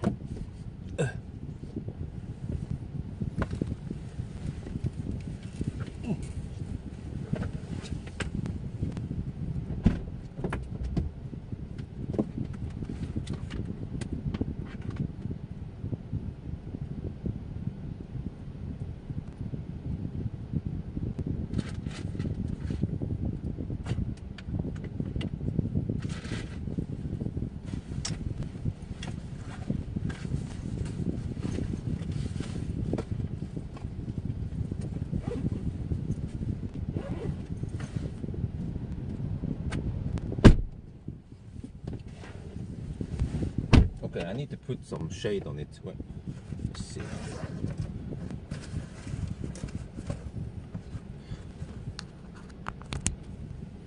Well, maybe I should bring I should bring the sunshade from back like this.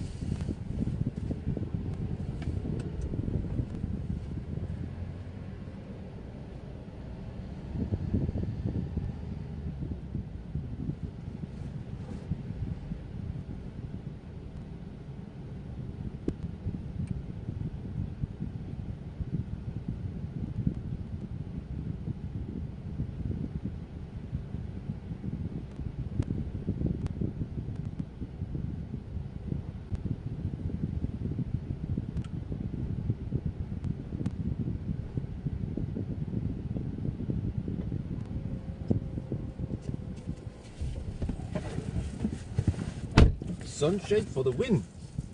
Let's see if I just put one here roughly, or like this. How to do this? I'm gonna block that shit. Put something like this, and then block that shit, and then put the other one and that one. Yeah, that works. Oh, do you guys hear any HVAC stuff? No, you don't. No, the kids, there was one kid with a bicycle. He came here, and then I think the other kids are busy playing around or something, so they disappeared, but whatever. I need to eat anyway. I was thinking how the heck am I gonna do that if they will kind of keep bugging me, but they don't, for now at least. So I guess I'm just gonna eat. I don't care if I stay here for 1 hour anyway. I need to eat my pizza.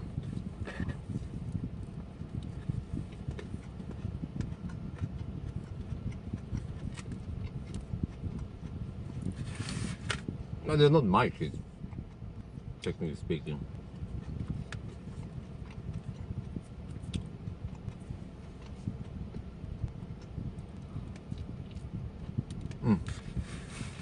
Well, this will be the last pizza thing. I don't know how healthy it is in the long run to keep eating pizza like this.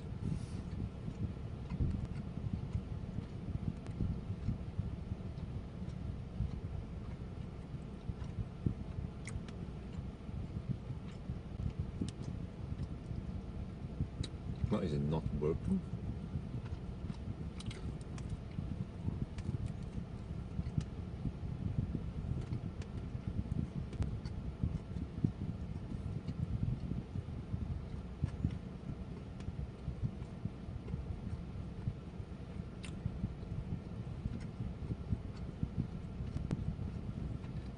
What comics after Audi? Huh? What?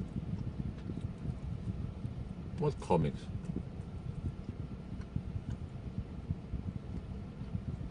Oh.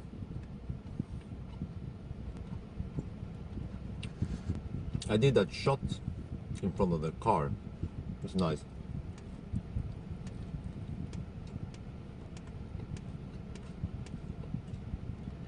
See? No. Is it chat bug? Yeah, chat is bug.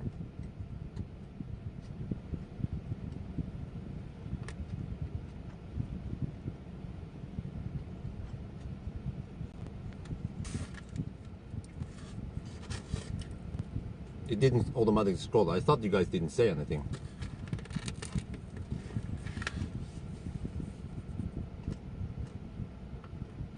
So yeah.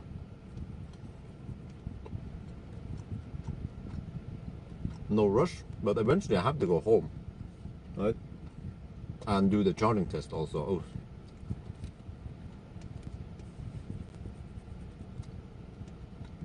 I don't know yet.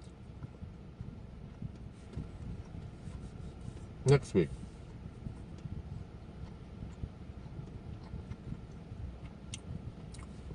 It depends on the weather.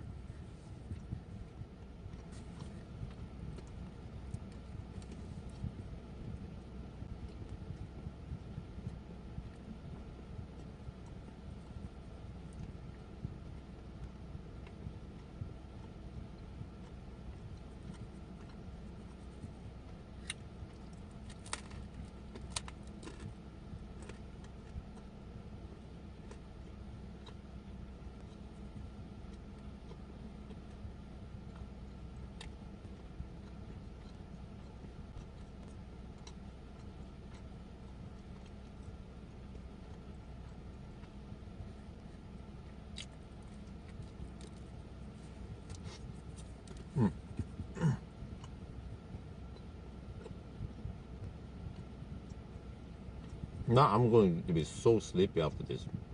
I don't know how I'm gonna do it.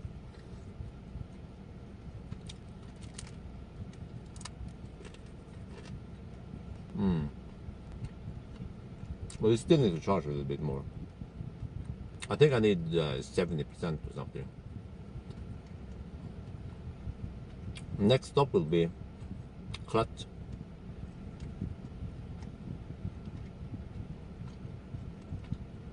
e-tron GT is first. It's premium. How long will it charge? I don't know. Half an hour more or something, or no? I'm returning this car on Thursday, so we have to do it before.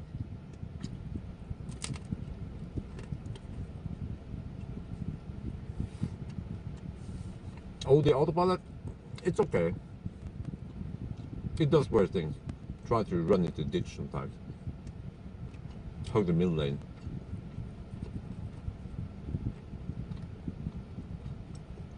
Is it not working?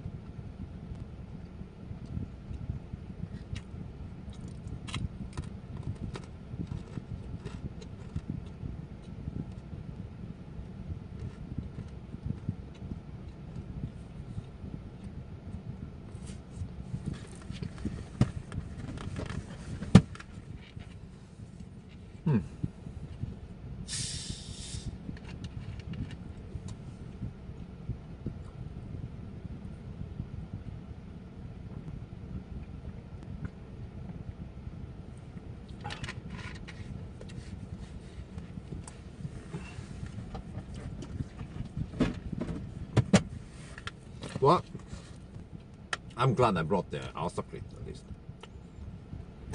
Next car, Standard Range Plus.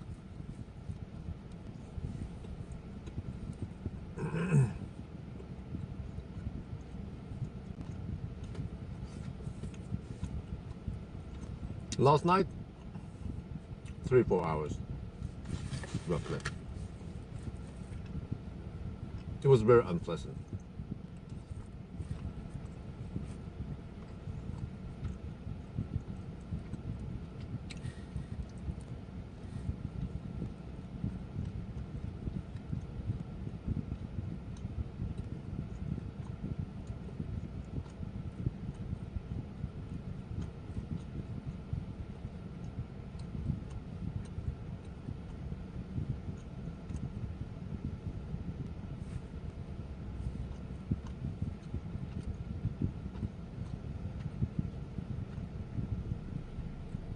Yeah.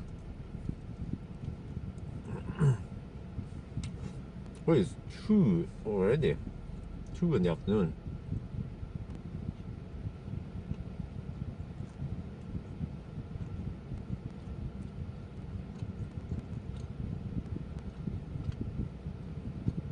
Because in Norway we don't pay tax or VAT for EVs.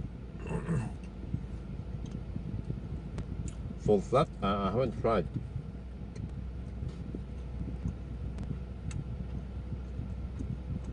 No, it's the same pizza.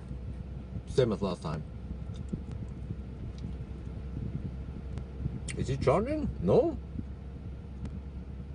This guy is struggling to charge.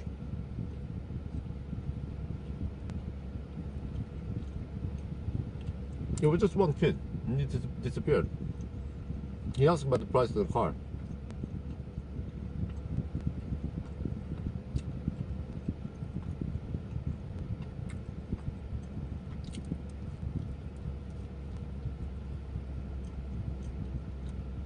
Yes, I know about the Millennium Falcon slow charging. I knew about it before I bought him. Long time before I bought him.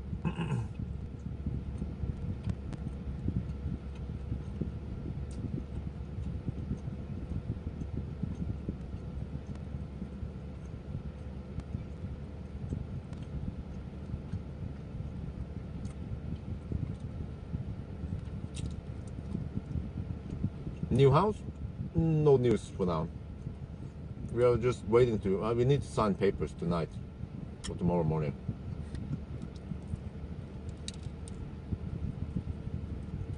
No progress since last time.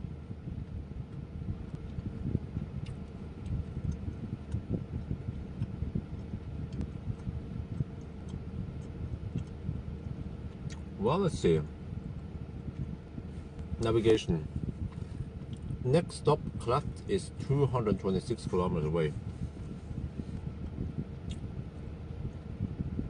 Which means I need around 70%. I have 48% now. Oh, but you know what? This Scotch bear is a little bit too dry. I might skip it. Or maybe I should eat it.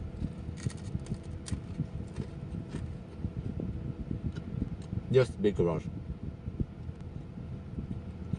Millennium Falcon not fixed yet.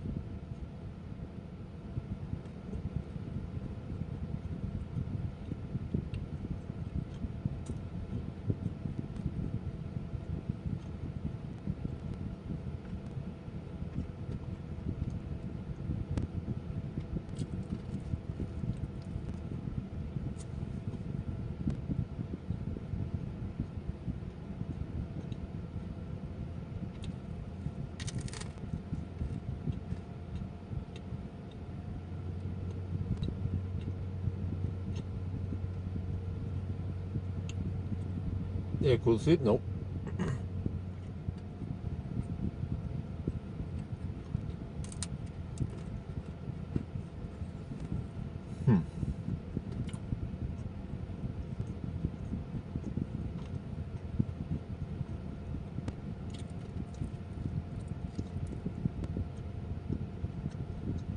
Cheese, tomatoes, meatballs, mushroom, and onion. Kind of simple.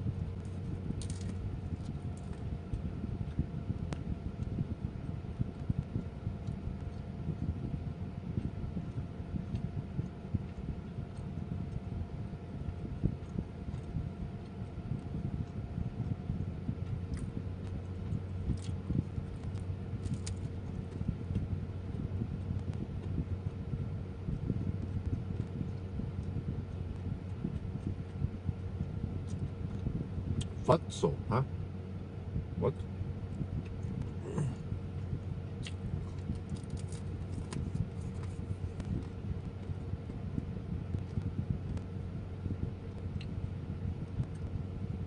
There. Nice jacket, yeah.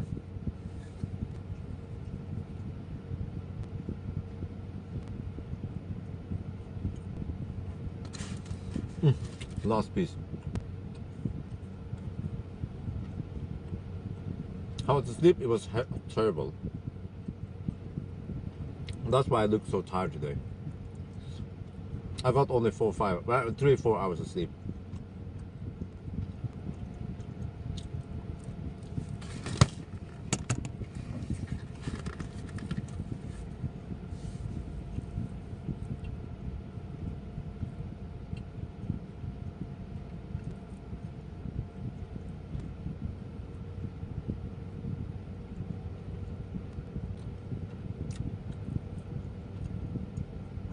Just have Coke.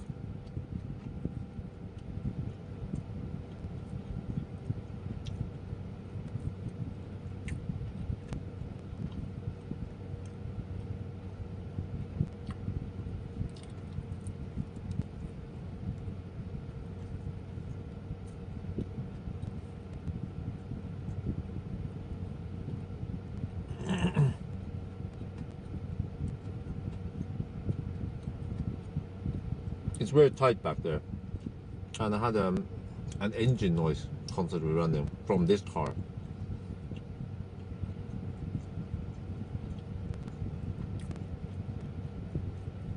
EV notify? I don't know.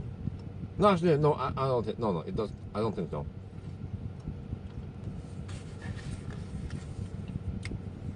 I don't know why. Every time I'm eating, the stream turns into Q&A.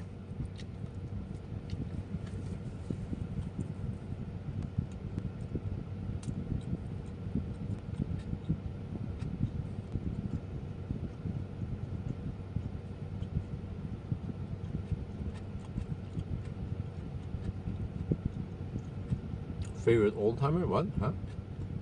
What? What do you mean?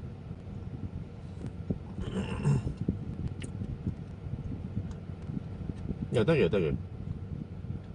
G1478.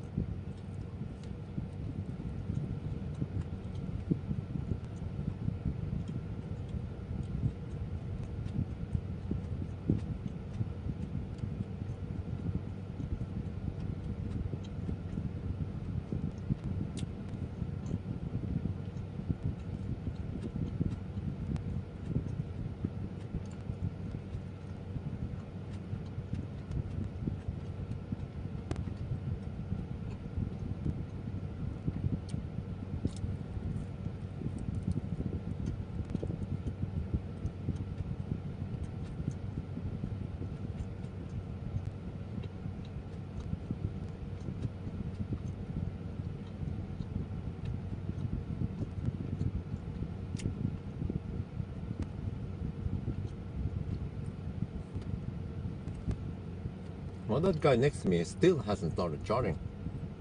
There's a guy with an ID4 came over here and he's still struggling to start charging. If there's can you guys check if there's something wrong with the other charger? I mean, it shouldn't be, right? Just that he's been trying now really hard for the last 15 minutes and he still can't get it to start charging.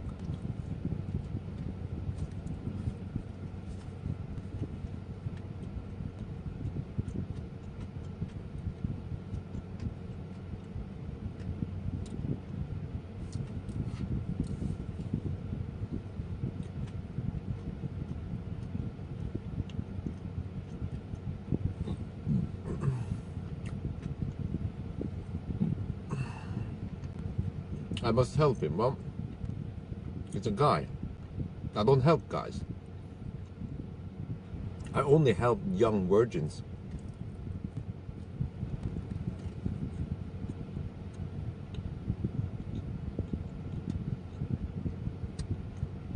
Well, I mean, he should try. Oh, never mind.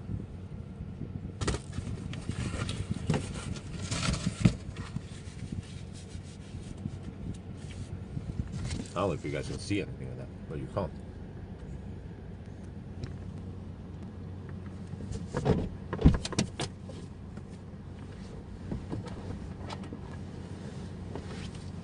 Funkar det ikke?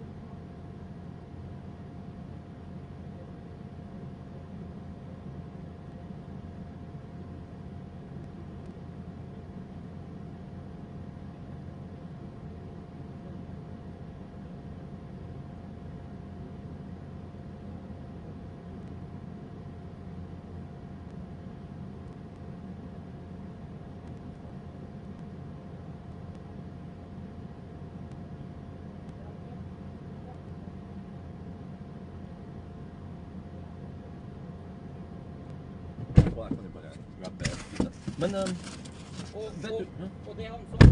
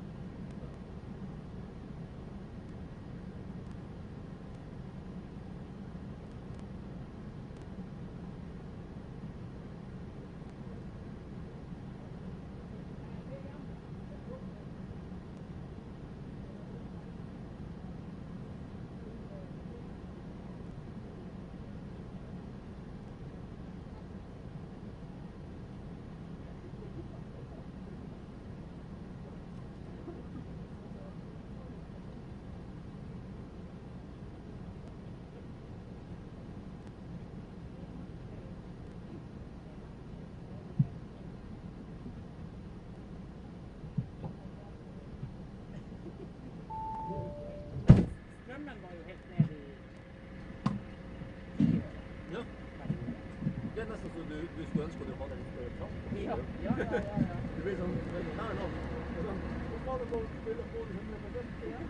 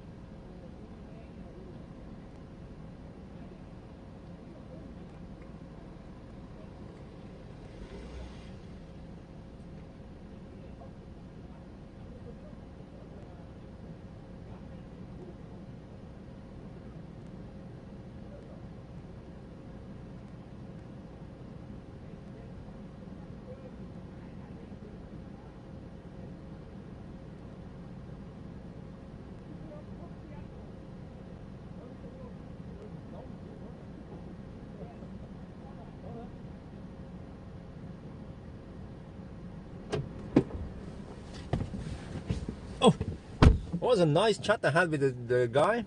He's my follower. Oh, hang on. Oh, you know what? I might need the sunshade at another location.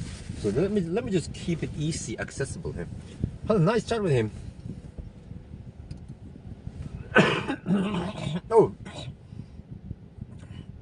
Muckamannen donated $18 ice cream donation. Thank you very much. Well, I helped this guy. But first, of course, maybe I was a bit lazy because I want to eat the pizza. But he was a nice guy. He's a long-time follower. He bought an ID4. He has been watching all my old ID4 videos. He lives in he lives in Vadsø, I think it was, up in the north. He's a Finnmarking, Same. Okay, maybe not Same. Nice guy. But yeah, the kids never came, so I think I will just head out. I mean, we've been here for a long time. So, but the last thing I will do is go to the restroom and throw away the pizza box. Wait, where did I park? Can I park there? Wait. Shit. Okay, how about I just park? Well, maybe I shouldn't park. Where am I supposed to park, man? This is not. Normally, I will be parking at the charging station. Okay. Anyway, I'll be back.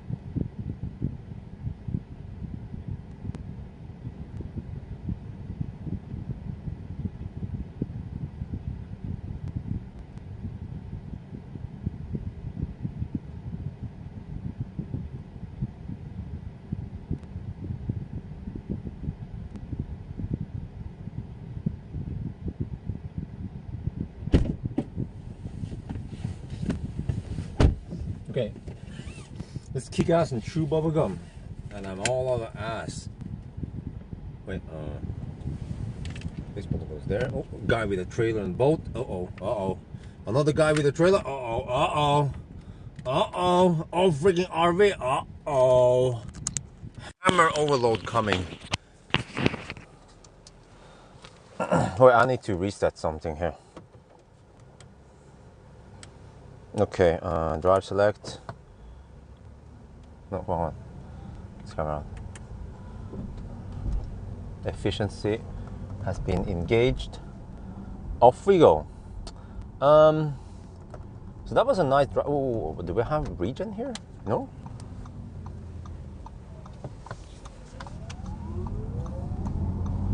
So that was a nice chat with a guy from the north. And yeah, it turns out that he's one of my followers. Maybe I should have helped him earlier. It looked like he was doing something with the app. Maybe he installed the app or something. So I usually give them some time in case they are setting up something. But sometimes when I try to help people, they suddenly get it working because they just had to figure out something about the app. But this guy was taking a little bit too long. Turns out he had a problem with the bank ID at the authentication, so he was kind of stuck. But then I don't know. He charged. It was only €8 anyway. He charged for a little bit just to top up. Oh yeah. Did you go live stream? Oh, I did. Oh, nice.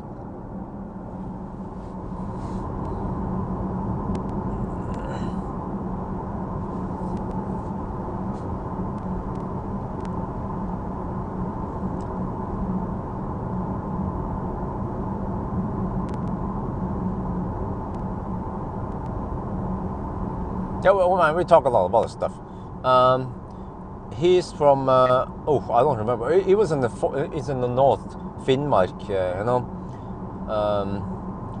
And they bought two. First, they had only fossils, and then they bought two MX-30s out of Oslo. So he's been driving all the way, at least from Oslo. Don't remember where it was from. Østfold, maybe.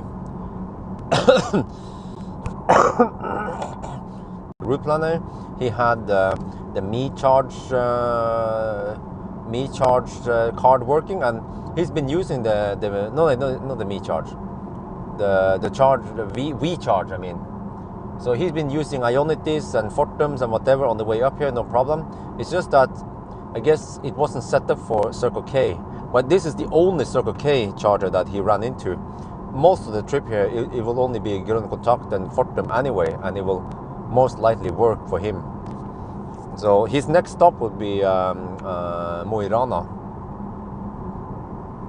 Yeah, I also heard on you can hear that, I can hear on his accent that is not Nordlanding accent. It's Troms, Nord-Troms or Finnmark. Okay, so maybe next time I will. They figure it out. He knew about the route planning. He's been watching my video.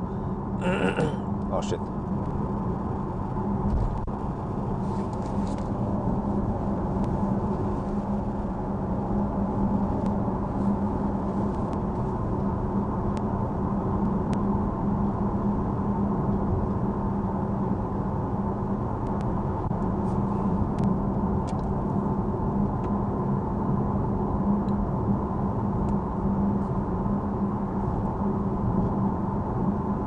Are we back? Are we back? I think I have enough juice now. I charged to almost 80%. Well, let me see how many percent do I have. Ding. Ding. Well, too bad the kids never showed up, but whatever. 76% now. Yeah, 76%, and we are 219 kilometers away from Klatt. Yeah, so I guess I'll try to hold it. Yeah, I was talking to him about, like, I mean, EVs, you know, up in the north, he said that, you know, more and more people in Finnmark, they are getting EVs now. That's pretty cool, because many people in the north, they were very skeptic to EVs, how it's going to work in freezing cold winters and such.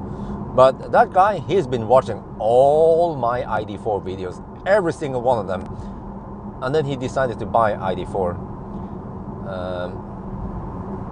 So, I mean, I even showed him when we, well, actually, not with the ID4, but with ID3, but close enough that the ID3 could even deal with extreme cold weather.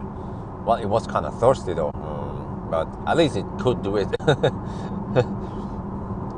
So, I mean, maybe it was Vatse. Yeah. I think it was Vatse. I always mix Vatse, Vardø. Yeah, Vatse or Vardø. I always mix those places. But he also mentioned Kirkenes, that he goes to Kirkenes a lot. No, Kirkenes. He goes to Alta. I mean, he goes to Alta. Yeah, Alta is a pretty big city around there. So, yeah. And I mean, we were kind of laughing about it, that his consumption was 185 watt-hour per kilometer, 180 something watt-hour per kilometer with the roof box. And he was amazed that he was from Alvdal to Stjørdal or somewhere. He had only 165 watt-hour per kilometer with the roof box. So it seems like he knows a lot about EVs even before he bought EVs, or because he's been learning a lot through my videos. Oh, the fiddleheads are out over here. Holy shit, lots of fiddleheads are out. Wow. It goes that fast. Alta is the biggest in Finnmark. Okay, yeah. So very nice guy. I was happy to meet him. And yeah, he said that many Finnmarkinger, they start buying EVs now.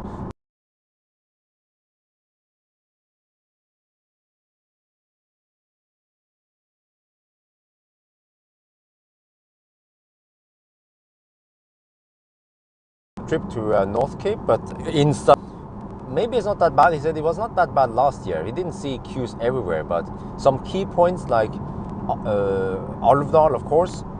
People want to gangbang Alvdal, or other places. So Grong is also a very gangbang place.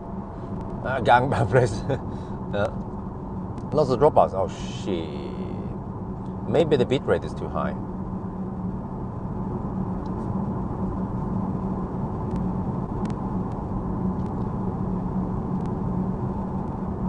Yeah, MX-30, yeah.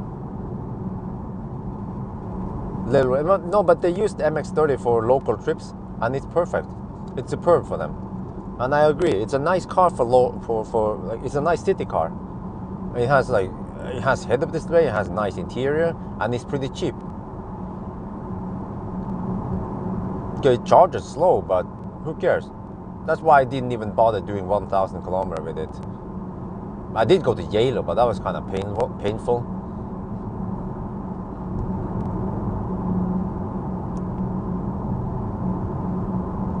Yeah. So I met him here, and he's going all the way to Finnmark. I think he's going for. I don't remember where he's going for the night. But here's a nice long trip ahead of him. Nice weather though.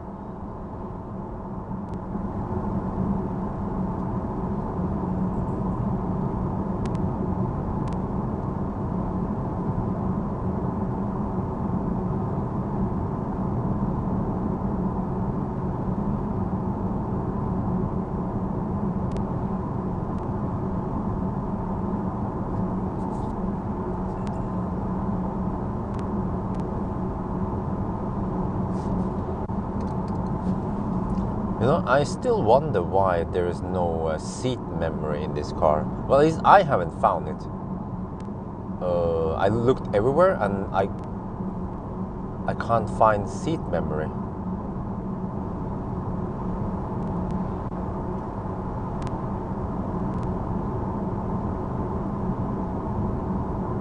Am I blind, or because you know the button to open the front or the hood is in the inside of the door. Yeah, I mean not in the inside of the door, like you have to open the door, and then the button to open the front is on the how they put this,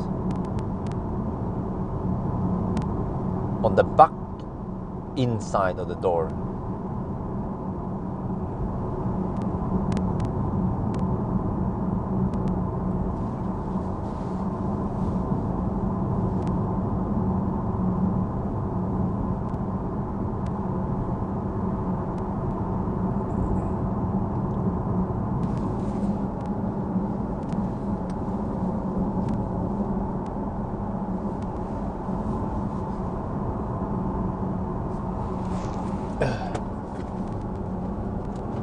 How far have we come? I'm getting close. Yes, I'm getting close to the end of no man's land. From no man's land to slow man's land. That's right. So brace yourselves.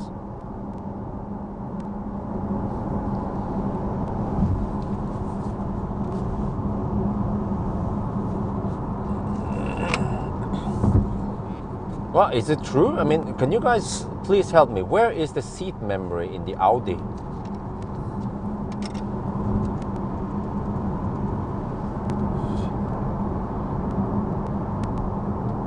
Because I think I found it in the regular e-tron. It's somewhere in the door, I think, but over here. Unless they put it in some awkward place, like some cars that have the electric window buttons on the center console.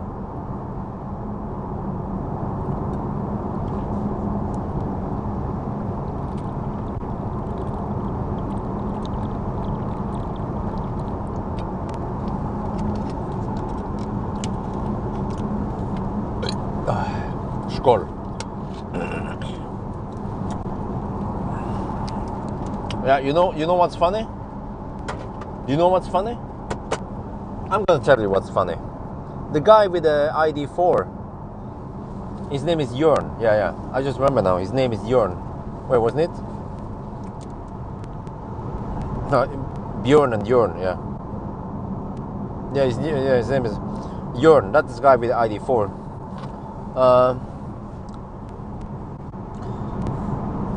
His consumption with a freaking ID4 with a roof box is 185 roughly. And then this car here, a tiny sports car, well, not tiny, but a low sports car, has 200 consumption. Where's the logic? And now the piano finish is reflecting in my face again.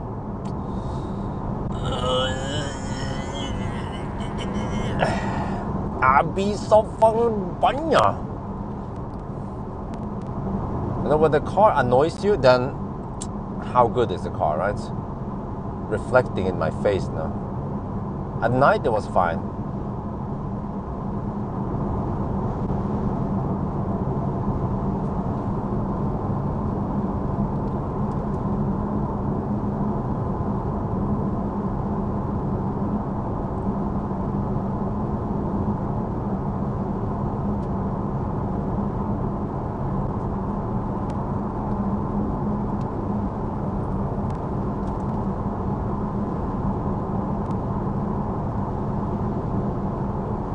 No, I don't think so. Don't underestimate the efficiency of the ID4. We will see this summer how efficient it becomes, but I mean, I want to pick some nice sunny days. Well, okay, it doesn't have to be like 100% sunny, but 50% cloud or something, it's still okay.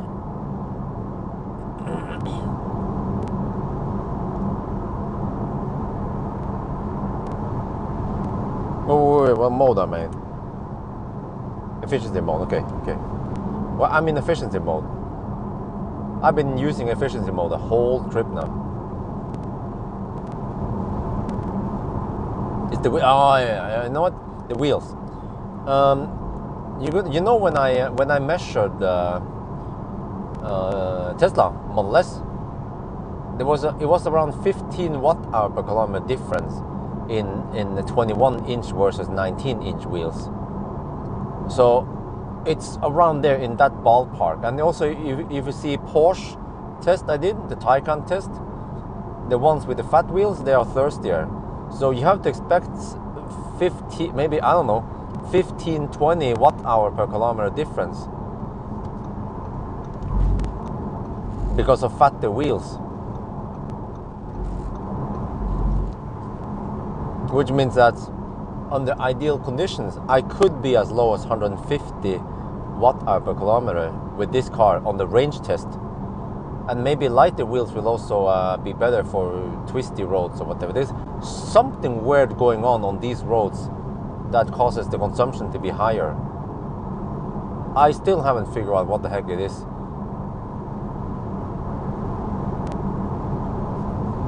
And actually I haven't mentioned it in a video yet, because I don't know what's going on.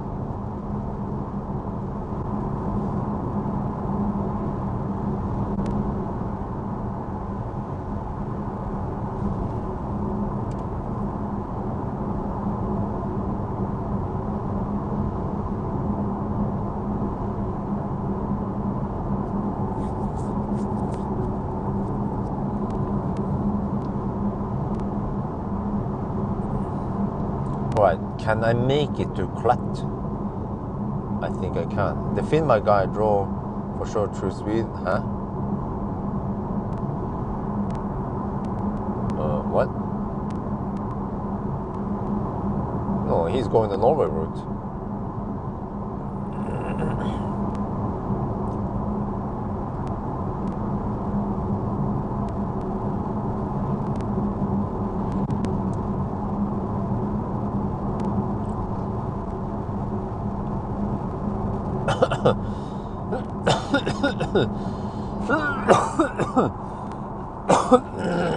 It's the asphalt? Really? So you mean that the asphalt is adding 30 watt-hour per kilometer? I don't believe that. I believe in Santa Claus, but I don't believe in 30 watt-hour per kilometer higher consumption just because of asphalt. No, no, no.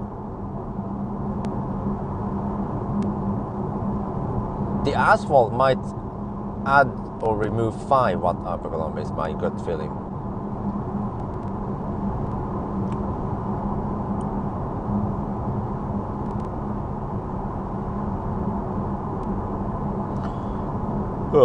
The question is, when will food coma kick in?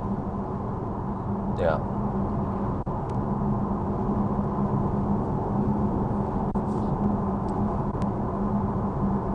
Well, it's 3 in the afternoon now. Damn. I will be at Klet at 6. If I hurry, I could be home by midnight-ish. Then I'm just gonna pass out. Because I need to make a video for tomorrow, but I have to check out weather forecast. I might do 1,000 kilometer challenge tomorrow evening and night. But I need rest, lots of rest. Because my body is undercharged. My body is now deep discharge in sleep. And in conclusion, after testing all EV, yes, Tesla is the best.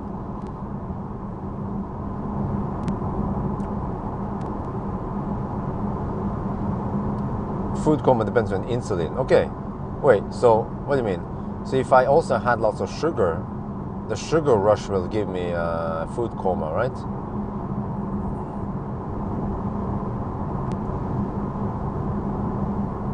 Huh? Did you decide which car you... Okay, yes, of course. I've been saying it for a long time now. Standard range plus. Standard range plus. Wait, did we pass through that Stau area? Yeah, we did. The Baustelle, I mean. The Baustelle area.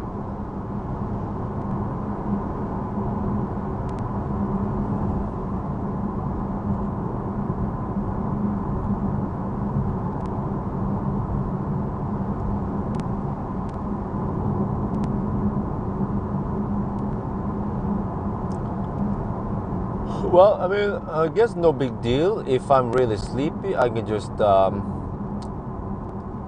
can just go to Klet and plug it in and take a nap.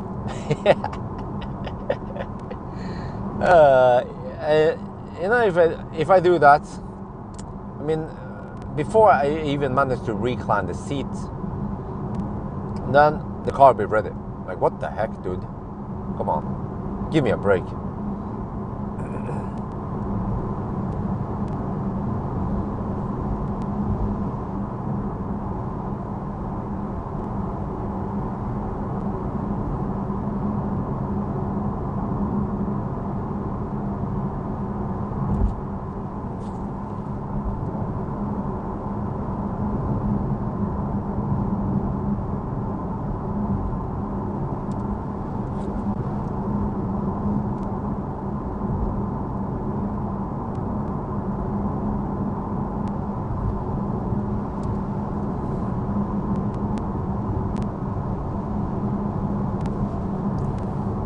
Okay, but I wonder how busy the roads will be today. Do you guys see any stau around Trondheim? Because tomorrow is a public holiday, so the Norwegianister, they should be staying home, right? Not driving around. I guess we'll see after Steinshine. Let's hope that they're still in the cabins or in the caves or somewhere. Yeah, the trolls, the Norwegian trolls, the nisser.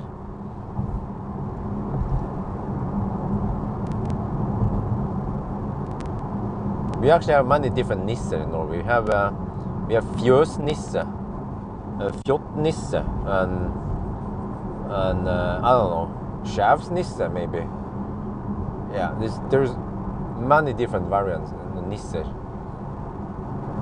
And then of course julenissen, which is Santa Claus, which is kind of weird. Because when you say julenisse, then it means the good old Santa Claus. But when you say just a nisse, then it's like a, I mean, it's not like a douchebag, you know. It's not that strong bad name, but it's more like a clown, maybe, in that kind of like strength, you know. Bobilnisse, that's a new one, yeah.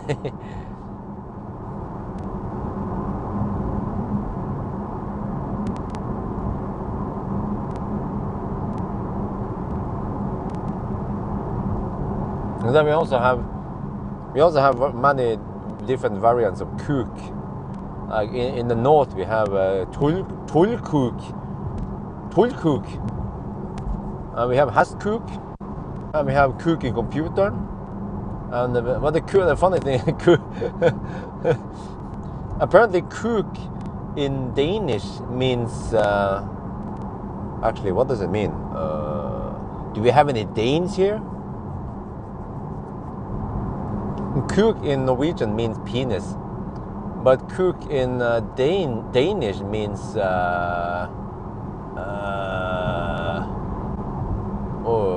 how is that again?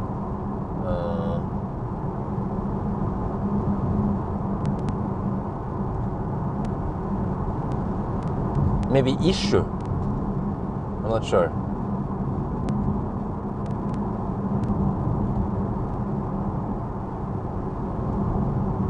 And then you can also use kook as a verb, like må slutt å kook.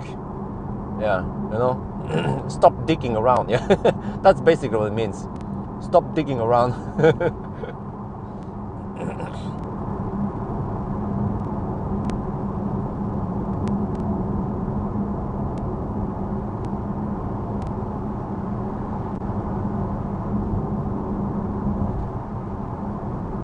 No traffic right now. Close road between Søberg and Pawel. Oh, okay. Well, that's probably the permanent stuff they are digging. I think. I hope.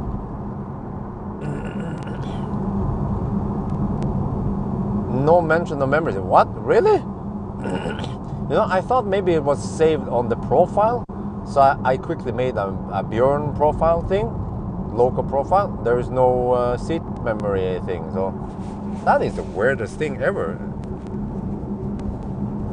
Forsprung is in the seat memory, right?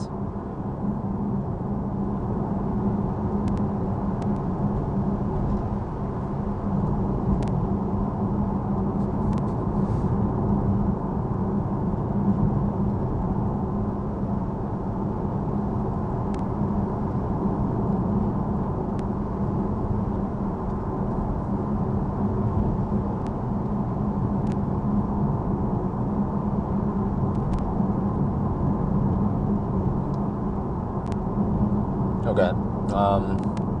You know, it's a nice drive and everything, but I'm getting a little bit fed up with Arctic Circle, to be honest. I feel like I've been driving this road quite a lot this summer, but at least the roads are not clogged with Nisser. Like if I would take Yalo test all the time, yeah. But after this one, then I will take a little break from the Arctic Circle trip. Unless people insist that I have to do I have to redo Model 3, yeah, to Arctic Circle. Oh, this is nice. See the reflection from Snåsavatnet. Snåsavatnet.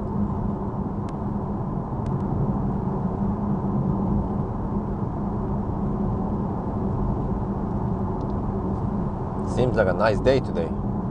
Nice day for fishing.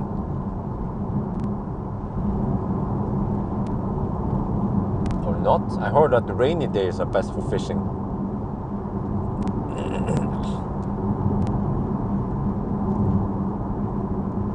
Seat memory has to be ordered. What? Has to be ordered separately? Seat memory.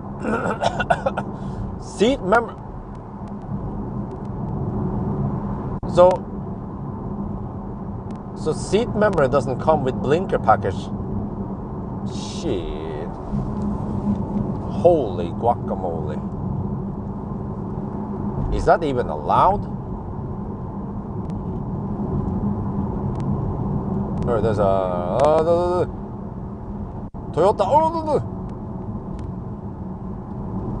Man is trying to kill me. Falling asleep here. Okay. Action! Man, the woman was over the line suddenly.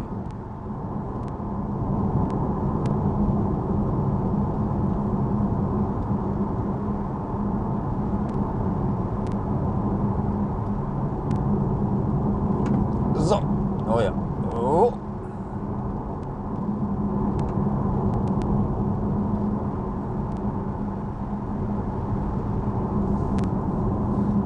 I wonder if they will ever improve this road. Probably not.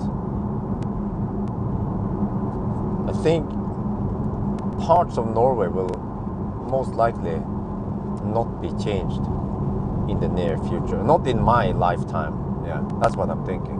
Like, I will never see a 4-lane highway. I mean 4-lane motorway from Oslo to Tromsø. That's not gonna happen. And it's probably not needed either, because traffic over here is quite low. Oh, what's going on here? Sunday? Oh, they're going uphill, I forgot. They use 6th gear uphill. Pro tip, downshift to 5th gear when you go uphill.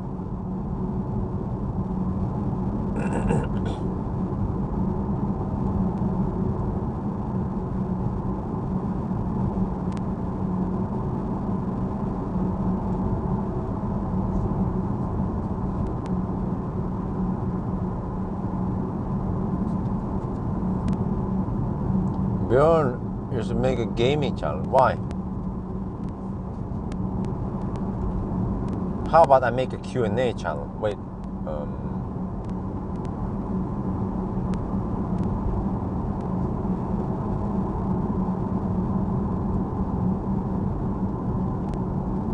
Oh, I'm getting sleepy here. Shit.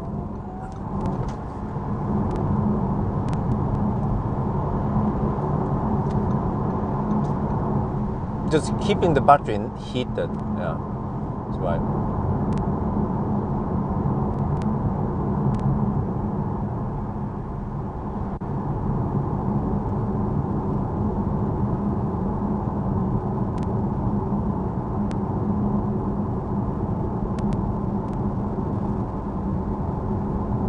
Mirror memory. What? What? What? Yeah, I noticed that the steering wheel is just manual. Can you believe that? Every Tesla has electric adjustable steering wheel that follows the. I mean, it saves into the memory profile thingy. So it's very convenient in a Tesla. You set the profile, whatever seat position, and then you can just restore it, or reload it. When was the last time we sprayed? Oh, we watched Rock. I think I watched it 2 days ago.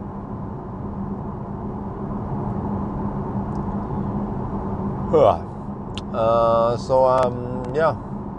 In case we need to nap, I guess I'll just pull over and use I can activate the auxiliary heater.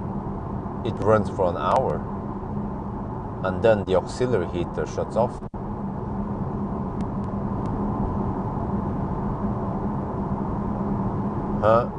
Should be a winter and summer test season to come. Well, which test? I have lots of tests. Are we talking about the winter and summer variant of a banana box test? What's consumption? Consumption is 219. What the heck? 219?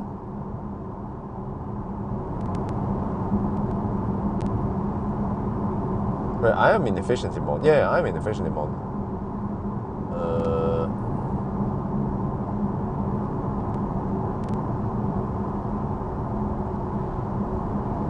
But maybe it's no big deal, because if the consumption is too low, then I have to drive forever until I need to charge. Where did that fossil come from? It's one of the other guys I hammered earlier. Okay, he finally caught up with me. Yeah, and then typical Norwegian people is that they hammer it hard, and then they just camp behind me. So one of the it was that Golf that I hammered. I hammered a Golf and whatever other car, and yeah, now he's behind me, and then he'll be behind me until shutdown, I bet.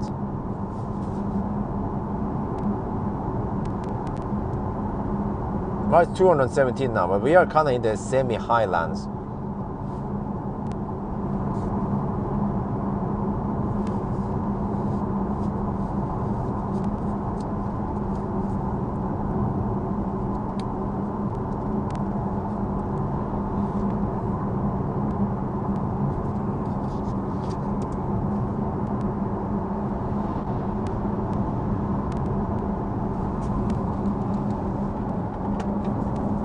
Bjørn, maybe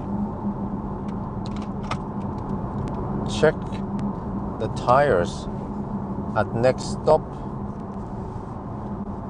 A soft tire can eat a lot of energy. Well, but why do I have to stop before I check them? You know that you can check the tires while you're driving.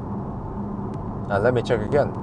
Okay, can you guys check what the tire pressure is supposed to be on an e-tron GT? Because I can't check the inside of the door right now. And I'm gonna check the tire pressure.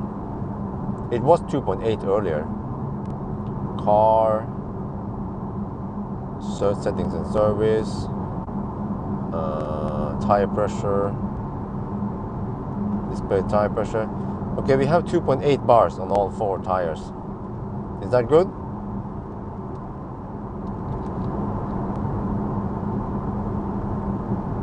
I repeat, I have 2.8 bars. Do you guys have any other excuses? Because people also asked yesterday, hey, maybe the tire pressure is wrong. No, how about they are correct? Exactly, they are okay.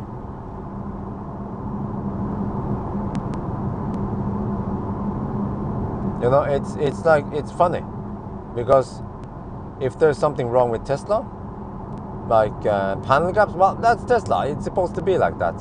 If there's something wrong with the Audi, like the consumption is high, be like, well, maybe there's something wrong with the tire pressure. Maybe there's something. Did you check this thing, or did you? Why? Why can't you just accept that the car is thirsty? I mean, it's inefficient. Yeah. Because if someone says that, well, we have some fog in the taillight, or we have panel gaps, then people don't ask, well, maybe that's just a one case with the Tesla, or fog in the taillight. Well, maybe you did something to maybe you spray wash, you high pressure too much, so they get foggy tail lights.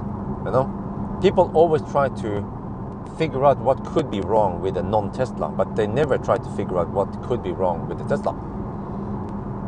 We thought about that before? I bet you haven't.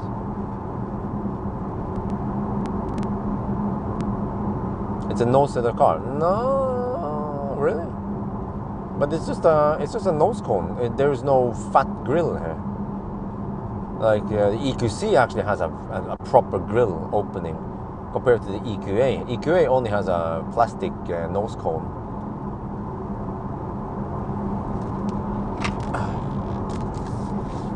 Man, I'm getting sun in my face now. How long is this gonna last? Until sunset, maybe.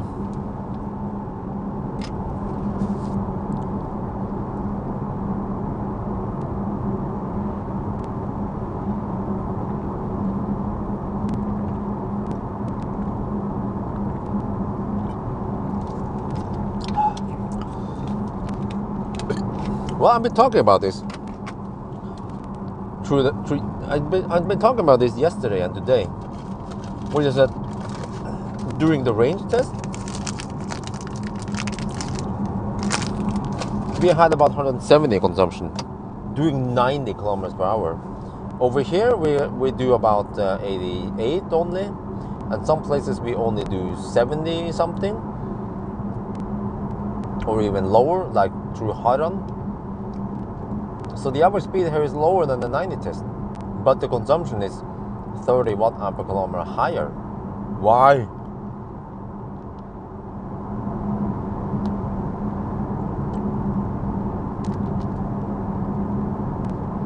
I still think it's the tires. Heavy wheels, you know?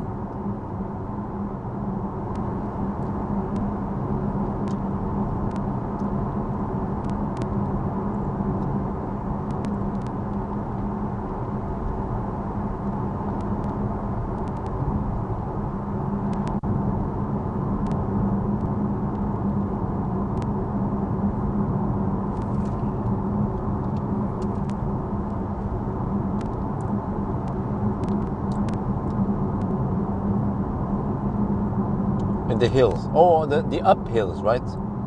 It's the up hills that is the problem.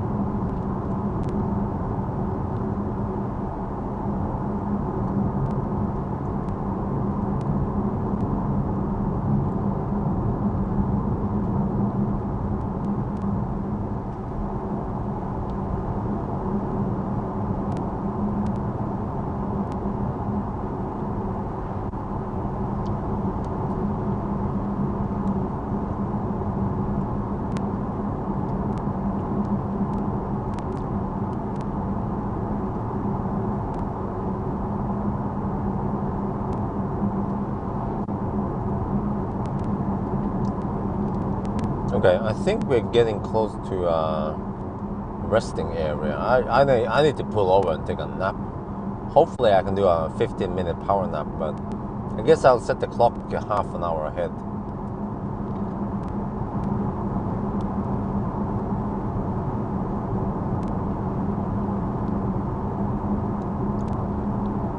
Once we hit slow man's land after Steinkjer, and I'm going to pass out if I don't take a nap earlier. But I think there's supposed to be a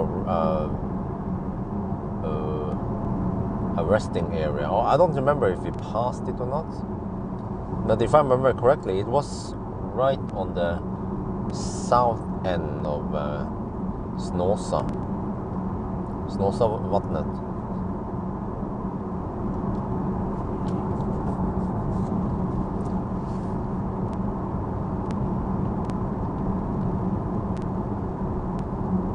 tire. No, but listen, Madame, George. We are using the exact same car, the exact same tires as the range test. So, how do you explain that? We didn't change tires since we did the range test.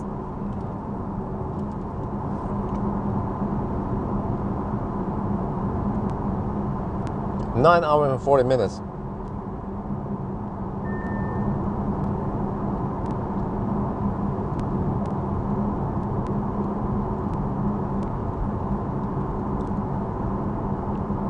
Yeah. 600 meters.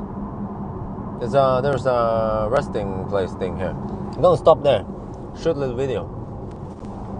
Actually, I should just nap now and I can shoot the video afterward. But I have to cover the windows and shit. Oh, it's kind of busy over there.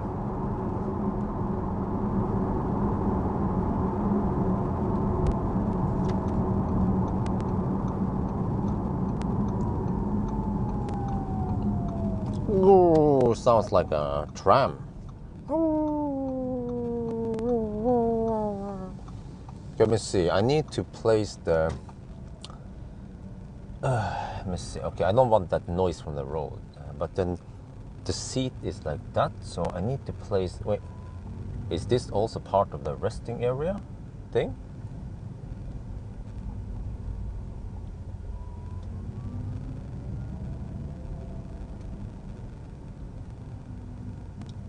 Oh, wait, is that part of the road? Can't be. Okay, I'm gonna camp right here. Wait, I can camp in the shade maybe because I'm shady.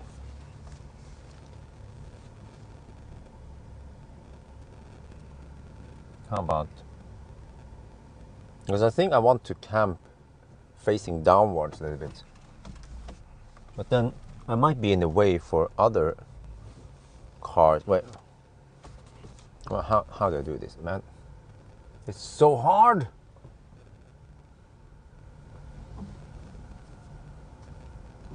How about you just camp here right in the sun?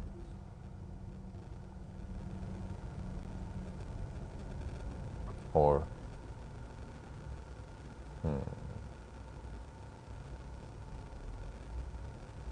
well, I'm not sure where we're supposed to park. Over here, like here. Oh, I see now. Oh, there's a nice little pocket here. Yeah. Wait. Oh, shit! Raise the suspension.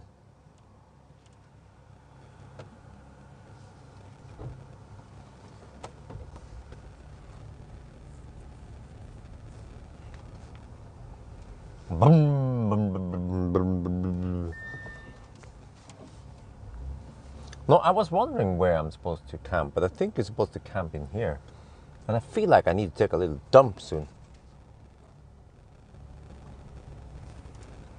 Oh yeah.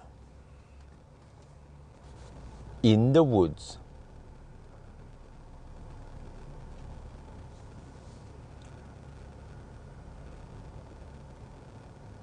There, nice and shady. Yeah. Go a little bit more forward. Yeah. All right. Now I need to pull out my shit.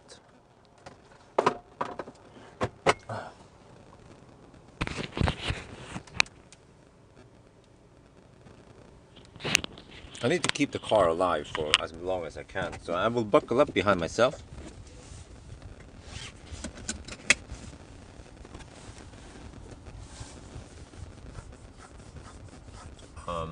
Alright, I need to block the sun in as many directions as possible. Let me see. Wait, lock the door maybe? In case the rapist was out.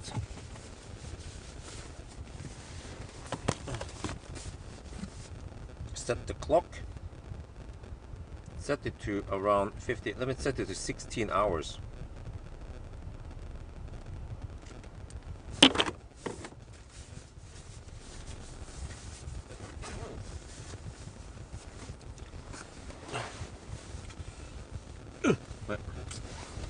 steering wheel is a bit steering wheel.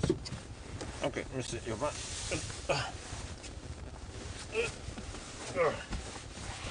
Alright. Put on the shades.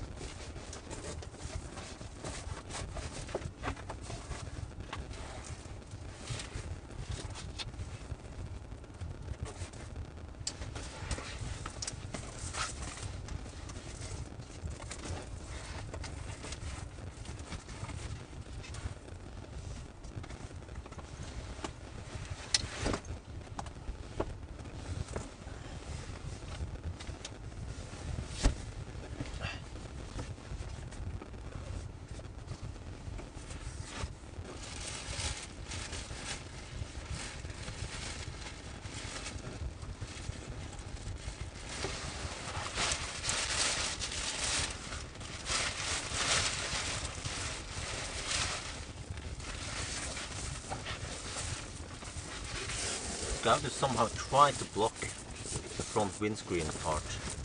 Wait, not sure how I'm gonna do this. Oh, maybe this side. Ooh. Man, this car is kind of tight.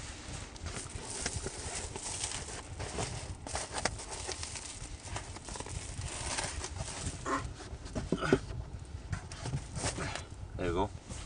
That kind of works. This one can go there.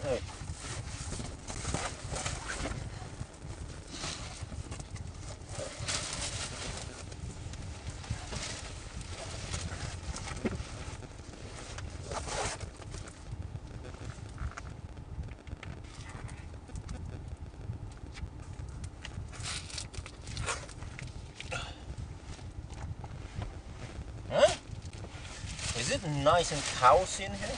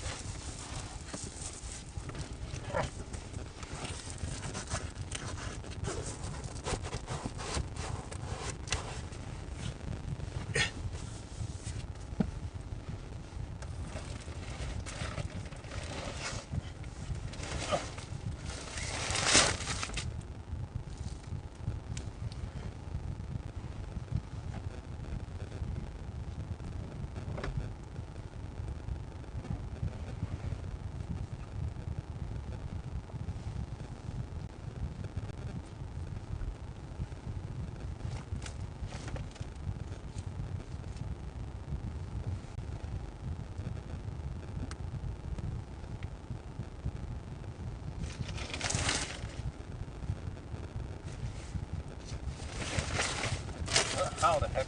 Hold on. This one, okay. Wait, maybe I don't.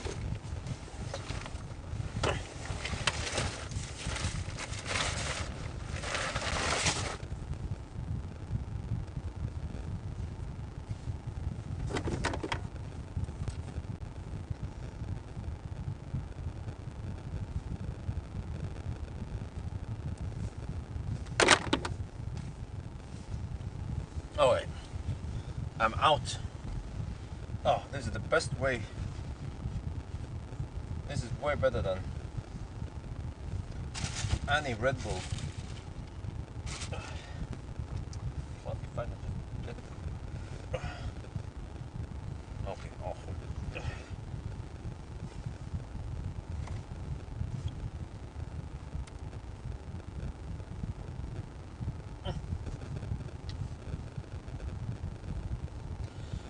Oh, man. Just being able to lay down flat is priceless.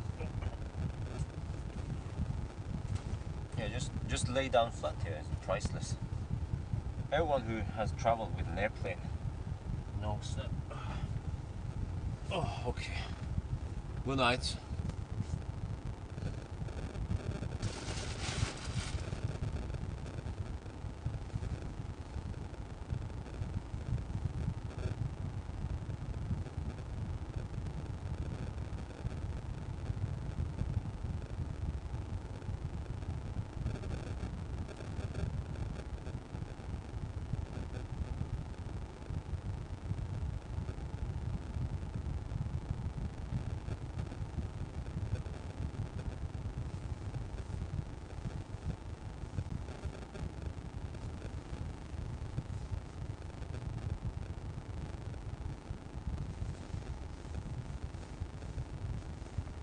Yeah, but if you're sleepy, take a nap.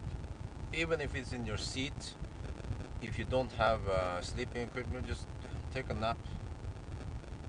Don't keep driving. It could be an accident, you know. Just take a nap.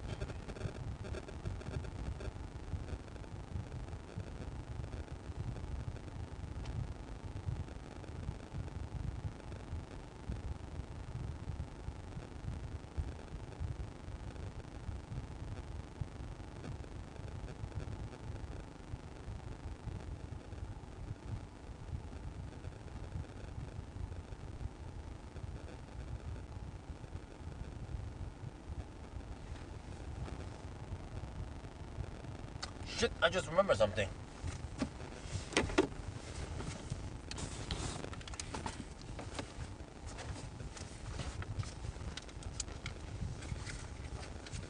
It might count the consumption stuff here.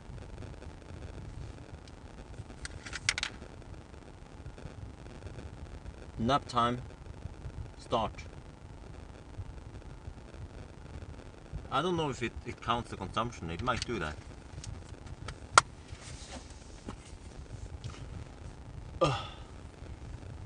Right, I'm gonna sleep here. This is too tight, man. There's this shit in the way here. I can't sleep properly. Or maybe I can. Maybe I can.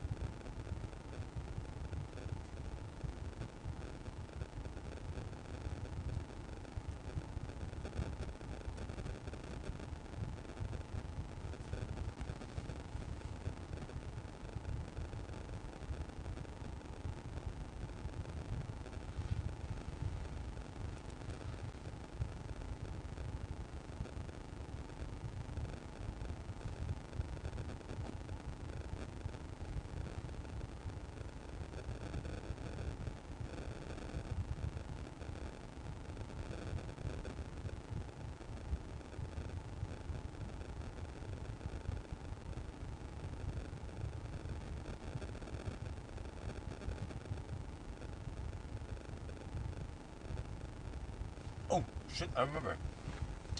I have to put on auxiliary heater.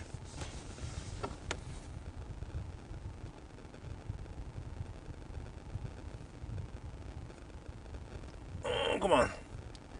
Auxiliary. I have to press so many times to enable auxiliary heater. Yes, auxiliary heater has been enabled. Yes! Alright, good night.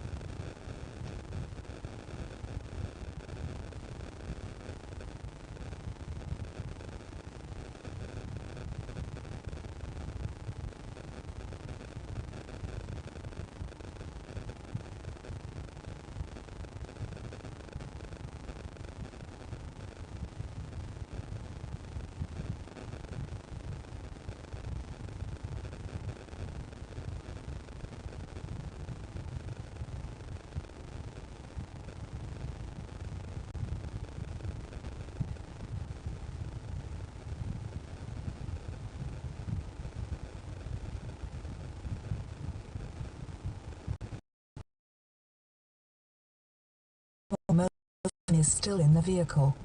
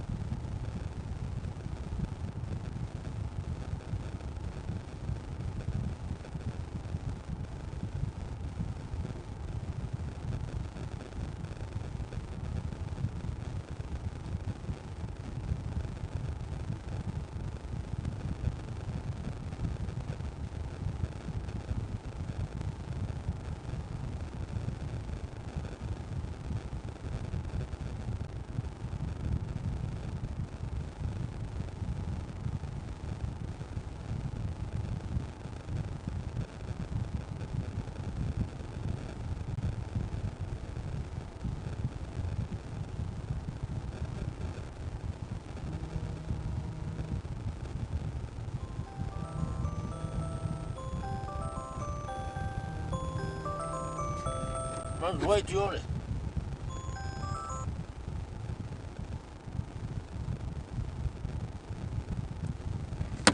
Okay.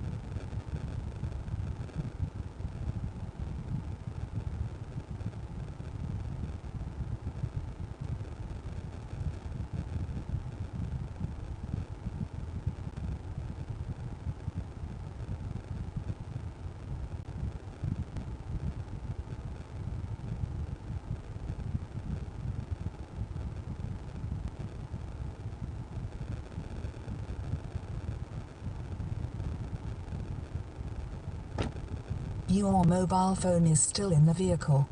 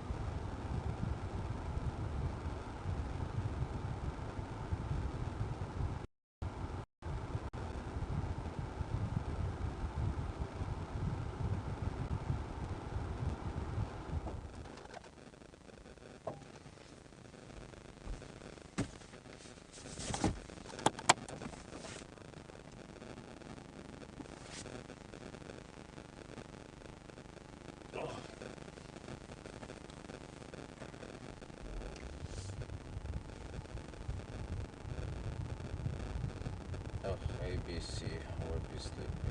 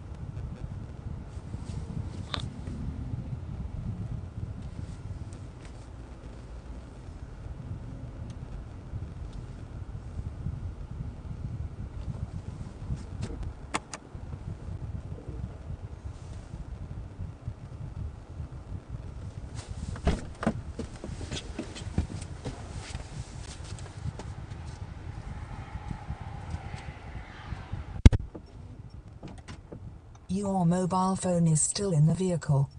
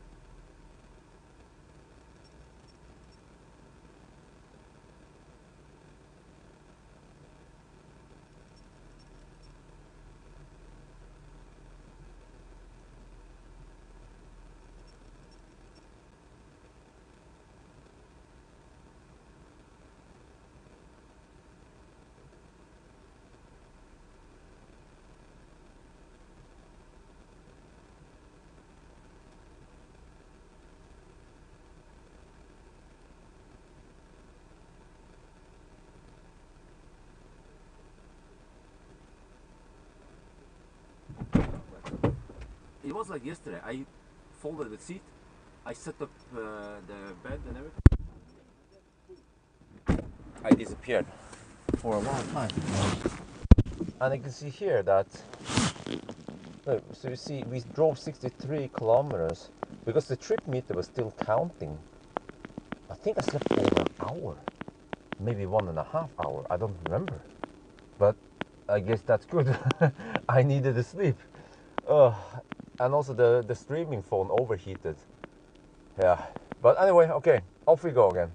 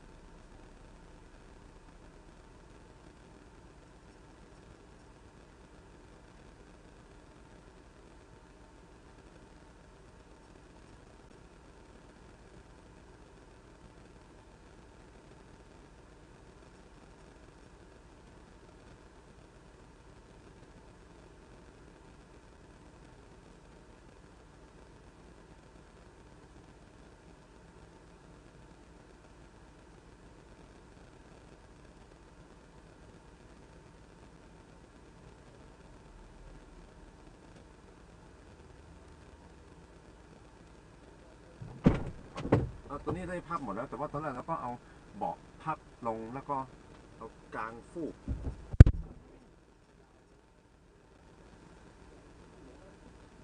จะหลับนานเลยนะก็แปลว่าทุกห้องเลยอ่ะแล้วก็ทริปมีแต่มันก็วิ่งไปปกตินะถึงแม้ว่าเราจอดเนี่ยเพราะว่าถ้าเราเช็คดูนะเราขับ63กิโลเมตรแต่ว่าใช้เวลาตั้ง2ชั่วโมงกว่าแล้วก็มันมีช่วงที่รถมันดับเลยด้วยคิดว่าเราหลับนะอยู่นิ่งตั้งชั่วโมงครึ่งแต่ตอนนี้ก็รู้สึกดีขึ้นแล้วนะแล้วก็ระหว่างนั้นไลฟ์สตรีมก็โอเวอร์ฮีทนะมันร้อนไปอ่ะโอเคดีขึ้นแล้ว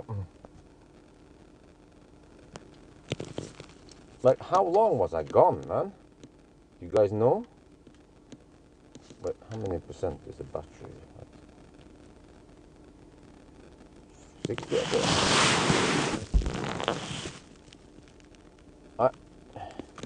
I think I was stationary here. Where's the microphone? Oh shit. I was sitting on the microphone. Yeah, how long was I gone? It must have been a long time, right? Well, did we come for 1.5 hours? Well, the trip here is kind of messed up now. Wait, maybe it's easier to just reset it. Yeah, let's reset short-term memory. 90 minutes! Why didn't I just make it 99 minutes? Oh, but guys, seriously. This time I was able to get a nice position. Wait, when did the phone overheat? Oh! Efficiency mode. Oh, okay. When did the phone overheat then? Was it a long time ago? Yes, I'm pretty fresh now. Well, actually, to the point where I slept a little bit too long, but that's fine. Seems like the body needed sleep.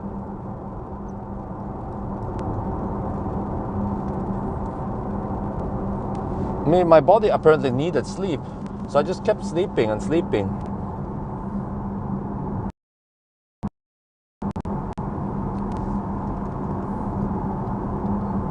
I mean, I woke up and then I just kept sleeping. I felt like I need sleep, and since I was able to sleep, find an okay position, then I just kept sleeping.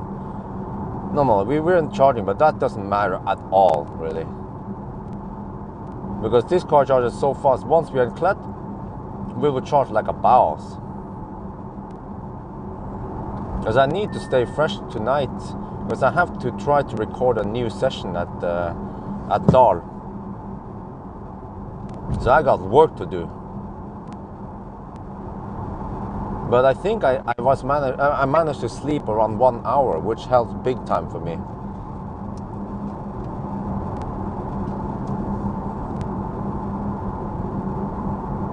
Wait, is that thing in the way? It is.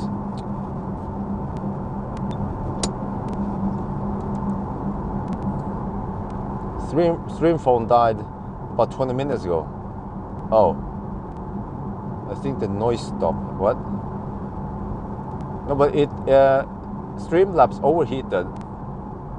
Or I mean that the phone overheated and then Streamlabs shut down. That's why.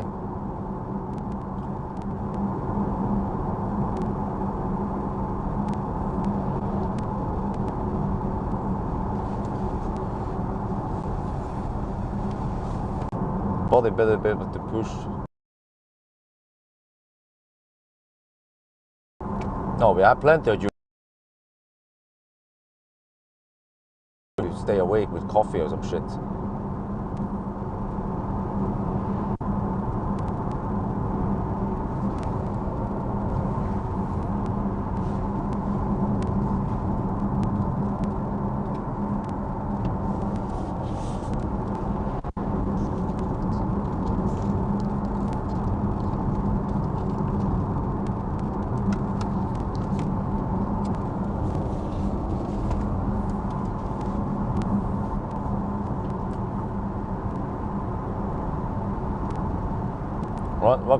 What's buggy with Stream? I think you have to be a little bit more specific.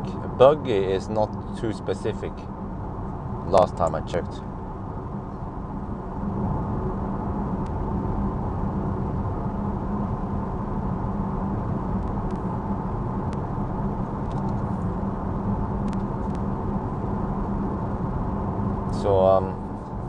hopefully we don't have too much traffic by the time we reach Steinkjer in about half an hour.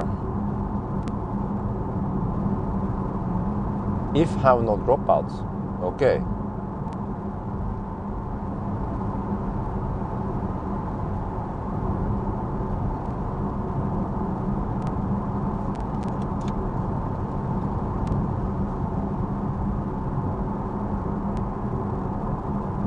I don't know what happened, but somehow I found a better sleeping position now than I did last night. And I guess since we didn't have that humming noise, then I managed to sleep, but I just had to wake up a couple of times and reset the thing. I still feel a little bit sluggish, but yeah, maybe because I didn't hit the right sleeping cycle. You're supposed to wake up after 15 minutes or after 1 hour or half an hour or 45 minutes or whatever. But did you guys, you saw that I woke up a couple of times to reset and everything, right? What is AC limit for the e-tron GT? 11 kilowatt. What is that? What is that? What you're asking for? AC charging limit, right? What's the AC charging power? Or do you mean air conditioning? Did you get HVAC to stay? Well, last night I did by using neutral and park, but it was too damn noisy. So this time I just used the keep climate on, and I just had to reset it. I didn't expect to sleep for more than an hour, so I just had to reset, just re-wake up the car, and then it stayed up for half an hour extra.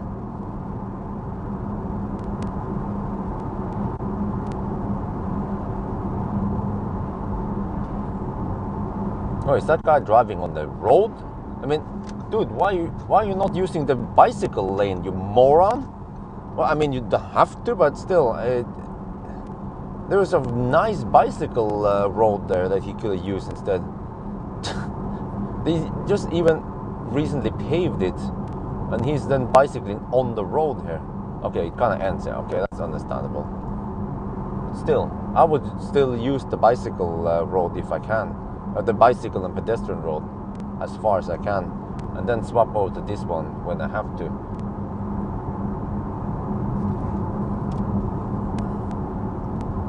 I mean, he has the right to be on the road, of course, but still, if there's a separate bicycle pedestrian lane, then I would use that one as long as I can.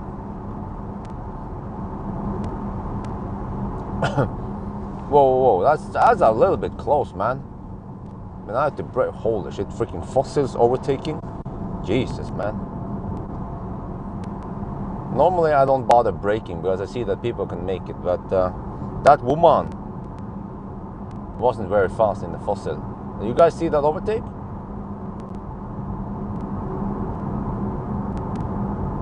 Fossils for the win. If that fossil, there was a Suzuki Liana, I think, Suzuki.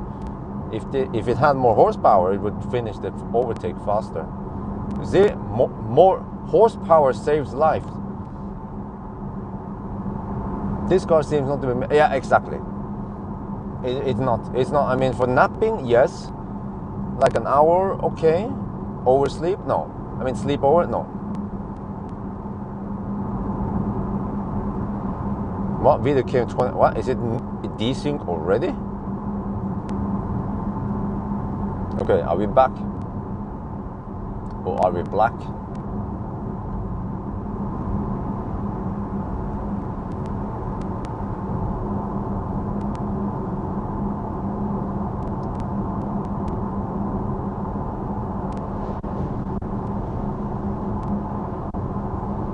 Back in black then.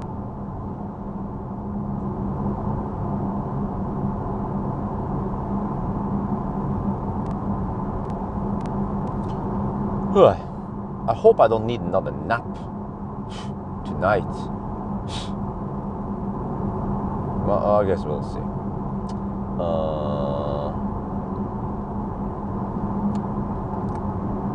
Well, how can you see that you're in sync?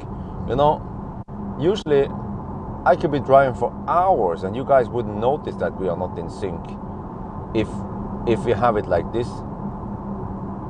As long as the road, as long as the noise is just monotone and I don't do any overtaking, so there's no reference on the picture versus the noise, then you guys have no idea how much desync we have. It could be 30-second desync and you wouldn't see the difference. You wouldn't see or hear the difference.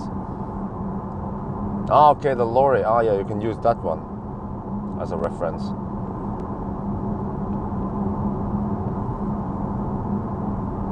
Lorry or truck?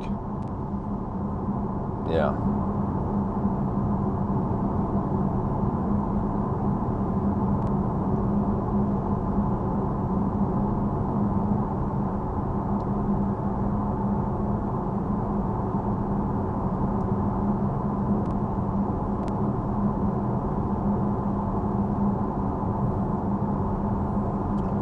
But when you comment about cyclists 30 seconds where we see it, before we see it, then it's kind of obvious. Okay.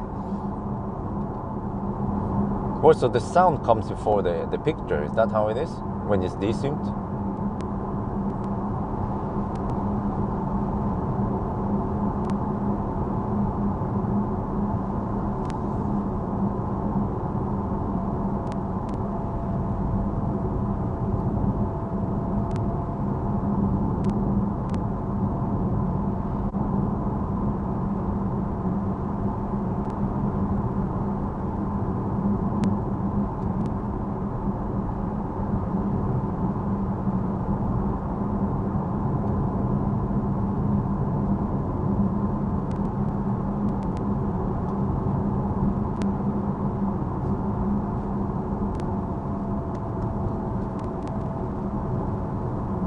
Is there an insect in here?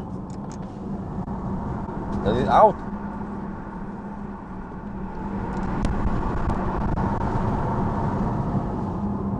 At least that guy was nice to put on the blinker, because some people don't, and then they try to overtake them, and then they turn left, or try to turn left. Probably anticipated that I could overtake. Some people are smart enough, like him. Because it happened once long time ago. I actually crashed into a car with a Laguna 1. Similar situation. I was kind of semi-slow behind a slow poke. And then once we arrived at the right stretch where many people overtake, I started overtaking. The woman turned left and she took forever to turn left. If she just quickly turned left into the side road, I would just clear it from the, yeah. So I hit the woman. First, I was a young driver, so I thought, oh, this is my fault, you know. But then turns out that I didn't see her turn signal. So I wasn't sure if it was my fault or not. Because first I was going to take all the blame. But then I started thinking, wait a minute. Did she blink or did she not blink left? I had no idea that she was going to turn until it was too late and I was already hammering on the left lane. So I went back to the woman, because first I said, no, we don't need to use insurance. They were like, okay, we don't have to use insurance. I said, I can just pay for the damages. But then I went back and said, well, you know what? I think about this over again, and we should just do it the regular way and fill out the damage report. And they were like, what? You're trying to blame us now? I was like, no. Because are you sure it's and then so we fill out the damage report, and there was a case between DNB insurance and DNB insurance on both sides, and it ended up being split case. She had 50% fault and I had 50% fault. It wasn't one-sided because she was crossing the lane by turning left, so she had to actually yield for traffic also, and I was also overtaking. So yeah.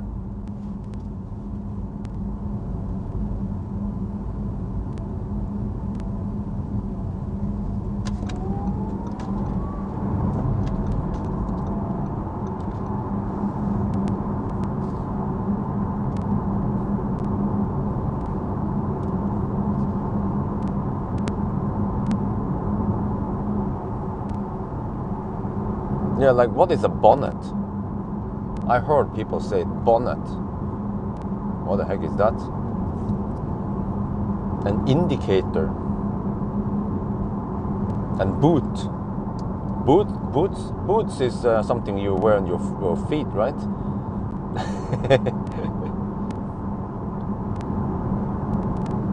Bonnet, is that a hat?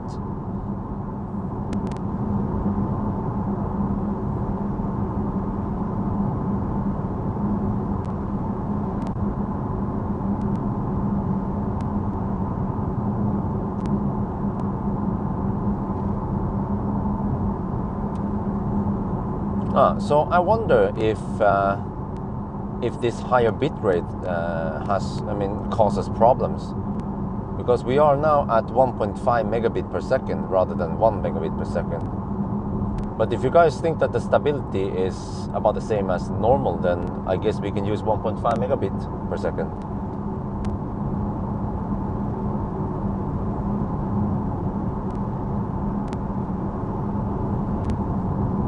Or maybe I just say we can use 1.5 megabit.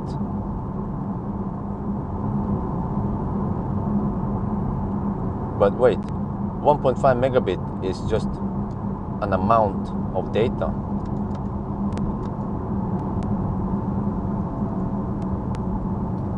Whereas 1.5 megabit per second means a data rate.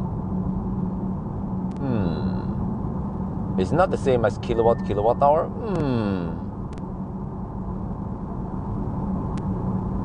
Bonnet is the front hood. Head-up display? Bonnet is head-up display? What? I'm just kidding. I know what it is. I mean, I used to watch Top Gear, so I know all those terms.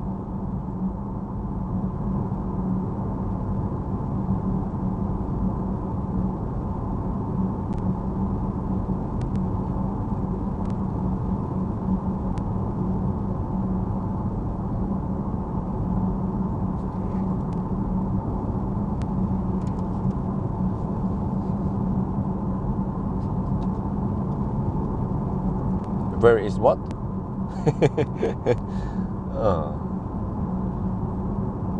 Someone type location for him.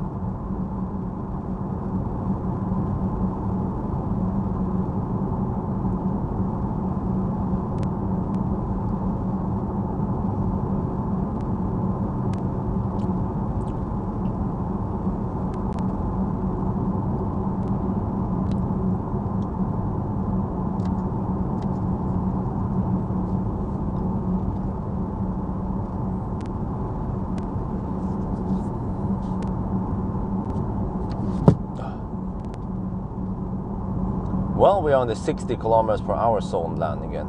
Oh, I reset the trip. Yeah, I have to combine them afterwards, because I recorded before I took the nap, and during the nap the trip meter counted.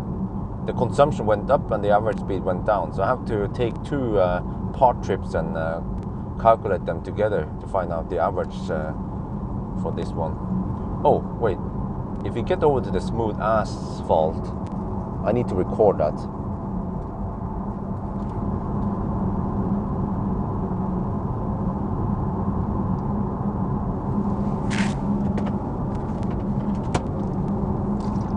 Oh, what the heck? I was just picking up a bottle here, and then boom, car tried to kill me. See what I mean? You can't trust this auto steer. You look away for 1 second, try to kill you.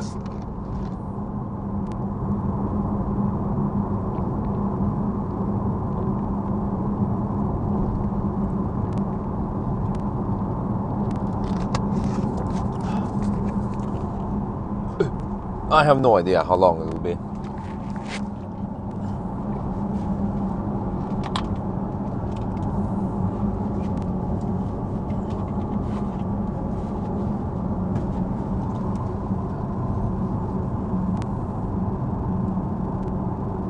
I mean, I guess you can guess it based on where I am, because I don't want to calculate right now.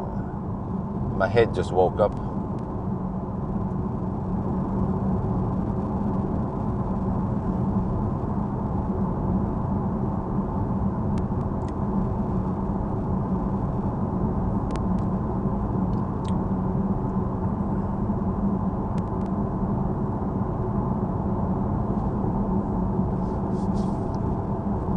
But you know the trip. What, Arun? You know, you've been watching the live stream a couple of times. You know roughly when I end. I think earlier I said midnight, but it might be a little bit past midnight now.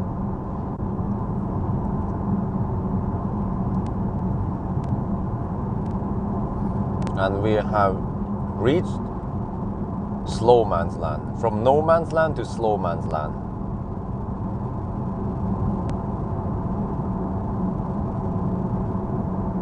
Well, does anyone want to try to estimate my arrival time? Remember that I have to stay. Oh, I have to stay and charge at Dal. Hopefully, I get good charging speed there. Well, that we can only hope, right? Like, how the heck can I get good charging speed there? I have to hammer it kind of from Alvdal. And what if we don't get? Okay. If I get shitty, I mean, if I don't get optimal charging speed at Dal, then I can just give up. I don't feel like hammering it back and forth to try again now. So if I reach 50% and we see that we don't get the optimal speed, then I guess we could try some other day. Like after 1,000 kilometer challenge, maybe we can try again. But then it might be bright outside. Oh shit.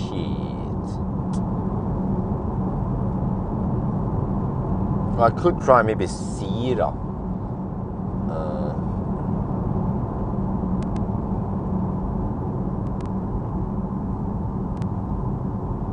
What?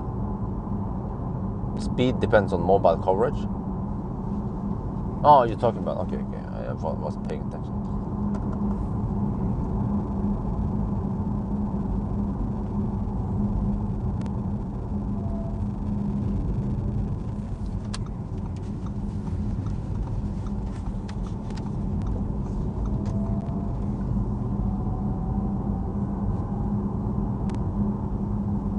Okay, let's go to Steinkjer Beach.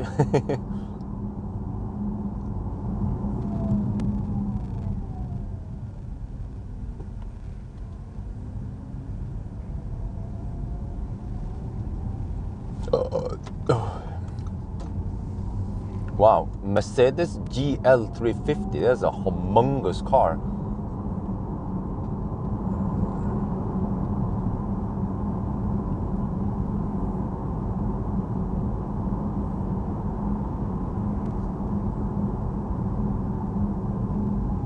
They should make a, wait, GL3, how can they, how about GLG maybe?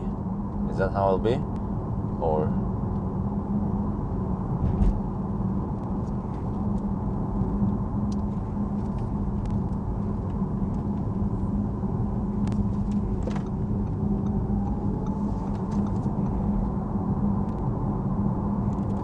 noise in Steinkjer. Back to civilization. I'm not sure if I'm happy or not by coming back here, but I guess I have to go home anyway. All heroes need to return home.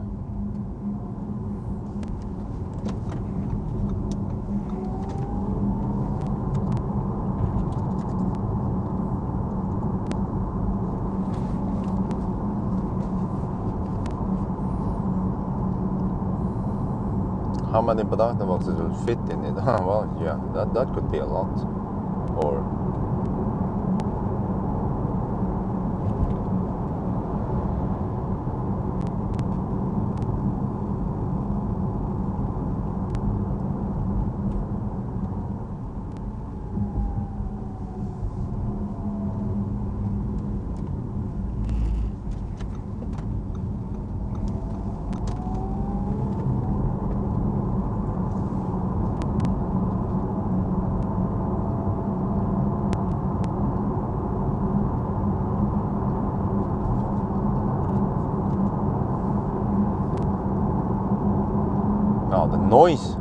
the noise. I know the asphalt over here is pretty rough.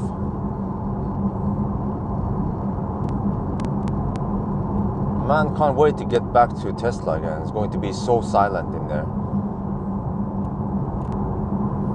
Do you have any plans to test some cars this summer? Yes, I have.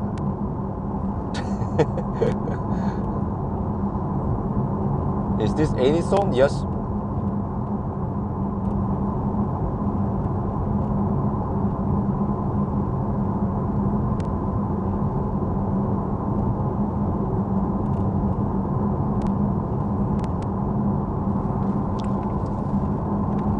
We need to charge this stuff, or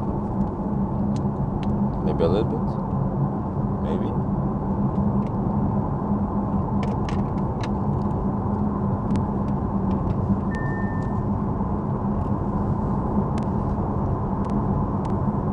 Wait, maybe I need to charge my phone.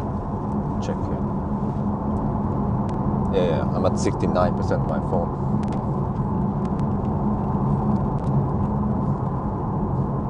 What cars are coming for the test? I don't know. But at least Teslas. Million the Falcon and Standard Range Plus.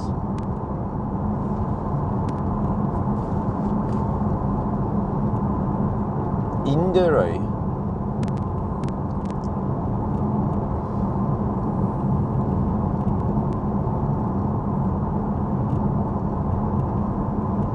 Hey Morten,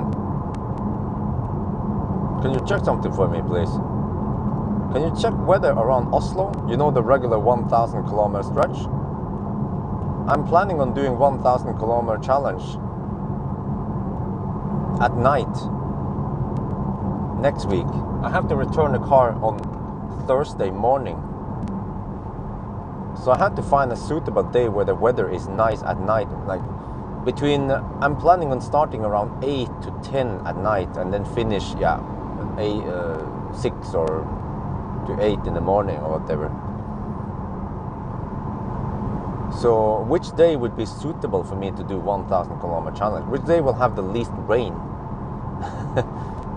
Because I haven't checked the weather forecast lately. I checked it 2 days ago, and then I've been busy hammering it.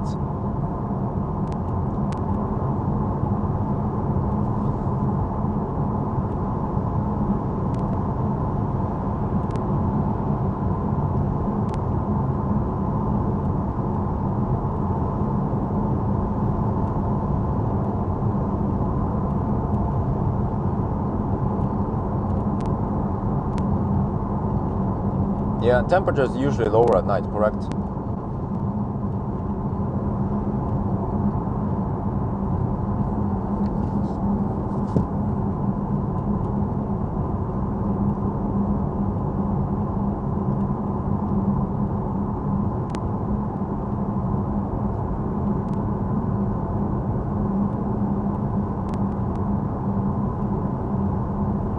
Does the glass roof control? No, noise comes from below.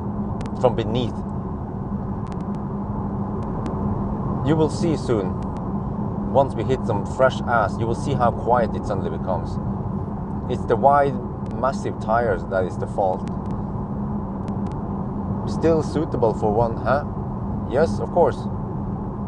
Just wait for Morten's reply, or you can check yourself if you feel like it, based on the request I came with. Well, you know the drill. We have to do a weekday 1,000 kilometer challenge. You know the setup for it.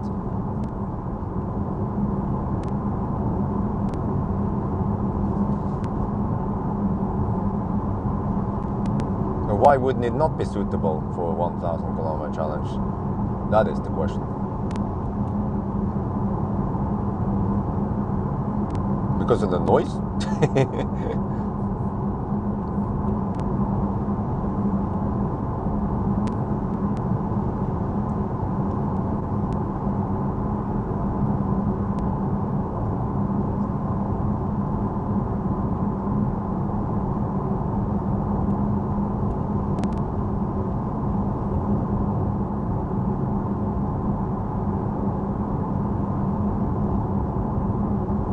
Okay, over here you have to lubricate yourself with patience for the next hour, pretty much. Or actually all the way to Trondheim. Yeah, this is the test of patience.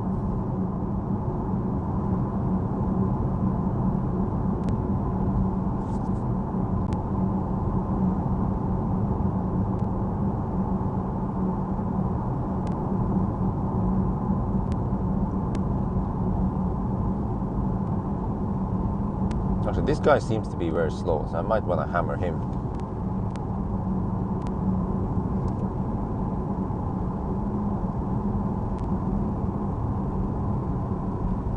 Yeah, you see?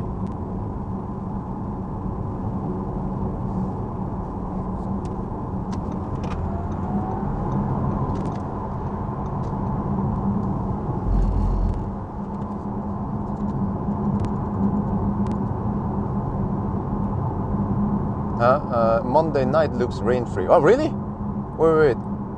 You mean like not tonight, right? But Monday to Tuesday night, right? Tuesday, Wednesday, nicht gut. Okay. Oh shit. Okay. So Monday. Wow. So tomorrow night then. All right. I have some time to get rest, charge up the car, take out the ASA clit. Can overtake right. No, you overtake left.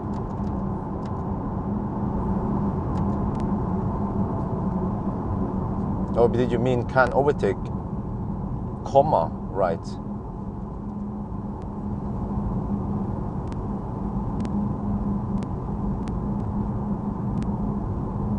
Oh, but let me just confirm here, Morten. Monday evening to Tuesday morning, right? That's the best time. Bjørn, I think future, indicating that lower night, affect battery range and thus bit. No, it's almost irrelevant for this car because it charges so damn fast. You guys saw it. Even fat tires won't stop this thing.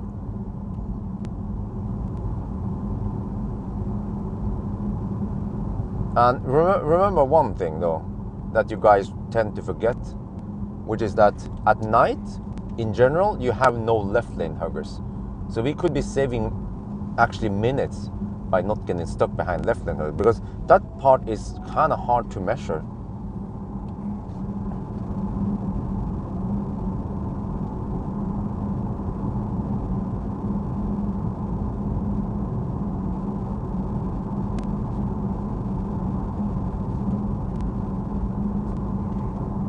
So I just hope that I'm lucky with the road construction. I mean, what do you call it? Well, it's not road construction. It's more like detours and whatever they tend to do at night. Road maintenance.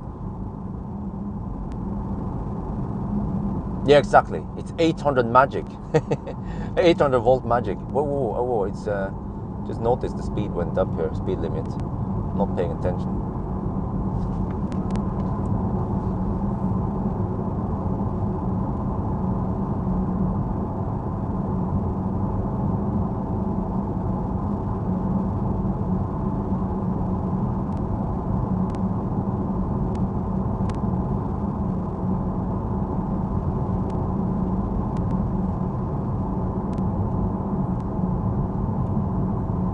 But we have no other choices, because if you drive, I mean, you also have to understand that we can't drive on weekend. We spend the weekend already, the Saturday.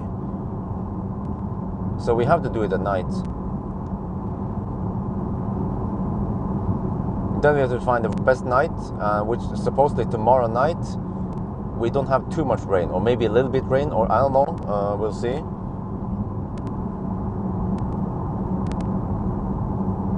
Clear ones, yeah.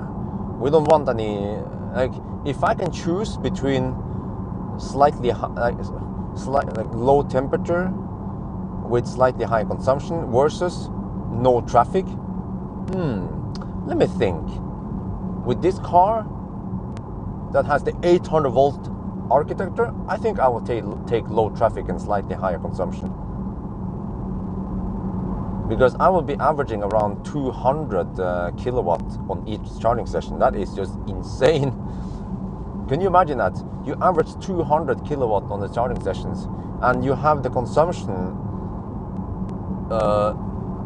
similar to a Model S, roughly. I think I will average around 280 watt-hour per kilometer at night. Maybe no more than 300 watt-hour per kilometer. But it almost doesn't matter, because you're charging at 200 on average. So I already checked the spreadsheet, and it seems like I should charge to about 75% or 73 or something right when the speed drops. Then I leave. Or actually, I should get ready around 70% and unplug it at 72% and then hammer it. But yeah, something like that. Oh shit! I missed it. Okay, there's another one. There was another stretch coming. I remember there was another stretch coming. I had to record this one.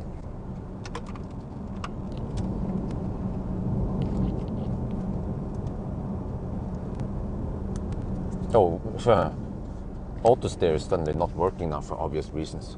Just when I needed to hold my wheel for about 5 seconds, I can clip on the microphone. Okay, here.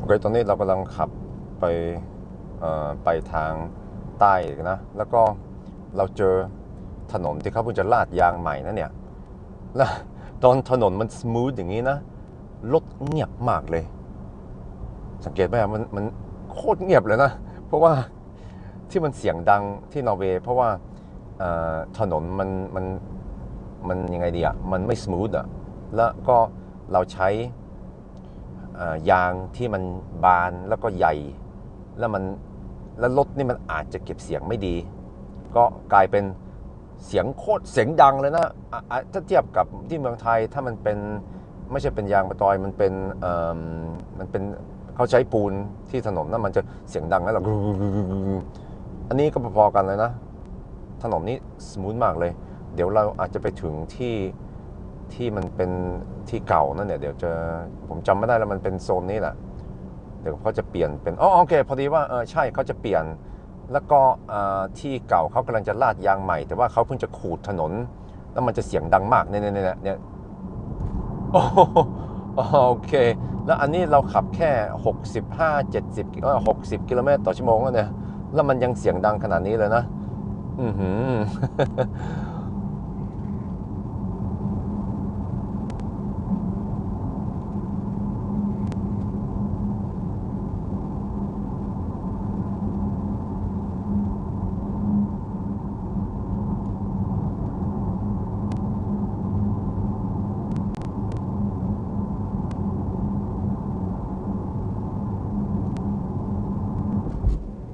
Oh man, this is the second part of yeah, this is the smooth ass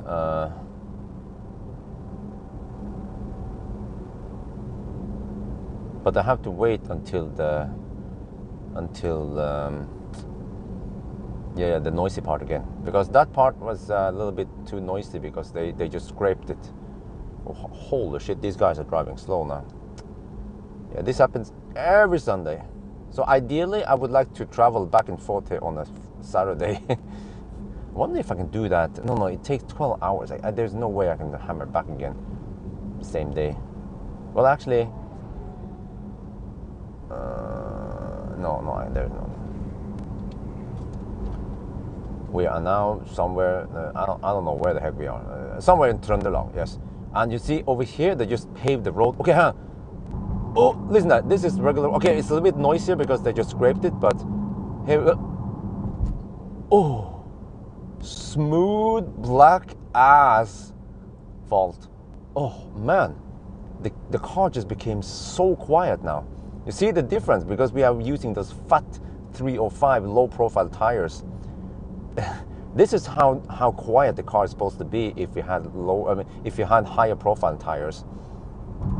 Okay, this is slightly rougher, and then back to the old asphalt here, unmodified. Whoa, that's a big difference. Wow. Are you sure you want to have fat tires, low profile? I keep saying that. I personally, what the heck is the Volvo doing? Are you texting, bro? I keep saying that I don't like 30 or 35 profile. This one, yeah, it has 265 35 21 front and 305 30 21 rear. Me personally, I prefer around 40 45 profile at least.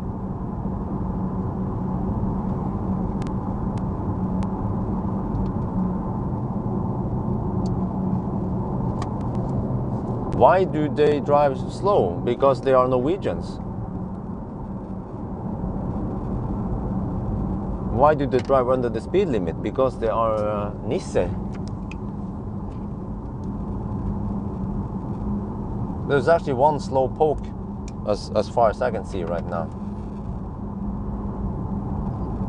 Yeah, I'm gonna get a nice overview here. See how it goes. Maybe it was just one slow poke. I could be wrong. If I see more than 10 slow pokes, then I'll just stay behind. But as for now, I see 1, 2, 3, 4, 5 only. Well, 5 in this cluster. That's it. Okay, I might hammer them because I have the chance to hammer them soon. Holy sh! No, there's more. There's more. There's more. Yeah, okay, whatever. There's way more than, if we have way more than 10, then usually I wouldn't bother. And I also know this stretch that it's infested by these guys. So just, like I said, smøre dem med tålmodighet. Lubricate yourself with patience. That's what a wise man said. And this kind of slow poke driving lasts all the way to Trondheim. I think high profile tires, decent suspension travel is reasonable. Yeah. Yeah, you know, that's what I keep noticing, that the E2008 is way more silent than the E28. And what was it again? Okay, I don't remember, but in general, many SUVs or crossovers, they are fairly quiet compared to sedans, and I suspect the more suspension travel is the cause of it, because it then soaks more vibration and noise, and also of course the rubber. You have to start where the rubber, that's where the noise starts, at least for this road noise thing. So by having softer rubber, you will have less noise.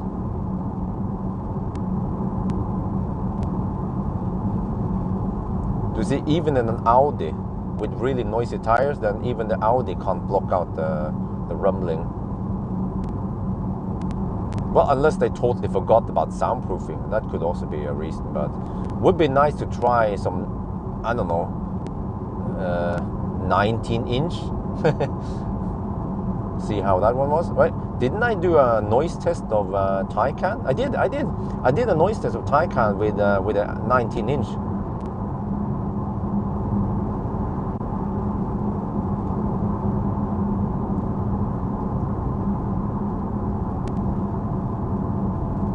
Well, Hans Petter, he will get he will get that message in. No, he won't. I forgot. He will see it immediately because it's in the chat. Yeah.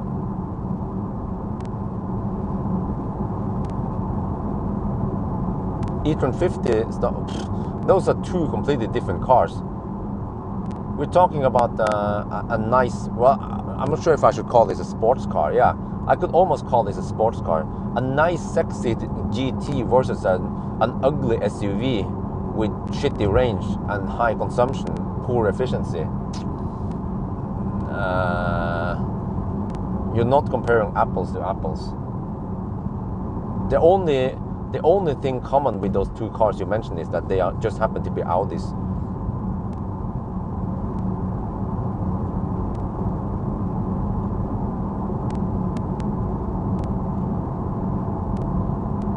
Yeah, exactly. Good point. If there's no one behind, yeah, you can drive slow. Well, that logic, Norwegians don't follow it. Norwegians, even if they have 50 cars behind them, they don't care.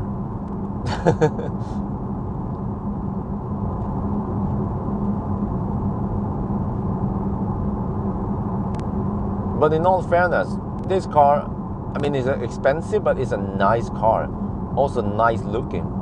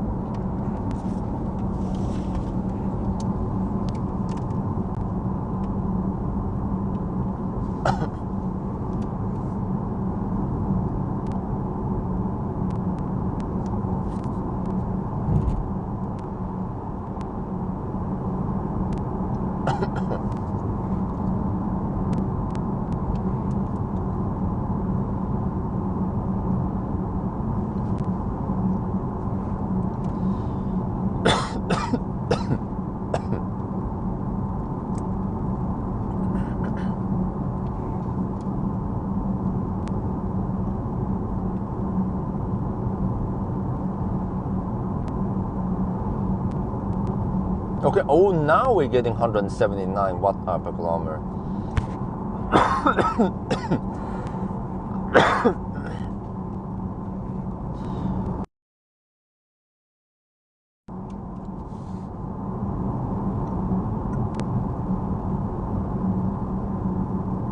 Why do I feel like we are stuck behind some slow pokes here? Yes.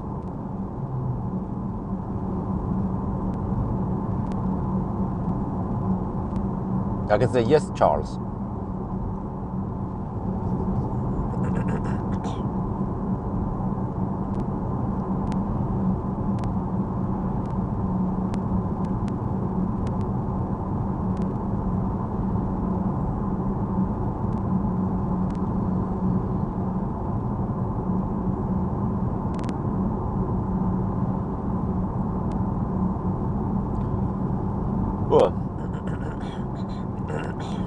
So we have to wait many years before there's an upgrade on this road. Meanwhile, yeah.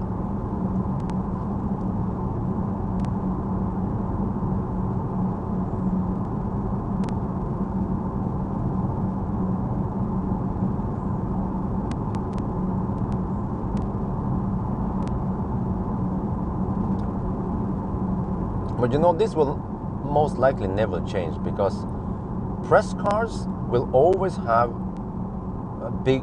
bigger tires than usual. I mean, they will go for the bigger tires on press cars just to show them off. And journalists, well, journalists who test cars, they will just try to describe the car. And of course, when you have low profile tire, you have more tight feeling, less body roll, less wagging. I mean, the rubber doesn't bounce and that much, you know. So of course, low profile tire is better for well, not stability, but just tightness. I'm not sure what word I'm supposed to say, but you know what I mean. But that's pretty much where it ends. And then we have, well, I mean, some people like the looks of large wheels, and I see journalists when they like at events like at the you know, at the EV6 event, the journalists. Yeah, more noise, exactly. It's a noise, the constant noise I have to listen to. Was I was enjoying it. What was I had some quiet cars. Yeah, the ID4 was very quiet. EQA was noisy. I didn't like that. Even with low profile, I mean, with decent tires, it was still noisy for some reason. Oh, insect! Get out! Get out!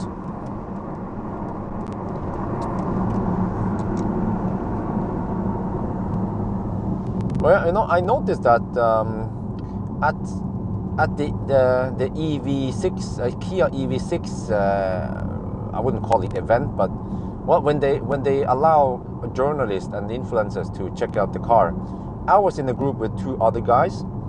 It was, I don't remember the one guy, but the other guy was Frank Williksen. You guys know Frank Williksen. I finally met him. He seems like a nice guy though. Except for his opinions might be a little bit not in sync with me. But those guys, we just split it. We had 1 hour with the car, and we kind of tried to share the time with the car because I wanted them some time to shoot videos, and then they wanted some time to take pictures. But that's pretty much what the journalists did. They came there, they took pictures of the car, and then they left.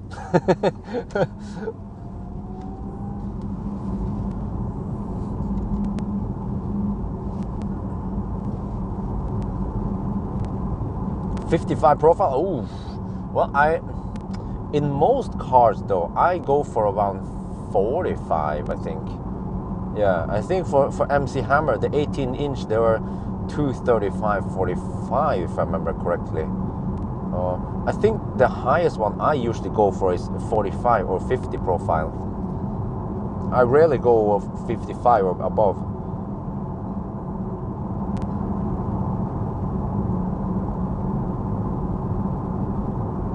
No, but what are they supposed to do then? I mean, they can't drive the car.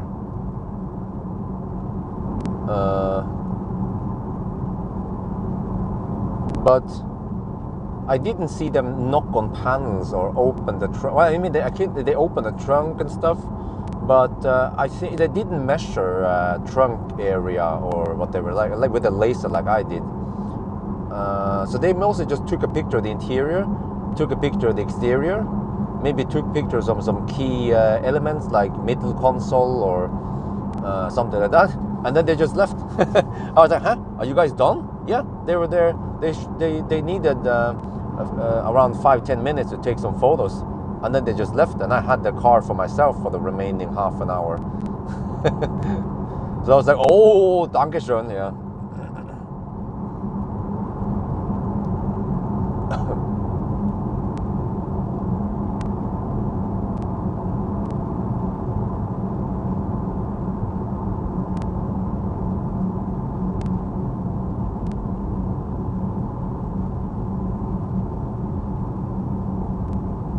But I can tell you that recently I was invited for to review a car, an EV, and on that brand I was able to get the car for myself for 20 minutes.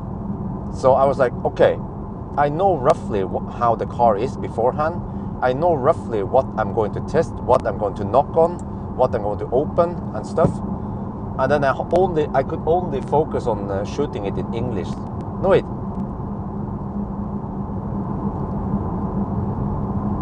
Yeah. I think I rushed it, and I only shot it in English.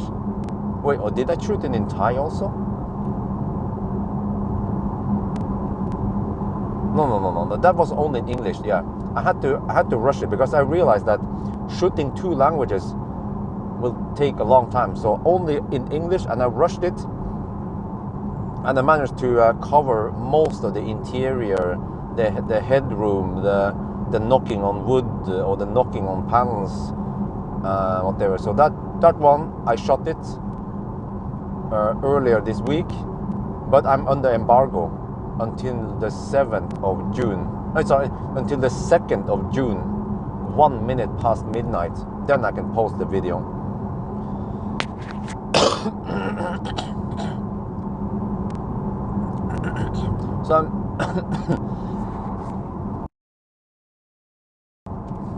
So I'm starting to get a hang of it, about what is important to check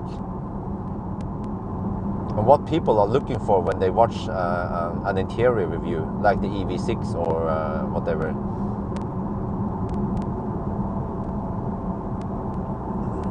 They could have had the same, they could actually have the same folders from press material. That is true.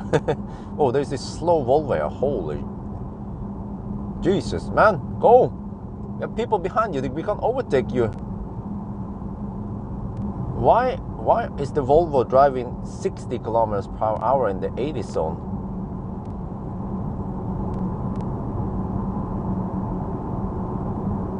You like the center barrier on the road. I don't like it, because we can't overtake slow pokes.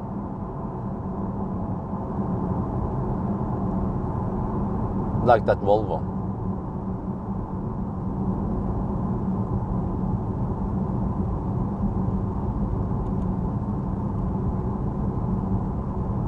I mean, I'm not in a rush. I just slept 1.5 hours, but once I'm on the road, I kind of like to have a good pace. And he's driving like yo-yo. Now he's going 10 over the speed limit.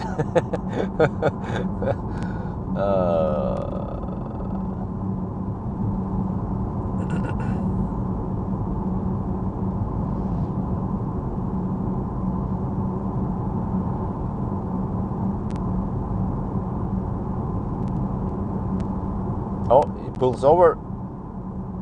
Great. Volvo has left the building.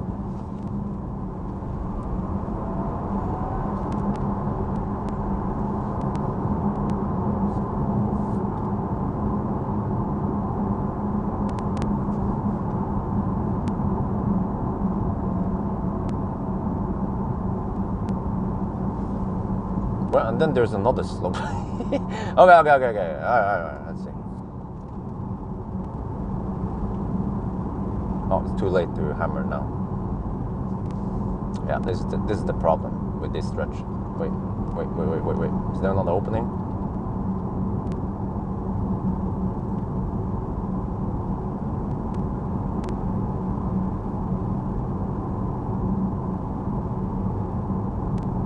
Nope.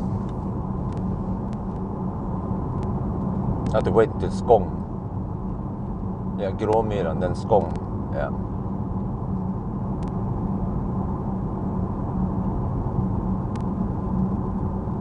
How much percent longer is the range on average driving at around 110 versus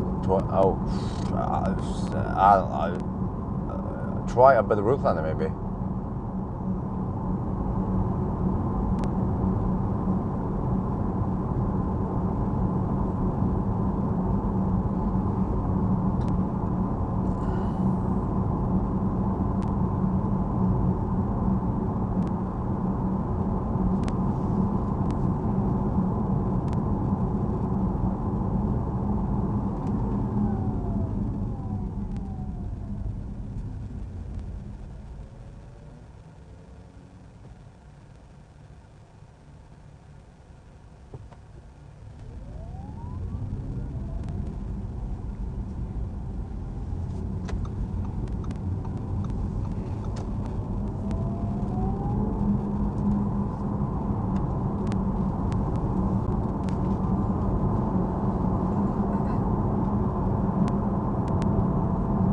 Yeah, no, I see Swedes do that in Sweden. First time it happened, I was also quite confused, but it's supposedly quite common in Sweden. But I think in Norway it's not allowed. Holy sh! As we speak. And what's up with these people? Man! Why are you driving 20 kilometers per hour under the speed limit? All of them.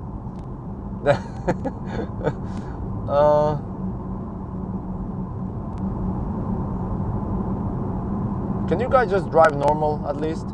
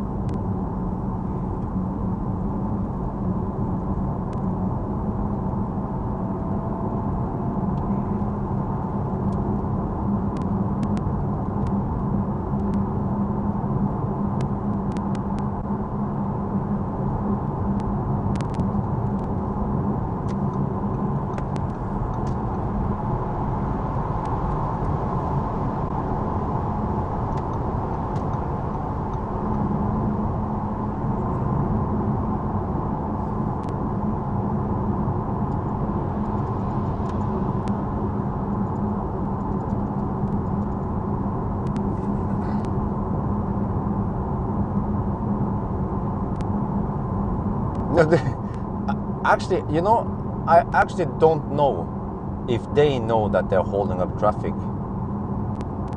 or if they just don't care. I have no idea what's going up in their heads, but you see this stuff keep happening all the time. People behind, they have to brake. You saw that, right? You saw the brake light on the Volvo in front of me.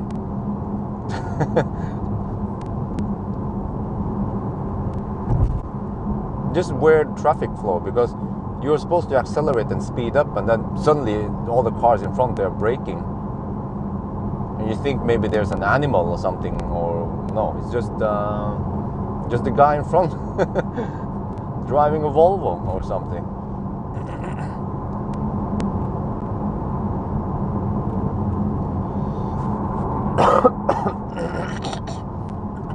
Well, I slowed down. Obviously, that's why the Volvo came fast like that. Because I didn't want to go too fast in the 80 zone.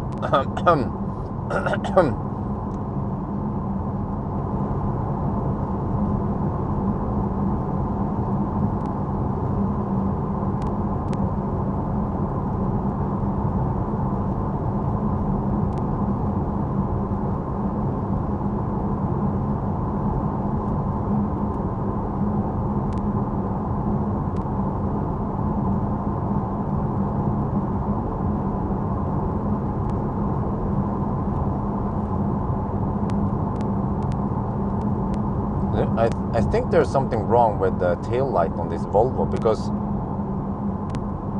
the top part is lighting up constantly, and it seemed to be brighter than the rest of the tail light, as if it was holding the brakes all the time, but it's not, of course. So yeah, this seems a little bit strange than the regular Volvos I see.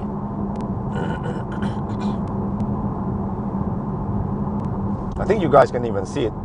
If I go closer, you will see that the top part of the taillight is lighting up constantly.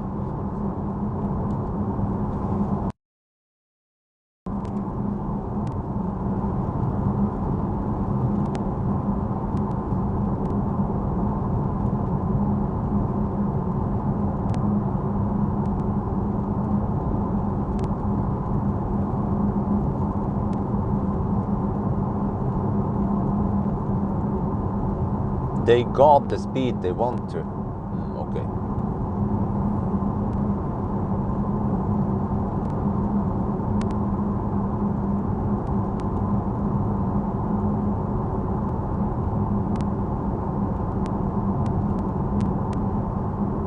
Braking or braking? I think you meant braking.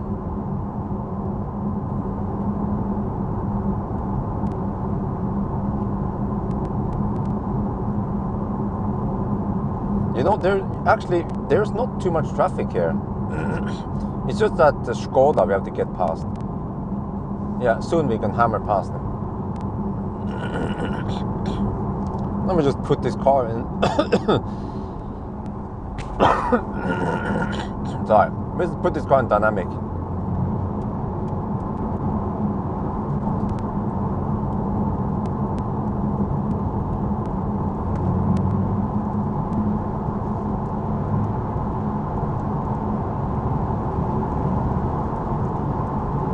I think it's trying to go flat out, but yeah. I think that he was hammering flat out. I had to lift all the time, otherwise I would crash into him.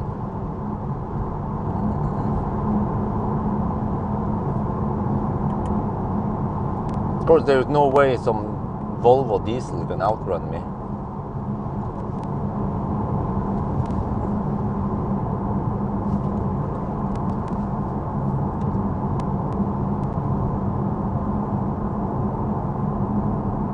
Yeah, I have 41% by the way, so I should have boost available. Let me check it.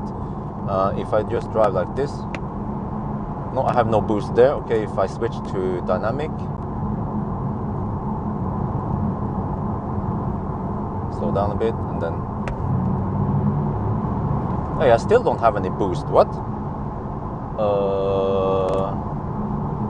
Wait, huh? What? When are you supposed to have that boost? I thought it was when you have it in dynamic that you get the boost. Wait a minute. Wait. Let me slow down a little bit. Maybe I only get the boost in low speed. Like now. Well, I still don't have the boost. What? You know, I heard about Audi SUV people complaining about this, that they don't get the boost.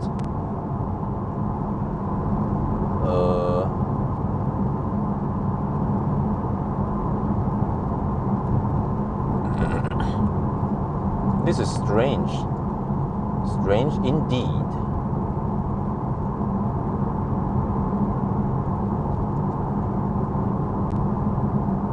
I have 41%.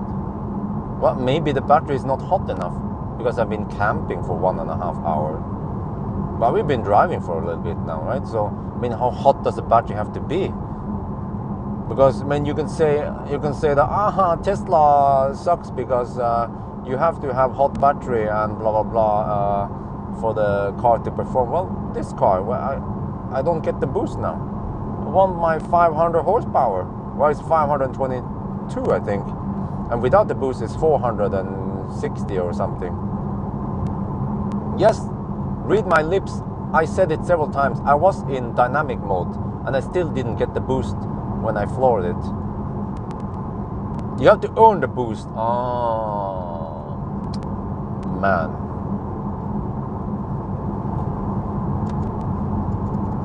Earn it. Like respect.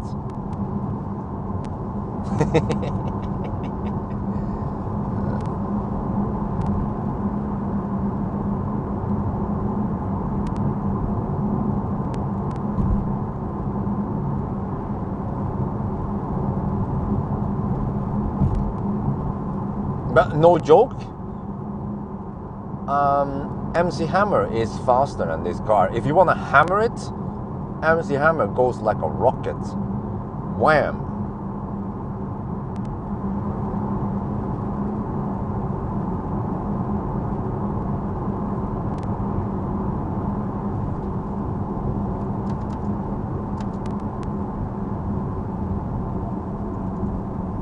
But well, actually, Optimus Prime was also damn fast when I think about it. It's just that he was just a little bit fat and heavy. Yeah. But actually, Optimus Prime is faster 0 to 200 kilometers per hour than MC Hammer.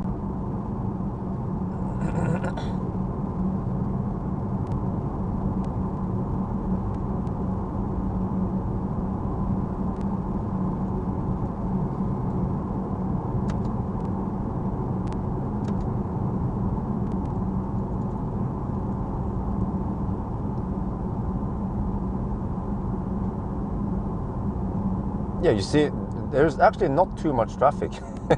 We just happen to get stuck behind the two slowest pokes. And I think the reason for this is because it's public holiday. You can see the flags, right? You see the flags on the houses. So yeah, not too much traffic. People are just chilling.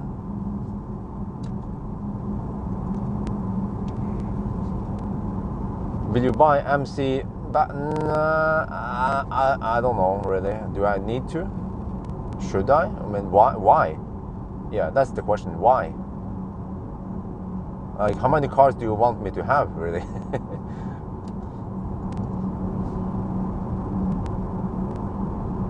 And MC Hammer is not that interesting. I mean, there was a reason why I sold him, you know. So, but Millennium Falcon is interesting because he gets lots of weird issues, and I can make videos about him.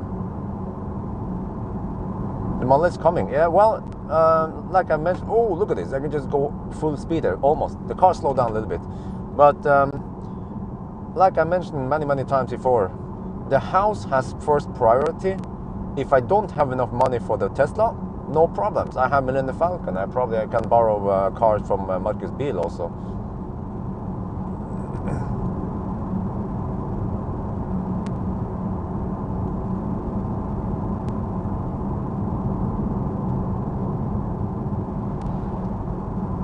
I'm actually surprised that I can stay awake for that long. So that 1.5 hour nap did wonders. Or at least the 1 hour nap. I just wonder how long it takes before I get sleepy again.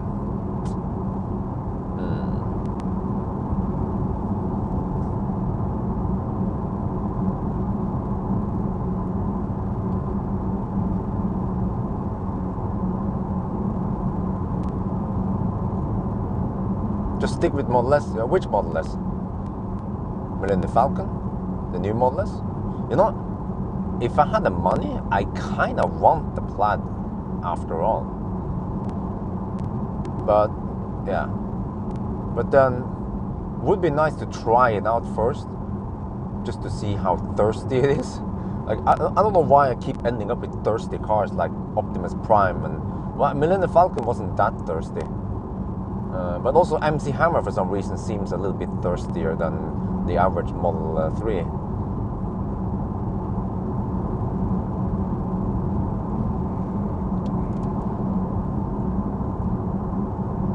Oh, here we have it, Stau. You don't find Stau, Stau finds you. How many cars can you pick? Can you park a new house? I don't know.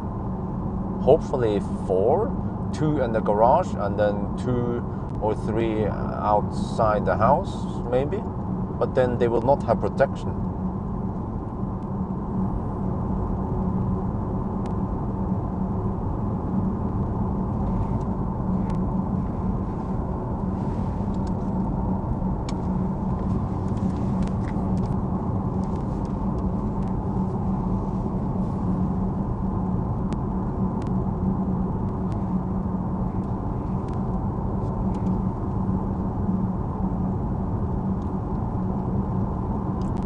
Okay, so it's going to rain around Trondheim, right? I remember there was something like this. We can't expect the nice weather all the way to Oslo. No, I mean, if I need the space, I wouldn't be bothered with Optimus. I would go for something more modern. And if I need the space, like with kids, small kids, then Model S works great. And then eventually when they grow bigger, then Model Y maybe. I'm not totally convinced about Model...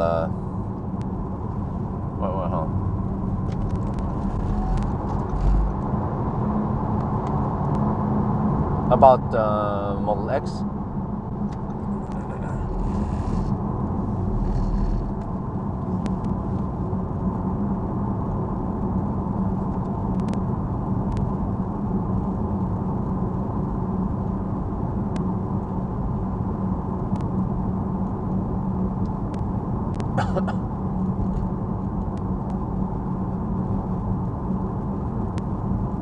Switch a Roadster, and bad idea. Those Roadsters are special.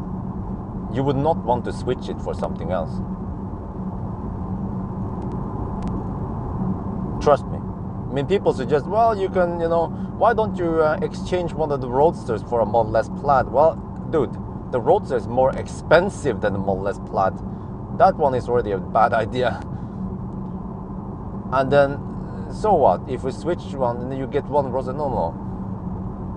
In the future, if we did something like that, you would regret in the future, like, why did I do that? Why didn't I get both Roadsters? Those are special cars. Those are prices. Of course, you don't want to switch them out. You want to keep both of them. Get them in red and blue or something. I can get the blue one. Wifey can drive red Roadster. Yeah, I take the blue Roadster. Wifey and hubby cars. Call neighbors. Well, yeah, I think so. I'm not sure. Ask Elon. Ask Lord Elon Musk about it.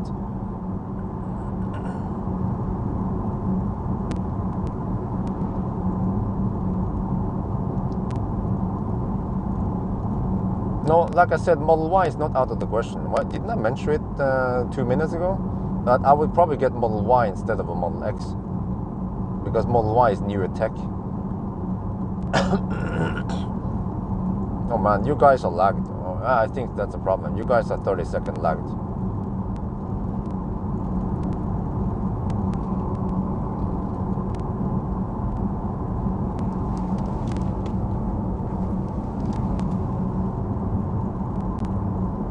Hardtop? I don't know how it will be. Nobody knows yet how the Roadsters will be.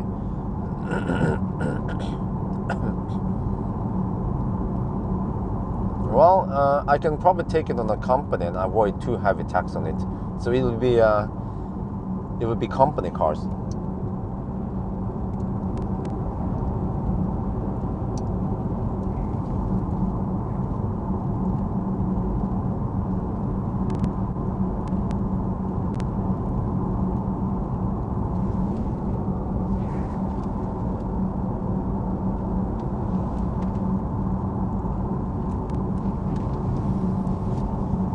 Is Y in Norway? No.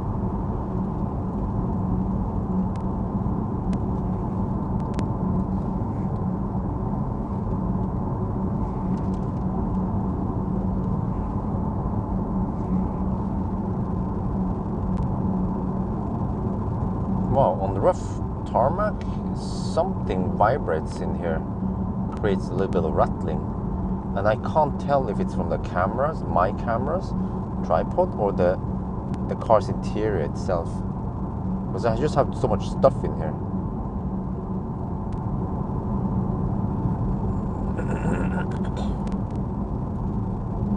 Well, you know what they say, den som venter på noe godt. Those who are waiting for something good, they don't wait in vain. I guess that's how it goes. So, yeah. Oh, soon we'll be at Stjørdal. We can start hammer some places, at least. And it gets gradually better and better until we are in Trondheim. But yeah, from hell we can start hammering.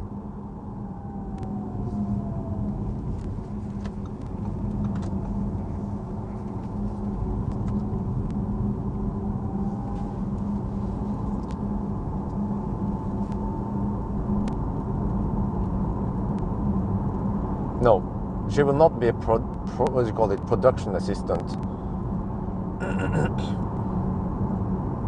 I will have both Roadsters under the company, and I will alternate between the two. I will probably have one main Roadster, and then the other one will be a secondary Roadster I use from time to time.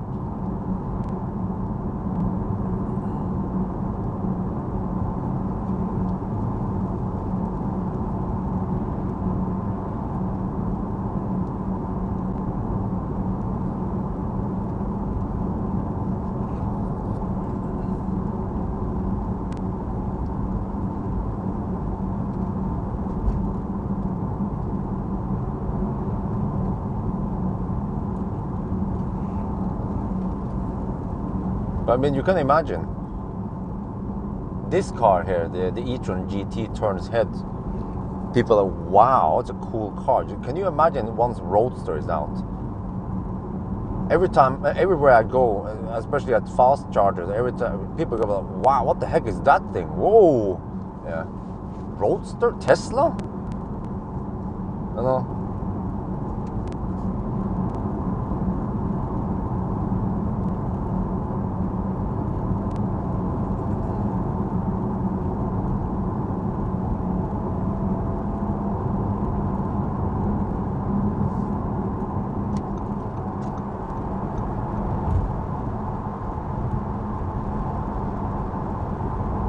Oh, RV, can I catch the RV?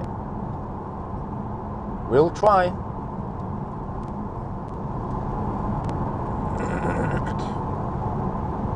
Just don't want to go too fast around here.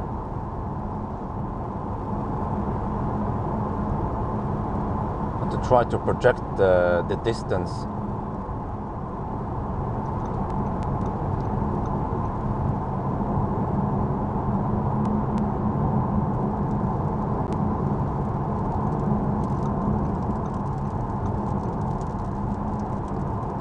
Well, don't block the lane. Wow. I mean, either you go or you stay, I guess.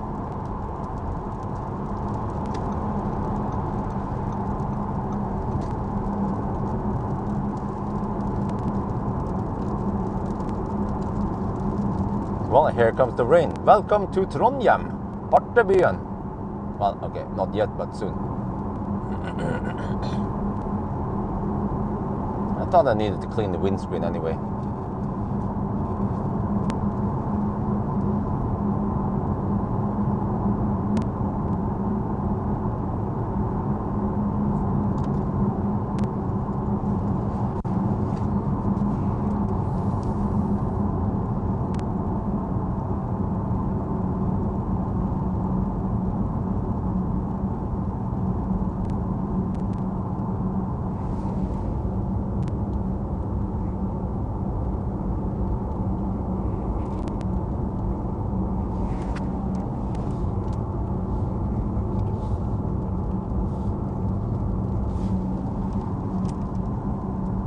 Oh, I think the rattling came from the passenger side seat adjustment buttons, or the seat adjustment panel on the passenger side.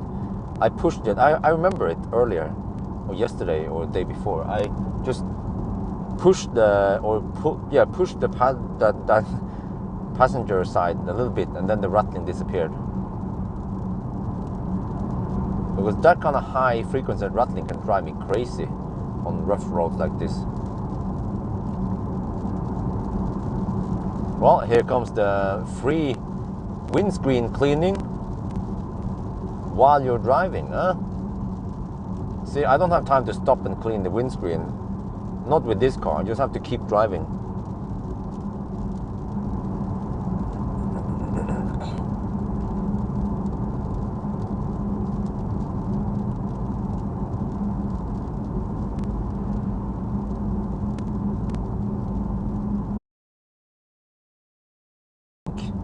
Even if we limit the charging rate to 200 kilowatt only, it would still be damn fast.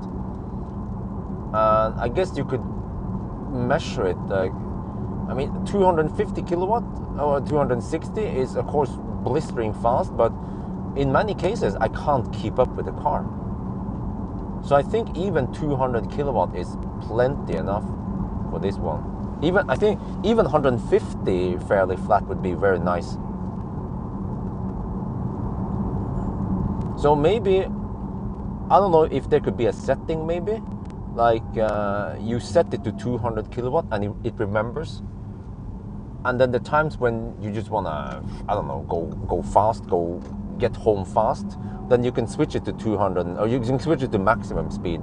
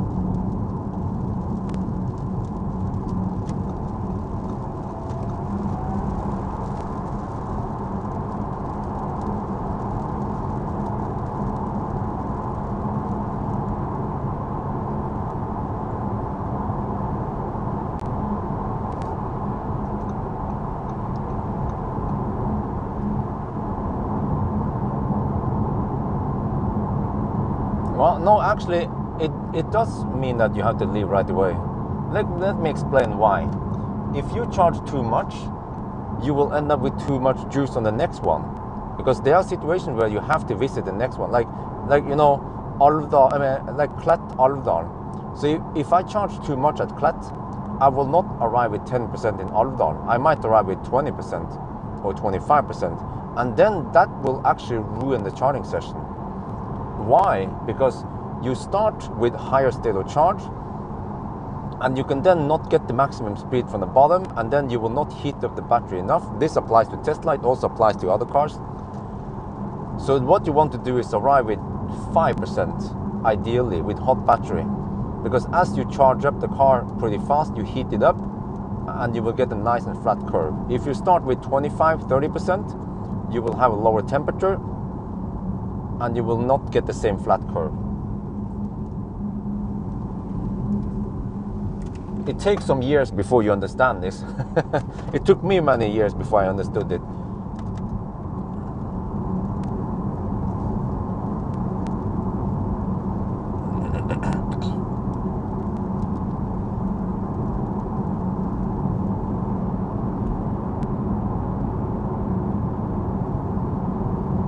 What do you mean max charging value? Do you mean charging level, like percentage, or do you mean charging power as like maximum kilowatts?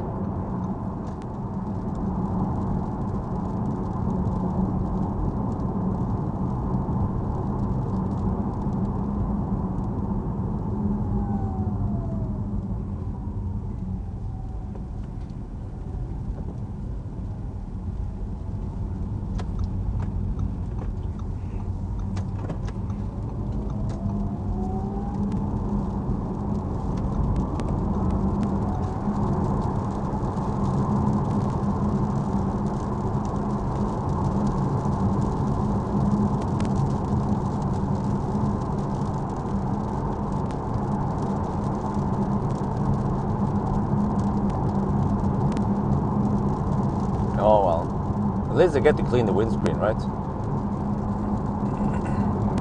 Welcome to Trondheim, the wet city.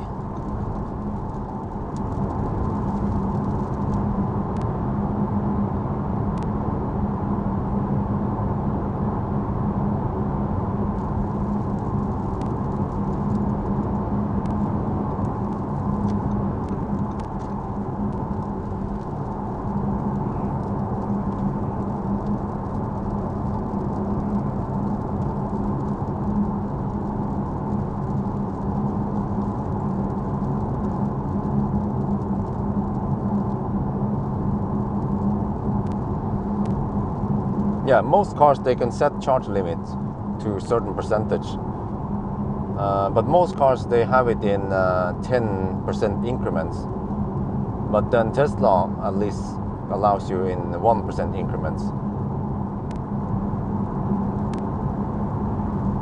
Ionize it, well, ozonize it, we already did that. If you check the videos, we did it twice actually. Well, it's not ozone it. We ozone it on the Bileksperten run, and then we also did some other thing, cleaning, even deeper cleaning at Pit Stop Bilplayer. You should check out those videos. Very nice videos.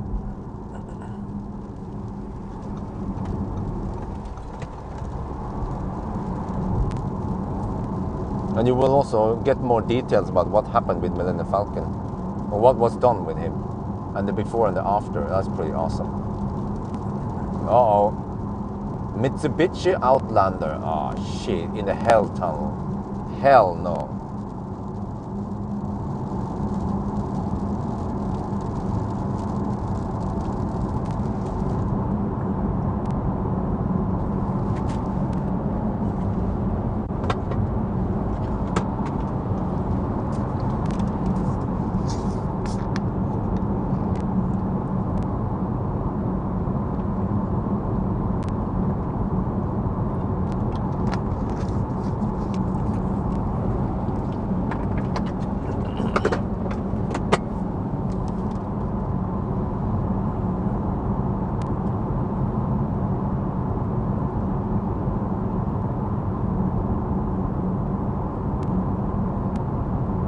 How good are these tires on the race? I have no idea.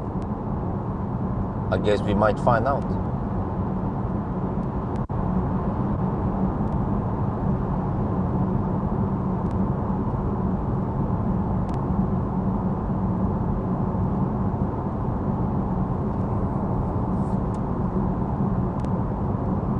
Okay, how many percent do I need to go to Alvdal? I guess I have to assume semi-high consumption here. Maybe 220.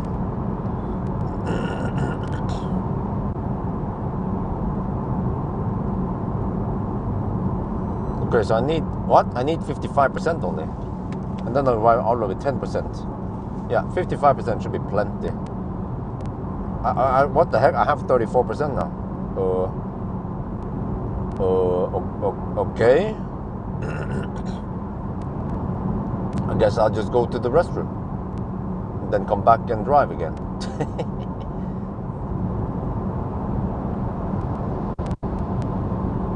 I charged too much at Haran.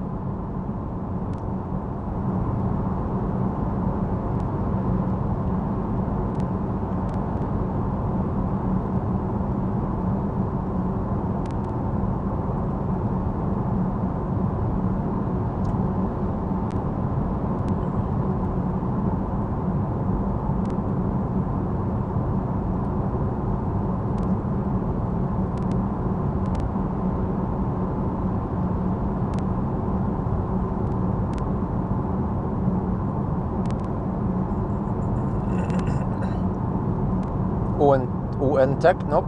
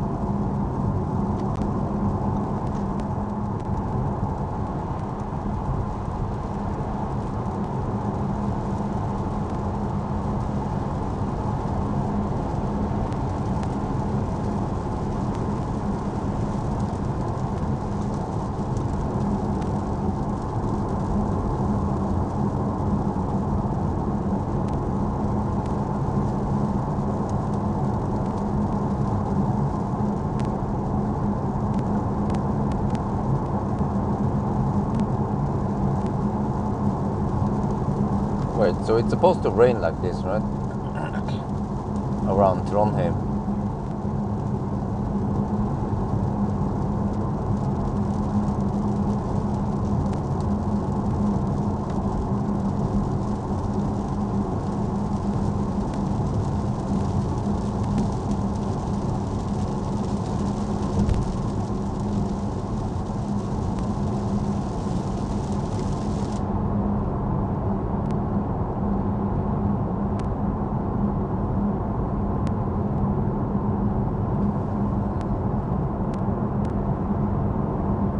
You can stop wipe now.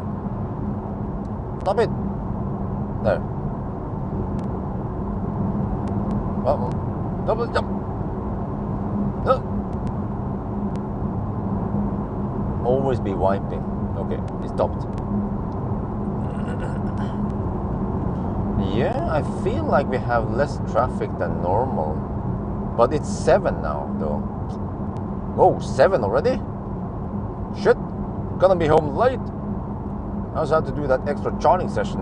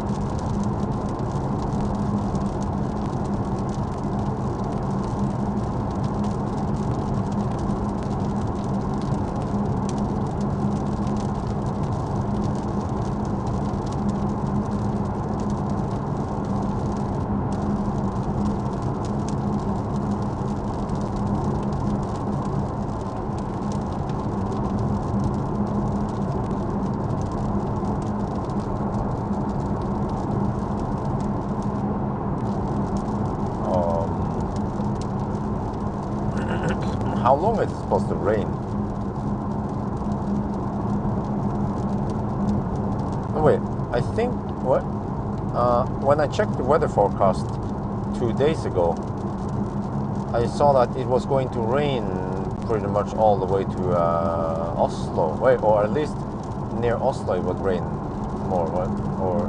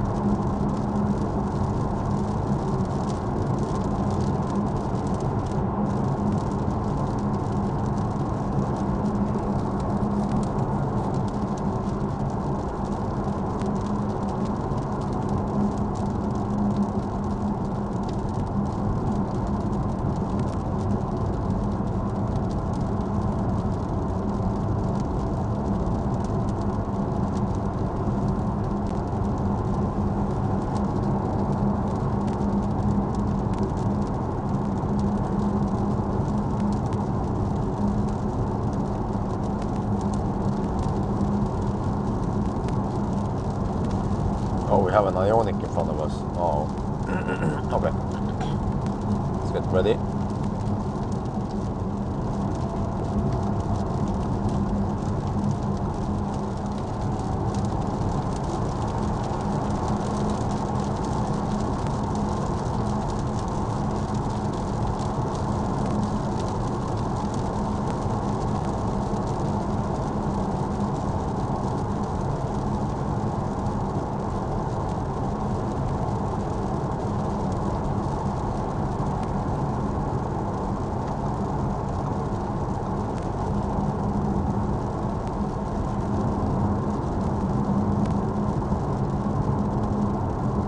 I guess these tires are not optimized for noise, more like performance. So they stick like glue in the corners, right? That's what I'm thinking.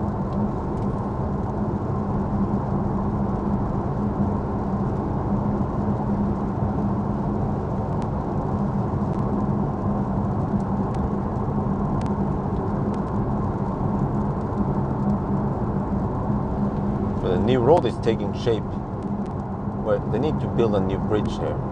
Yeah, because the old one here is not big enough.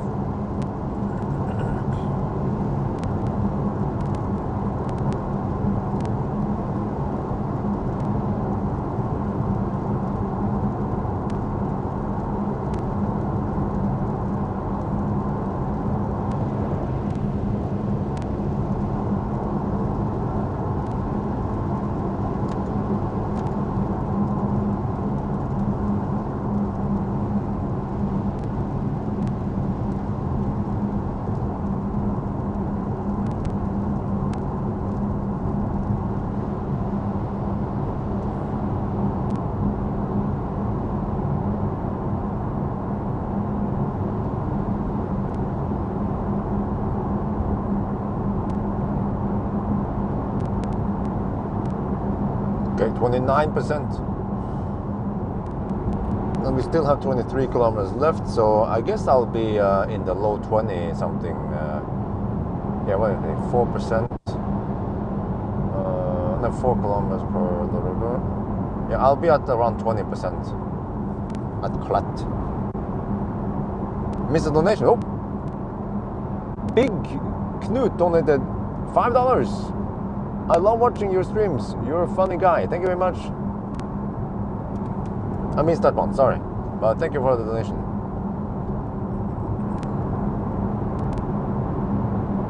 I'm happy to live stream for you. So, we're getting close to Oslo. I mean, not to Oslo, to Trondheim.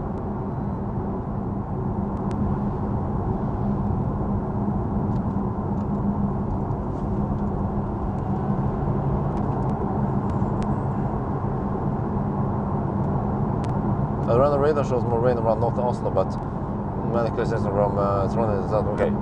Okay, so it's like mixed like this. Yeah, okay, that's okay. and I guess it's still fairly bright outside.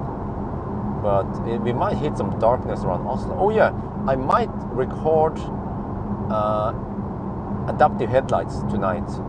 I have an opportunity tonight.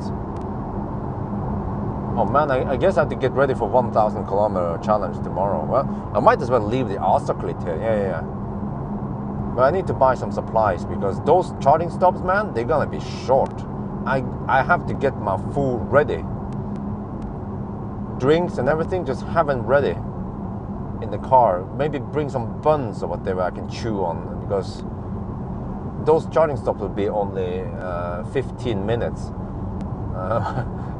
And I just have to quickly hammer to the next one. Of course, I will do all my best to set the fastest time ever, and calculate, and then of course learn how much the car is spending, and then try to estimate exactly how much I need to go to the next one with 5%.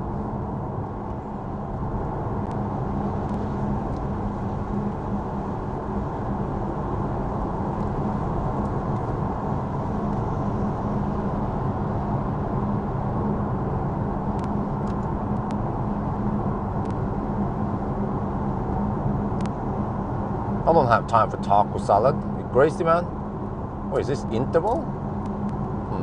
Weird.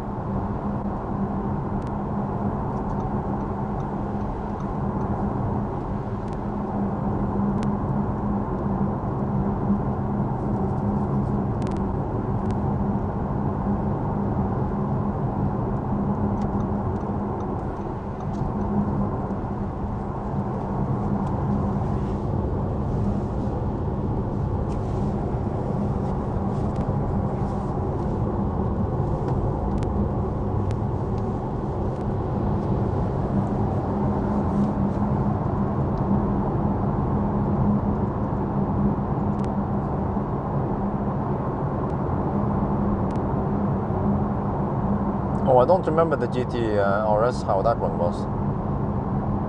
I think it just had the regular. It didn't have glass roof, if I remember correctly. Maybe that one had a carbon roof.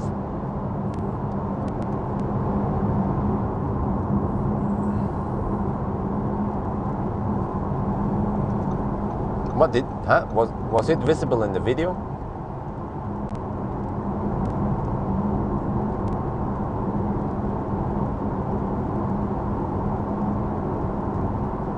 Well, I mean, for me, to be honest, I'm not a big fan of glass roof because of sun on my head. But I guess you get good headroom with a glass roof, and of course open cabin, bright and open cabin.